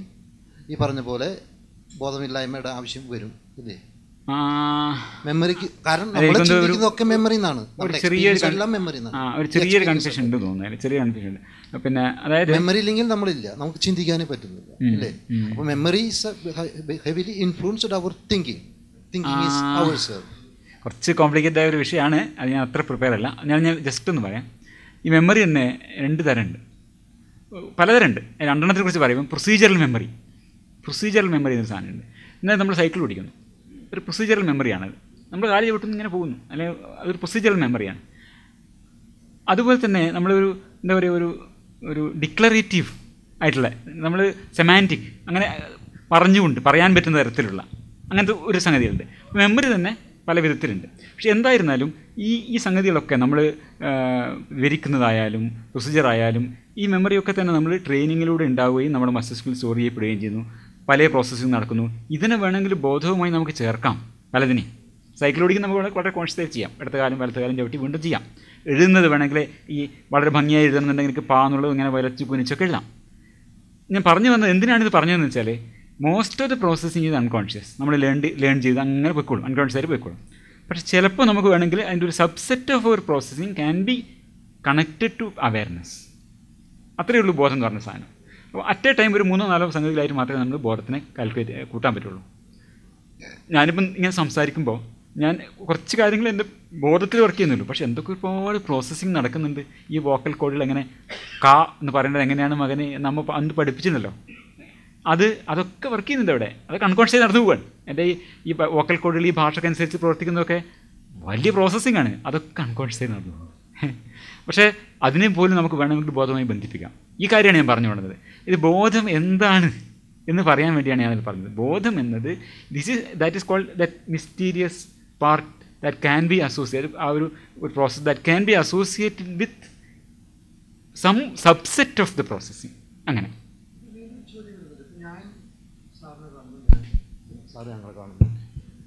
ഞാൻ ഈ ചെയർ കാണുന്നു, ഇതെന്താണ്? മനസ്സിലായില്ല, അത് മനസ്സിലായില്ല എനിക്ക്. നമ്മൾ പരസ്പരം കണ്ടുകൊണ്ടിരിക്കുന്നത് അല്ല, എന്താ കാണുന്നത് വെച്ചാൽ ഞാനിപ്പോൾ നിങ്ങൾ അതിനെ എന്താ വിളിക്കുക? അത് ബോധമാണോ? അല്ലല്ല, അത് ബോധം എന്നല്ല, ബോധമില്ലാതെ നമ്മളിപ്പോൾ കുറേ പേരെ കാണുന്നുണ്ട്. പക്ഷേ കോൺഷ്യസ് ആയിട്ട് നമ്മുടെ പ്രോസസ്സിങ് റിസോഴ്സസ് അതിലേക്ക് പൂർണ്ണമായി ബോധപൂർവമല്ല ചെയ്യുന്നത്. ഡ്രൈവ് ചെയ്യുന്നത് ഞാൻ പറഞ്ഞത്, നമ്മൾ ഡ്രൈവ് ചെയ്യുന്നു, ഓട്ടോമാറ്റിക്കായി ഡ്രൈവ് ചെയ്ത് പോകുന്നു. ബോധമില്ലാതാണ് ഡ്രൈവ് ചെയ്യുന്നത് എന്ന് ചോദിച്ചാൽ അങ്ങനെ ഉണ്ടല്ലോ, ബോധമില്ലാതെ ഉറങ്ങിക്കൊണ്ടല്ല ചെയ്യുന്നത്. അതാണ് കുറച്ച് ലേറ്റ് ആയിട്ടാണോ വന്നത്? കുറച്ച് ലേറ്റ് ആയിട്ടാണോ വന്നത്? അല്ലല്ല, വേക്ക്ഫുൾനെസ്സിനെ പറ്റി ഞാൻ പറഞ്ഞല്ലോ. അതിനെയും നമ്മൾ ബോധം എന്ന് പറയും. ബോധം കിട്ടും ഉറങ്ങി എന്നുവെച്ചാൽ വേക്ക്ഫുൾനെസ്സിന്, അത് നമ്മുടെ സാമാന്യ പ്രയോഗത്തിൽ വരുന്നൊരു കൺഫ്യൂഷനാണ്.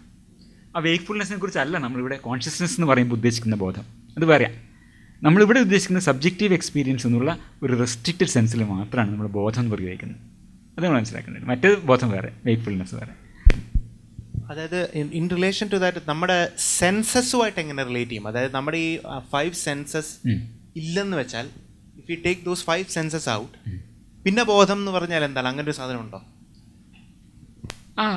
ഈ സെൻസറി ഇൻപുട്ടിന് മാത്രമല്ല ബോധം അസോസിയേറ്റ് ചെയ്യാൻ പറ്റുന്നത്. അതാണ് ഞാൻ പറഞ്ഞത്.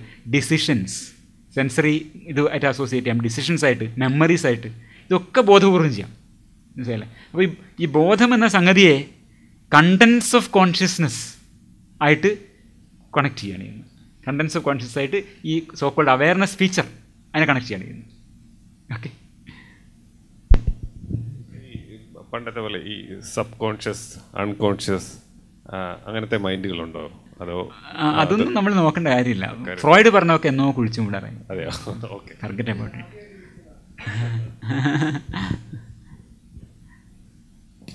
നെക്സ്റ്റ് ശരി.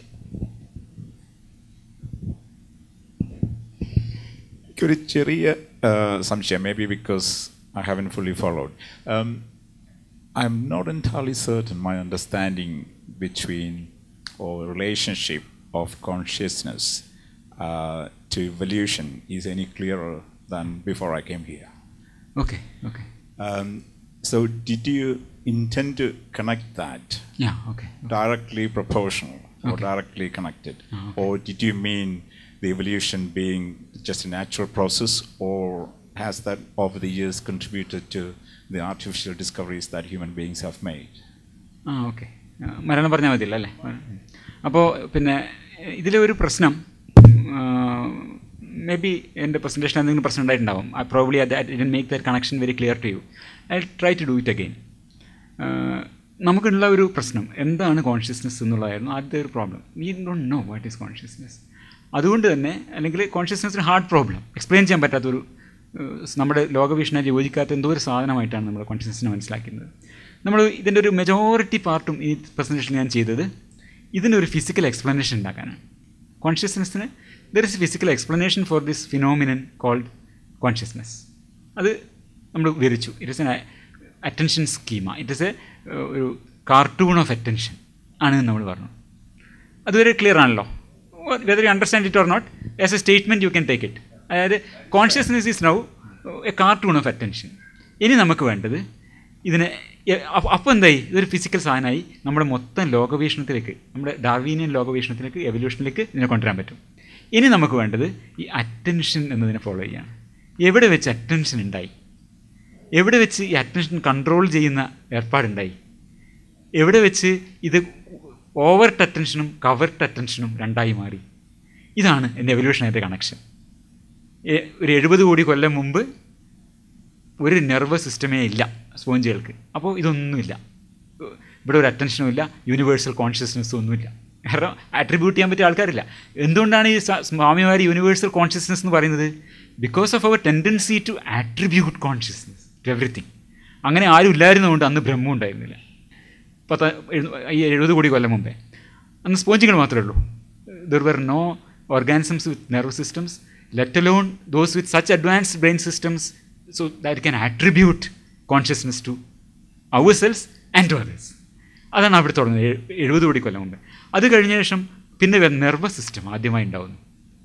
അത് നമ്മളുണ്ട് ഹൈഡ്രയിൽ ഒരു നെർവ് നെറ്റ് മാത്രമാണ്. അതിനെന്തില്ല, അറ്റൻഷൻ ഇല്ല. There is no selective enhancement ഇല്ല. അത് കഴിഞ്ഞ് അടുത്ത സ്റ്റെപ്പിലേക്ക് വെർട്ടിബ്രേറ്റ്സ് ഇൻവെർട്ടിബ്രേറ്റ്സും വേർതിരിയുന്നിടത്ത് നമുക്ക് ചെറുതായിട്ട് ലോ ലെവൽ അറ്റൻഷൻ കാണാം. There is no central control of attention. അത് ലോക്കലായിട്ട് കണ്ണിലെടുത്തുള്ള നെർവ് നെറ്റിൽ മാത്രം നടക്കുന്ന കാര്യമാണ്. അത് കഴിഞ്ഞ ശേഷം നമ്മൾ കാണുന്നു ടെക്റ്റം എന്ന് പറഞ്ഞ സ്ട്രക്ചർ ഉണ്ടായിരുന്നു. Fishes early vertebrates tectum. അതെന്ത് ചെയ്യുന്നു, അത് ആൻറ്റിനെ അങ്ങോട്ട് തിരിക്കുന്നു. യു ഹാവ് നമ്മളെന്ത് ഒരു അറ്റൻഷന് വേണ്ടിയിട്ടുള്ള സാധനം ഉണ്ടായി കഴിഞ്ഞു, അവിടെ ടെക്റ്റം ഉണ്ടായി. അത് കഴിഞ്ഞ് അടുത്ത ഘട്ടത്തിൽ നമ്മൾ വരുന്നു മാമൽസൊക്കെ വരുമ്പോഴേക്കും ഒരു കുറേ കൂടി വിപുലമായൊരു കോർട്ടക്സ് ഉണ്ടാവുന്നു. കവർട്ട് അറ്റൻഷൻ സാധ്യമാവുന്നു, പ്രത്യേകിച്ചും ഹോമിനിഡുകളിൽ ഒരു 6 മില്യൺ ഇയേഴ്സ് ബാക്ക്. ഇങ്ങനെയാണ് ഞാനതിനെ എവല്യൂഷനായിട്ട് കണക്ട് ചെയ്തത്. നമ്മളിതിനെ എങ്ങനെ കാണണം, ഈ ഷുഡ് ബി ഒരു കണ്ടിന്യൂമായിട്ട് വേണം കാണാൻ.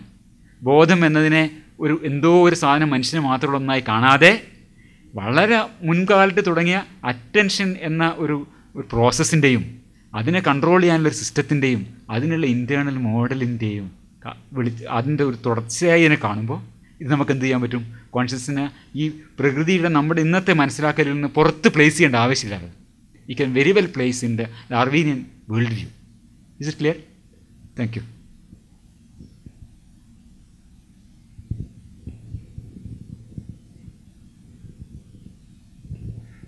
ഞാൻ മനസ്സിലാക്കിയ സംഭവത്തിനകത്തൊരു ചെറിയ മിസ്സിംഗ് ലിങ്ക് ഉണ്ട് എനിക്ക്. ഒരുപക്ഷെ ഞാൻ മനസ്സിലാക്കിയതിൻ്റെ കുഴപ്പമായിരിക്കും. അപ്പം അബ്സ്ട്രാക്റ്റ് ഓഫ് ബയോളജിക്കൽ റോബോട്ട് അങ്ങനെ പറയുമ്പോൾ ഞാൻ മനസ്സിലാക്കിയത് sensory organs is one of the input which goes into brain and നമ്മുടെ അറ്റൻഷൻ എന്ന സാധനം ആക്ച്വലി ഫിൽട്ടർ ഔട്ട് ചെയ്യുന്ന ഇൻഫർമേഷൻ അതുണ്ടെങ്കിൽ മാത്രമേ ഇത് വരുള്ളൂ. തീർച്ചയായിട്ടും ഫിൽട്ടർ ഔട്ട് ചെയ്തിട്ട് ആ സാധനം നമ്മുടെ ബ്രെയിനിൽ പ്രോസസ്സ് ചെയ്യപ്പെടുന്നു. പ്രോസസ്സ് ചെയ്തിട്ട് വരുന്ന ഔട്ട്പുട്ടിനെ നമ്മൾ കോൺഷ്യസ്നെസ് ആയിട്ട് ആട്രിബ്യൂട്ട് ചെയ്യുന്നു, ആരോപിക്കുന്നു. അപ്പോൾ ഈ പ്രോസസ്സിന് പുറകിൽ ഒരു അൽഗോരിതം ഉണ്ടോ?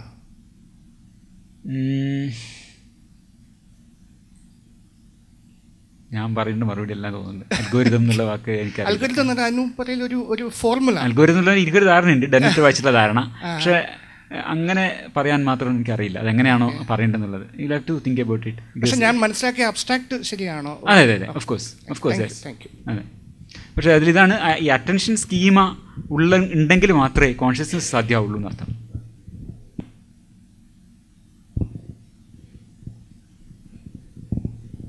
Next, probably last two.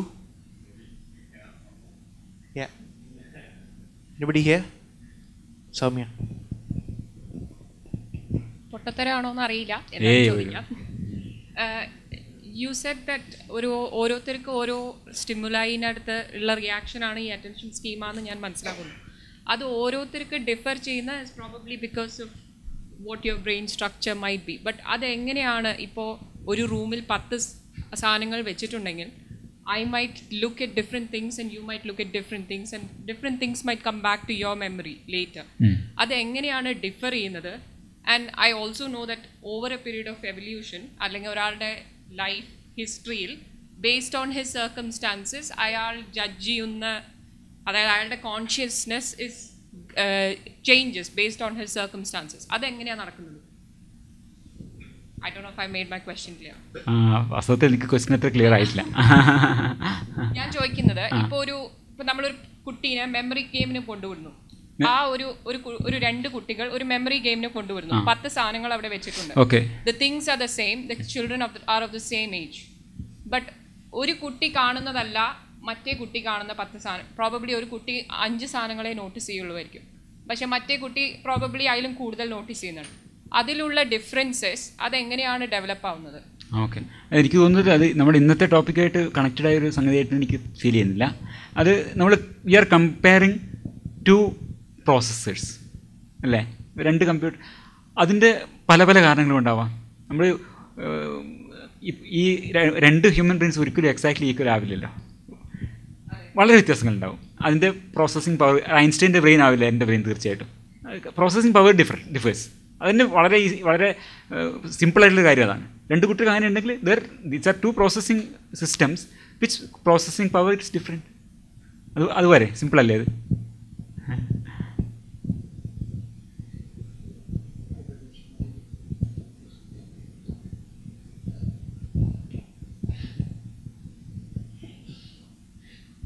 Why പരിണാമം സംബന്ധിച്ചൊരു ചെറിയ ക്വസ്റ്റ്യൻ. മനുഷ്യൻ ഇപ്പോഴത്തെ കണ്ടീഷൻ തന്നെ ജനിച്ചൊരു 10-15 വർഷം കഴിഞ്ഞാലേ അവൻ ഒരു സ്വയം രക്ഷപ്പെടാനുള്ളൊരു ഉണ്ടാവുന്നുള്ളൂ.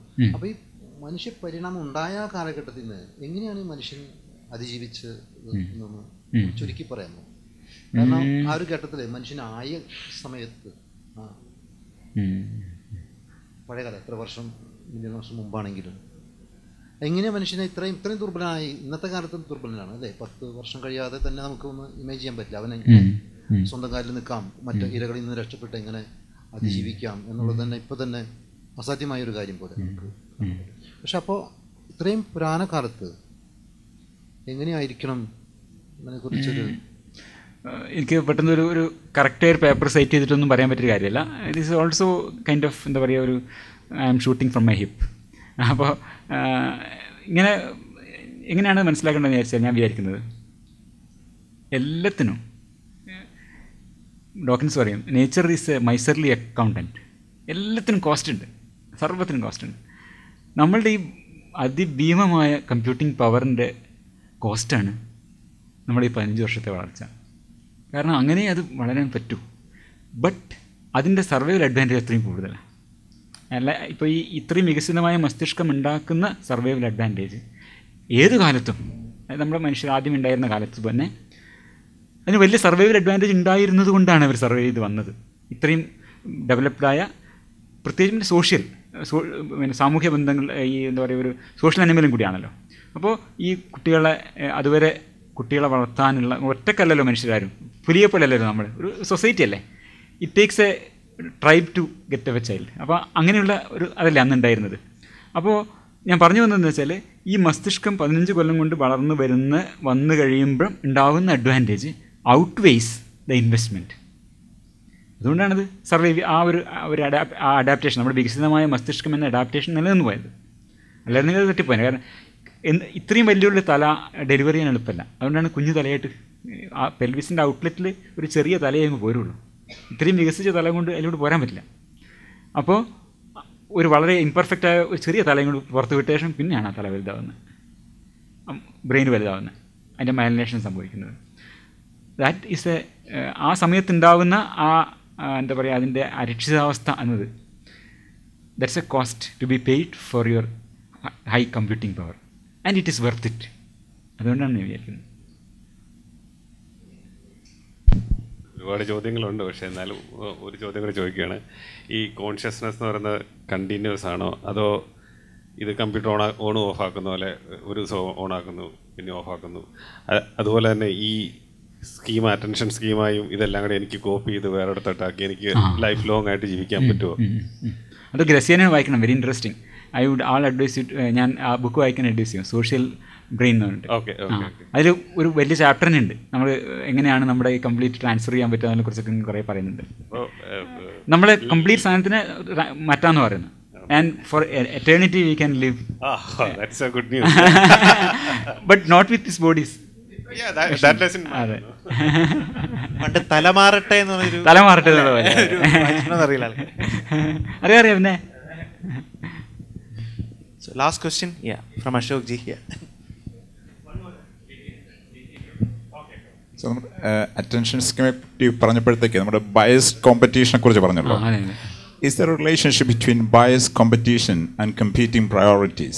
ഞാനത് എടുത്ത് ചോദിക്കാൻ കാര്യം, ഒരു സ്കെച്ചിൽ we saw the presidential candidates for the American election, the way politicians behave.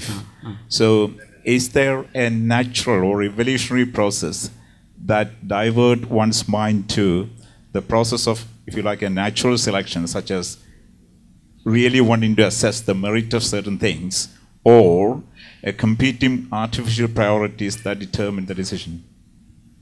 എത്ര ക്ലിയർ ആയോന്ന് അറിയില്ല. One is artificial, one is a natural process. If the consciousness tells something is right and the priority is assessed to be correct, and that same person on the same circumstances could deviate from that position, and in relationship to circumstantial reasons. So how does that? ഒരു ഉദാഹരണം പറയാമോ? ഞാൻ പൊളിറ്റീഷ്യൻസിന്റെ കാര്യം പറഞ്ഞ അതുകൊണ്ടാണ്. അത് ഒരു ഉദാഹരണമായിട്ട് പറഞ്ഞു തന്നായിരിക്കും. Some of the decisions that or attention that Mr. Trump was seeking to compete the priorities that he needed to win that election was quite different from the natural consciousness one might derive. That's pretty obvious. Last sentence മനസ്സിലായില്ല. Natural consciousness അത് മനസ്സിലായില്ല. എന്താണ്? The biased competition എന്ന് പറഞ്ഞില്ല. I thought that was a natural process. Is that right? അതെ, biased competition it is actually a brain process ആണ്. Brain process. So there is no lie. In other words, you are not superimposing that process with something of your own. അത് ബ്രെയിനിൽ നടക്കുന്ന ഒരു ബ്രെയിനിൻ്റെ ഒരു നമ്മൾ എവല്യൂഷനിലൂടെ നേടിയിട്ടുള്ള ഒരു കാര്യമാണ്. സെൻസ് ഈ പ്രോസസ്, ഈ എന്താ പറയുക, സെലക്റ്റീവ് എൻഹാൻസ്മെൻറ്റ് അല്ലെങ്കിൽ ബയാസ്ഡ് കോമ്പറ്റീഷൻ എന്ന് പറഞ്ഞാൽ it's A brain process there. അതിന് നമ്മൾ ഇത് ഞാൻ ഉദാഹരണമായിട്ട് പറഞ്ഞതാണ്. ജസ്റ്റ് ഒരു എന്താ പറയുക, that is A problem with this. ഈ ഒരു ഉപമകൾ പറയുമ്പോൾ ഒരു പ്രശ്നം ഇതാണ്. അതിന് നമ്മൾ അങ്ങനെ കോറിലേറ്റ് ചെയ്യേണ്ട. ഇത് കാണിച്ചു തരാൻ വേണ്ടി ഞാൻ പറഞ്ഞു തന്നല്ലോ. എന്താണ് ബയാസ് കോമ്പറ്റീഷൻ എന്ന് പറഞ്ഞാൽ it is just like bubbles coming up എന്ന് പറയുന്നതിന് പകരം ജസ്റ്റ് ലൈക്ക് കാൻഡിഡേറ്റ്സ്. അതുപോലെ നമ്മൾ വരുന്ന ഈ സിഗ്നൽസ് ചില കാരണങ്ങൾ കൊണ്ട് ചിലത് some signals win the competition, some die out. അങ്ങനെ അതൊരു ഉപമ മാത്രമാണ്. എക്സാക്ട്ലി. അതെ. ഞാൻ ഇതന്നെ ഒരുപാട് സമയം എടുത്തു, കാരണം ഞാനത് ഒഴിവാക്കിയതാണ്.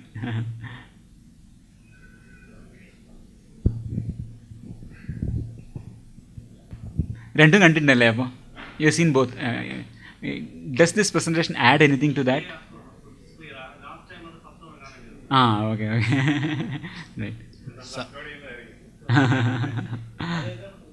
ലാസ്റ്റ് ക്വസ്റ്റ്യൻ ഒരു എക്സ്ട്രാ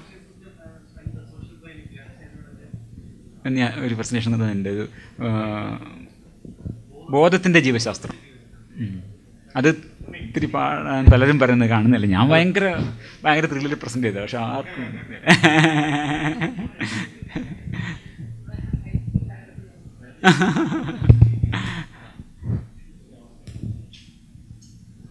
ഹലോ ഈ ക്വസ്റ്റിൻ്റെ ഒരു എക്സ്റ്റൻഷനാണ്. അതായത് biased competition. What makes it biased? Actually ആ റാങ്കിങ് ഒരു വെയിറ്റ് വേണമല്ലോ ഒരു സിഗ്നലിന്, പർട്ടിക്കുലർ സിഗ്നലിന്. So what makes biased? Actually അത് ജനറ്റിക് ആയിട്ടുള്ള ഒരു ഇൻപുട്ടാണോ, അല്ല നമ്മൾ അക്വയർ ചെയ്യുന്ന? അല്ല, നമ്മൾ സിഗ്നൽസിനെ കുറിച്ചാണ് പറയുന്നത്. ഈ രണ്ട് തരത്തിൽ ബയാസ് വരാം. ഒന്ന് ടോപ്പ് ഡൗൺ ആയിട്ട്, ഒന്ന് നിങ്ങൾ നോക്കും, നിങ്ങൾ ടോപ്പ് ഡൗൺ ആയി you can take a decision to boost certain signals. അതായത് നമുക്കിപ്പോൾ പഴുത്ത മാങ്ങയുണ്ടോ എന്നാണ് നോക്കേണ്ടത്. That is a cortical decision. എനിക്ക് വിശക്കുന്നുണ്ട്, അവർക്ക് പഴുത്ത മാങ്ങ ആവശ്യമുണ്ട്. അപ്പോൾ നിങ്ങൾ മാങ്ങകളിലേക്ക് നോക്കുമ്പോൾ മഞ്ഞ കളറുള്ള മാങ്ങയുണ്ടോ എന്ന് നിങ്ങൾ നോക്കുന്നു. അപ്പോൾ അവിടെയാണ് bias. It's A top down bias. അതേസമയം നിങ്ങൾ ചുമ്മാ അങ്ങനെ നോക്കുമ്പോൾ ഒരു മാങ്ങാട്ടൊക്കെ താഴെ വീഴും. അപ്പോൾ എന്തുണ്ടാവുന്നു? ആ സിഗ്നൽ ഭയങ്കര എന്താ പറയുക, ഫ്രം ബോട്ടമാണത് വരുന്നത്. സെൻസറി സിഗ്നൽസ് കൂടുന്നു. അപ്പോൾ ഈ രണ്ട് തരത്തിലും ബയാസ് വരാം. ഈ രണ്ട് തരത്തിലും can be top down boosting or bottoms up boosting. അല്ല, ആ ഒരു ഇൻഫർമേഷൻ അത് ജനറ്റിക്കലായിട്ടുള്ള ഒരു ഇൻഫർമേഷൻ ആണോ, അല്ല അത് നമ്മുടെ പാസ്റ്റ് ഹിസ്റ്ററി? ഇപ്പം മാങ്ങ എന്താണെന്ന് ആദ്യം അറിയണം, എന്നാലേ യെല്ലോ മാങ്ങയാണെന്നൊക്കെ മനസ്സിലാവുള്ളൂ. അത് ഈ പ്രോസസ്സിംഗ് സിസ്റ്റത്തിന്റെ അന്നത്തെ അവസ്ഥ അനുസരിച്ച് തന്നെ പറ്റുള്ളൂ. അതിന് നേരത്തെയുള്ള അതിന്റെ നോളജും പഴുത്ത മാങ്ങ മഞ്ഞ കളറാണെന്ന് അറിഞ്ഞിരിക്കണം. അതൊക്കെ ആവശ്യമുണ്ട്. It's all there.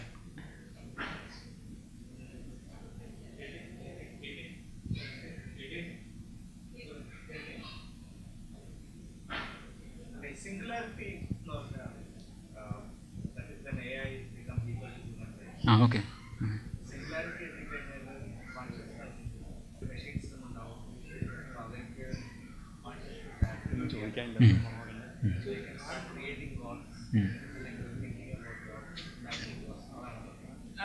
അതല്ല പറയുന്നത്. എന്നുവെച്ചാൽ അതിൽ ഇപ്പോൾ അതാണ് ടൊണോണി എന്ന് പറഞ്ഞിട്ട് ഒരാളെ പറ്റി പറഞ്ഞത്. ഈ ടൊണോണിയുടെ ഒക്കെ ഒരു കാഴ്ചപ്പാടെന്ന് വെച്ചാൽ ഇൻ്റഗ്രേറ്റഡ് ഇൻഫർമേഷൻ. അതിന് ഫൈ എന്നൊരു ഇതൊക്കെ ഉണ്ട്. ഭയങ്കര ആ ഇൻ്റഗ്രേറ്റഡ് ഇൻഫർമേഷൻ്റെ ഒരു മെഷറാണ് ഈ ഫൈ എന്ന് പറഞ്ഞത്. അപ്പോൾ അത് ഇൻ്റഗ്രേറ്റഡ് ഇൻഫർമേഷൻ കൂടുന്നതിനനുസരിച്ചിട്ട് സിസ്റ്റം കോൺഷ്യസ്നസ് വരുന്നതാണ്. അപ്പോൾ അതിൻ്റെ ഒരു പ്രോബ്ലം എന്ന് വെച്ചാൽ നമ്മളൊരു ഹീലിയം ഒരു ഹൈഡ്രജൻ ആറ്റത്തിന് പോലും ഇതൊരു സം ഇൻ്റഗ്രേഷൻ. അപ്പോൾ അതുകൊണ്ട് നമ്മൾ പാൻസൈക്കിസത്തിലേക്കൊക്കെ പോകും. അത് ഒരു അർത്ഥമില്ലാത്തൊരു വാദമാണത്. അതായത് ഈ കോൺഷ്യസ്നസ് നമ്മൾ എത്ര തന്നെ ഇൻ്റഗ്രേറ്റഡ് ഇൻഫർമേഷൻ ആയിരുന്നാലും അത് കോൺഷ്യസ് ആയിക്കോളും. കോൺഷ്യസ്നസ് ഉയർത്തുന്ന സാധനമാണ്. അതാണ് നമ്മൾ നമ്മൾ ആർട്ടിഫിഷ്യൽ ഇൻ്റലിജൻസിലൂടെ കോൺഷ്യസ്നസ് ഉണ്ടാക്കാൻ വേണ്ടിയിട്ടുള്ള സജഷൻ എന്നുള്ള നിലക്കാണ് ഗ്രസിയാനോ ഇതിനെ ഈ പേപ്പറിൽ പറയുന്നത്. ഇത് നമ്മൾ ഒരു അറ്റൻഷൻ സ്കീമയിലൂടെ മാത്രം സാധിക്കുന്ന ഒരു കാര്യമാണ്. However integrated you make your ഇത് മറ്റുള്ളതെന്ന് വെച്ചാൽ ഇങ്ങനെ ഡിം പാത്തുമേട് ആട് പറ്റൂ എന്ന് പറഞ്ഞ പോലെ ഇതിങ്ങനെ ചെയ്ത് കോംപ്ലക്സിറ്റി കൂടി വരുമ്പം ബും ഔട്ട്കംസ് കോൺഷ്യസ്നെസ്. അങ്ങനെയല്ല. കോൺഷ്യസ്നെസ്സിന് അത് ബയോളജിക്കലായിട്ട് നമുക്ക് അത് കോൺഷ്യസ്നെസ്സിനെ കുറിച്ചുള്ള അജ്ഞത വെച്ചാൽ നമ്മുടെ പഴയ ധാരണ എന്നാണ്. ഇതെന്തോ ഒരു സൂപ്പർ നാച്ചുറൽ സാധനമാണ്, അത് നല്ലോണം ഇങ്ങനെ ഇൻറ്റഗ്രേറ്റ് ചെയ്ത് വരുമ്പം ബും എന്ന് പറഞ്ഞിട്ട് ഉണ്ടാവും എന്നുള്ളതാണ് ടോണിയുടെ ഒരു ബേസിക്കലി പറഞ്ഞത്. അത് I think that is a very lazy model. പിന്നെ ഗ്രേസിയാനോയിലാണ് ഇപ്പോൾ ഇതിൽ ചെയ്യുന്നുണ്ട്, ചില വർക്ക് ചില ഇതിൽ ആർട്ടിഫിഷ്യൽ ഇൻ്റലിജൻസ് ചെയ്യുന്നുണ്ട്. Is basic neuro scientist. But ഇത് ഉപയോഗിച്ചുകൊണ്ട് ഒരു യൂണിവേഴ്സിറ്റി പേപ്പർ ഞാൻ കണ്ടു, ആംസ്റ്റർഡാം എന്ന ഒരു പേപ്പർ കണ്ടു. ഇത് ഉപയോഗിച്ചുകൊണ്ട് അറ്റൻഷൻ സ്കീമ വളരെ ലളിതമായിട്ട് ഈ ന്യൂറൽ സർക്യൂട്ടിൽ വീഡിയോ ഉപയോഗിച്ചിട്ട് അതിനെ പറ്റി പേപ്പർ കണ്ടു. കുട്ടിയിലെ ഗ്രേസിയാനോ തന്നെയാണ്. ഗ്രേസിയാനോയുടെ വെബ്സൈറ്റിൽ പോയാൽ കാണാം.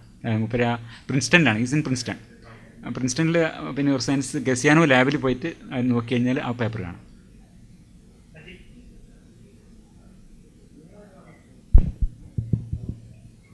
ഇവിടെ സിമ്പിൾ ക്വസ്റ്റ്യൻ ആണ്. മറ്റേ ഈ തിയറി ആക്ച്വലി ബ്രെയിനായിട്ട് ലിങ്ക് ചെയ്യുന്ന മറ്റേ ഹെമിസ്പേഷ്യൽ ഇഫക്റ്റ് ആ ഒരു ഇത് മാത്രം കൊണ്ടാണ് അല്ല, മനസ്സിലായില്ല എനിക്ക്. അവയർനെസിന്റെ ഫിസിക്കൽ എവിഡൻസ്. ഓക്കെ, അതെ അതെ അതെ. ഇത് മോസ്റ്റ്ലി ഹൈപ്പോത്തറ്റിക്കൽ, മോസ്റ്റ്ലി ഹൈപ്പോത്തറ്റിക്കലാണ്. Mostly still hypothetical. വളരെ എന്താ പറയുക, അടുത്ത കാലത്ത് മാത്രം വന്നിട്ടുള്ളതാണ്. പക്ഷേ അതിൽ exciting thing is boils down to materials. വളരെ കൃത്യമായിട്ട് now we can have a എന്താ പറയുക ഒരു കോൺഷ്യസ്നെസ് ഉള്ളതിനെ നമുക്കൊരു ബയോളജിക്കലായിട്ട് ഫിസിക്കലായിട്ട് എക്സ്പ്ലെയിൻ ചെയ്യാനുള്ള ഒരു സ്കോപ്പ് തരുന്നുണ്ട്. That is why this theory is interesting and exciting. അങ്ങനെ സ്വയം ഒരു റാഷണലിസ്റ്റ് ആണ് തന്നെ പറയും ഗ്രസിയാനോ. അൺഅപ്പോളജറ്റിക് റാഷണലിസ്റ്റ് എന്ന് പറയും. നമ്മുടെ ആളാണ്.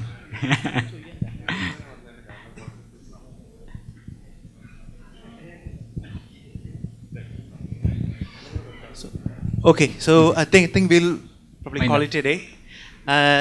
ഔപചാരികമായി ആരടുത്തും നന്ദി പറയുന്നില്ല. We are all family. So thanks for all your support for coming. എനിക്ക് കുറച്ച് പേർക്ക് കുറേ ദൂരെ നിന്നാണ് വന്നിരിക്കുന്നത്. സോ നമ്മുടെ കൂടെ എത്ര നേരം സമയം ചെലവഴിച്ച ഡോക്ടർ വി സിക്കും on behalf of UR UK and on behalf of all of us, thank you very much, sir.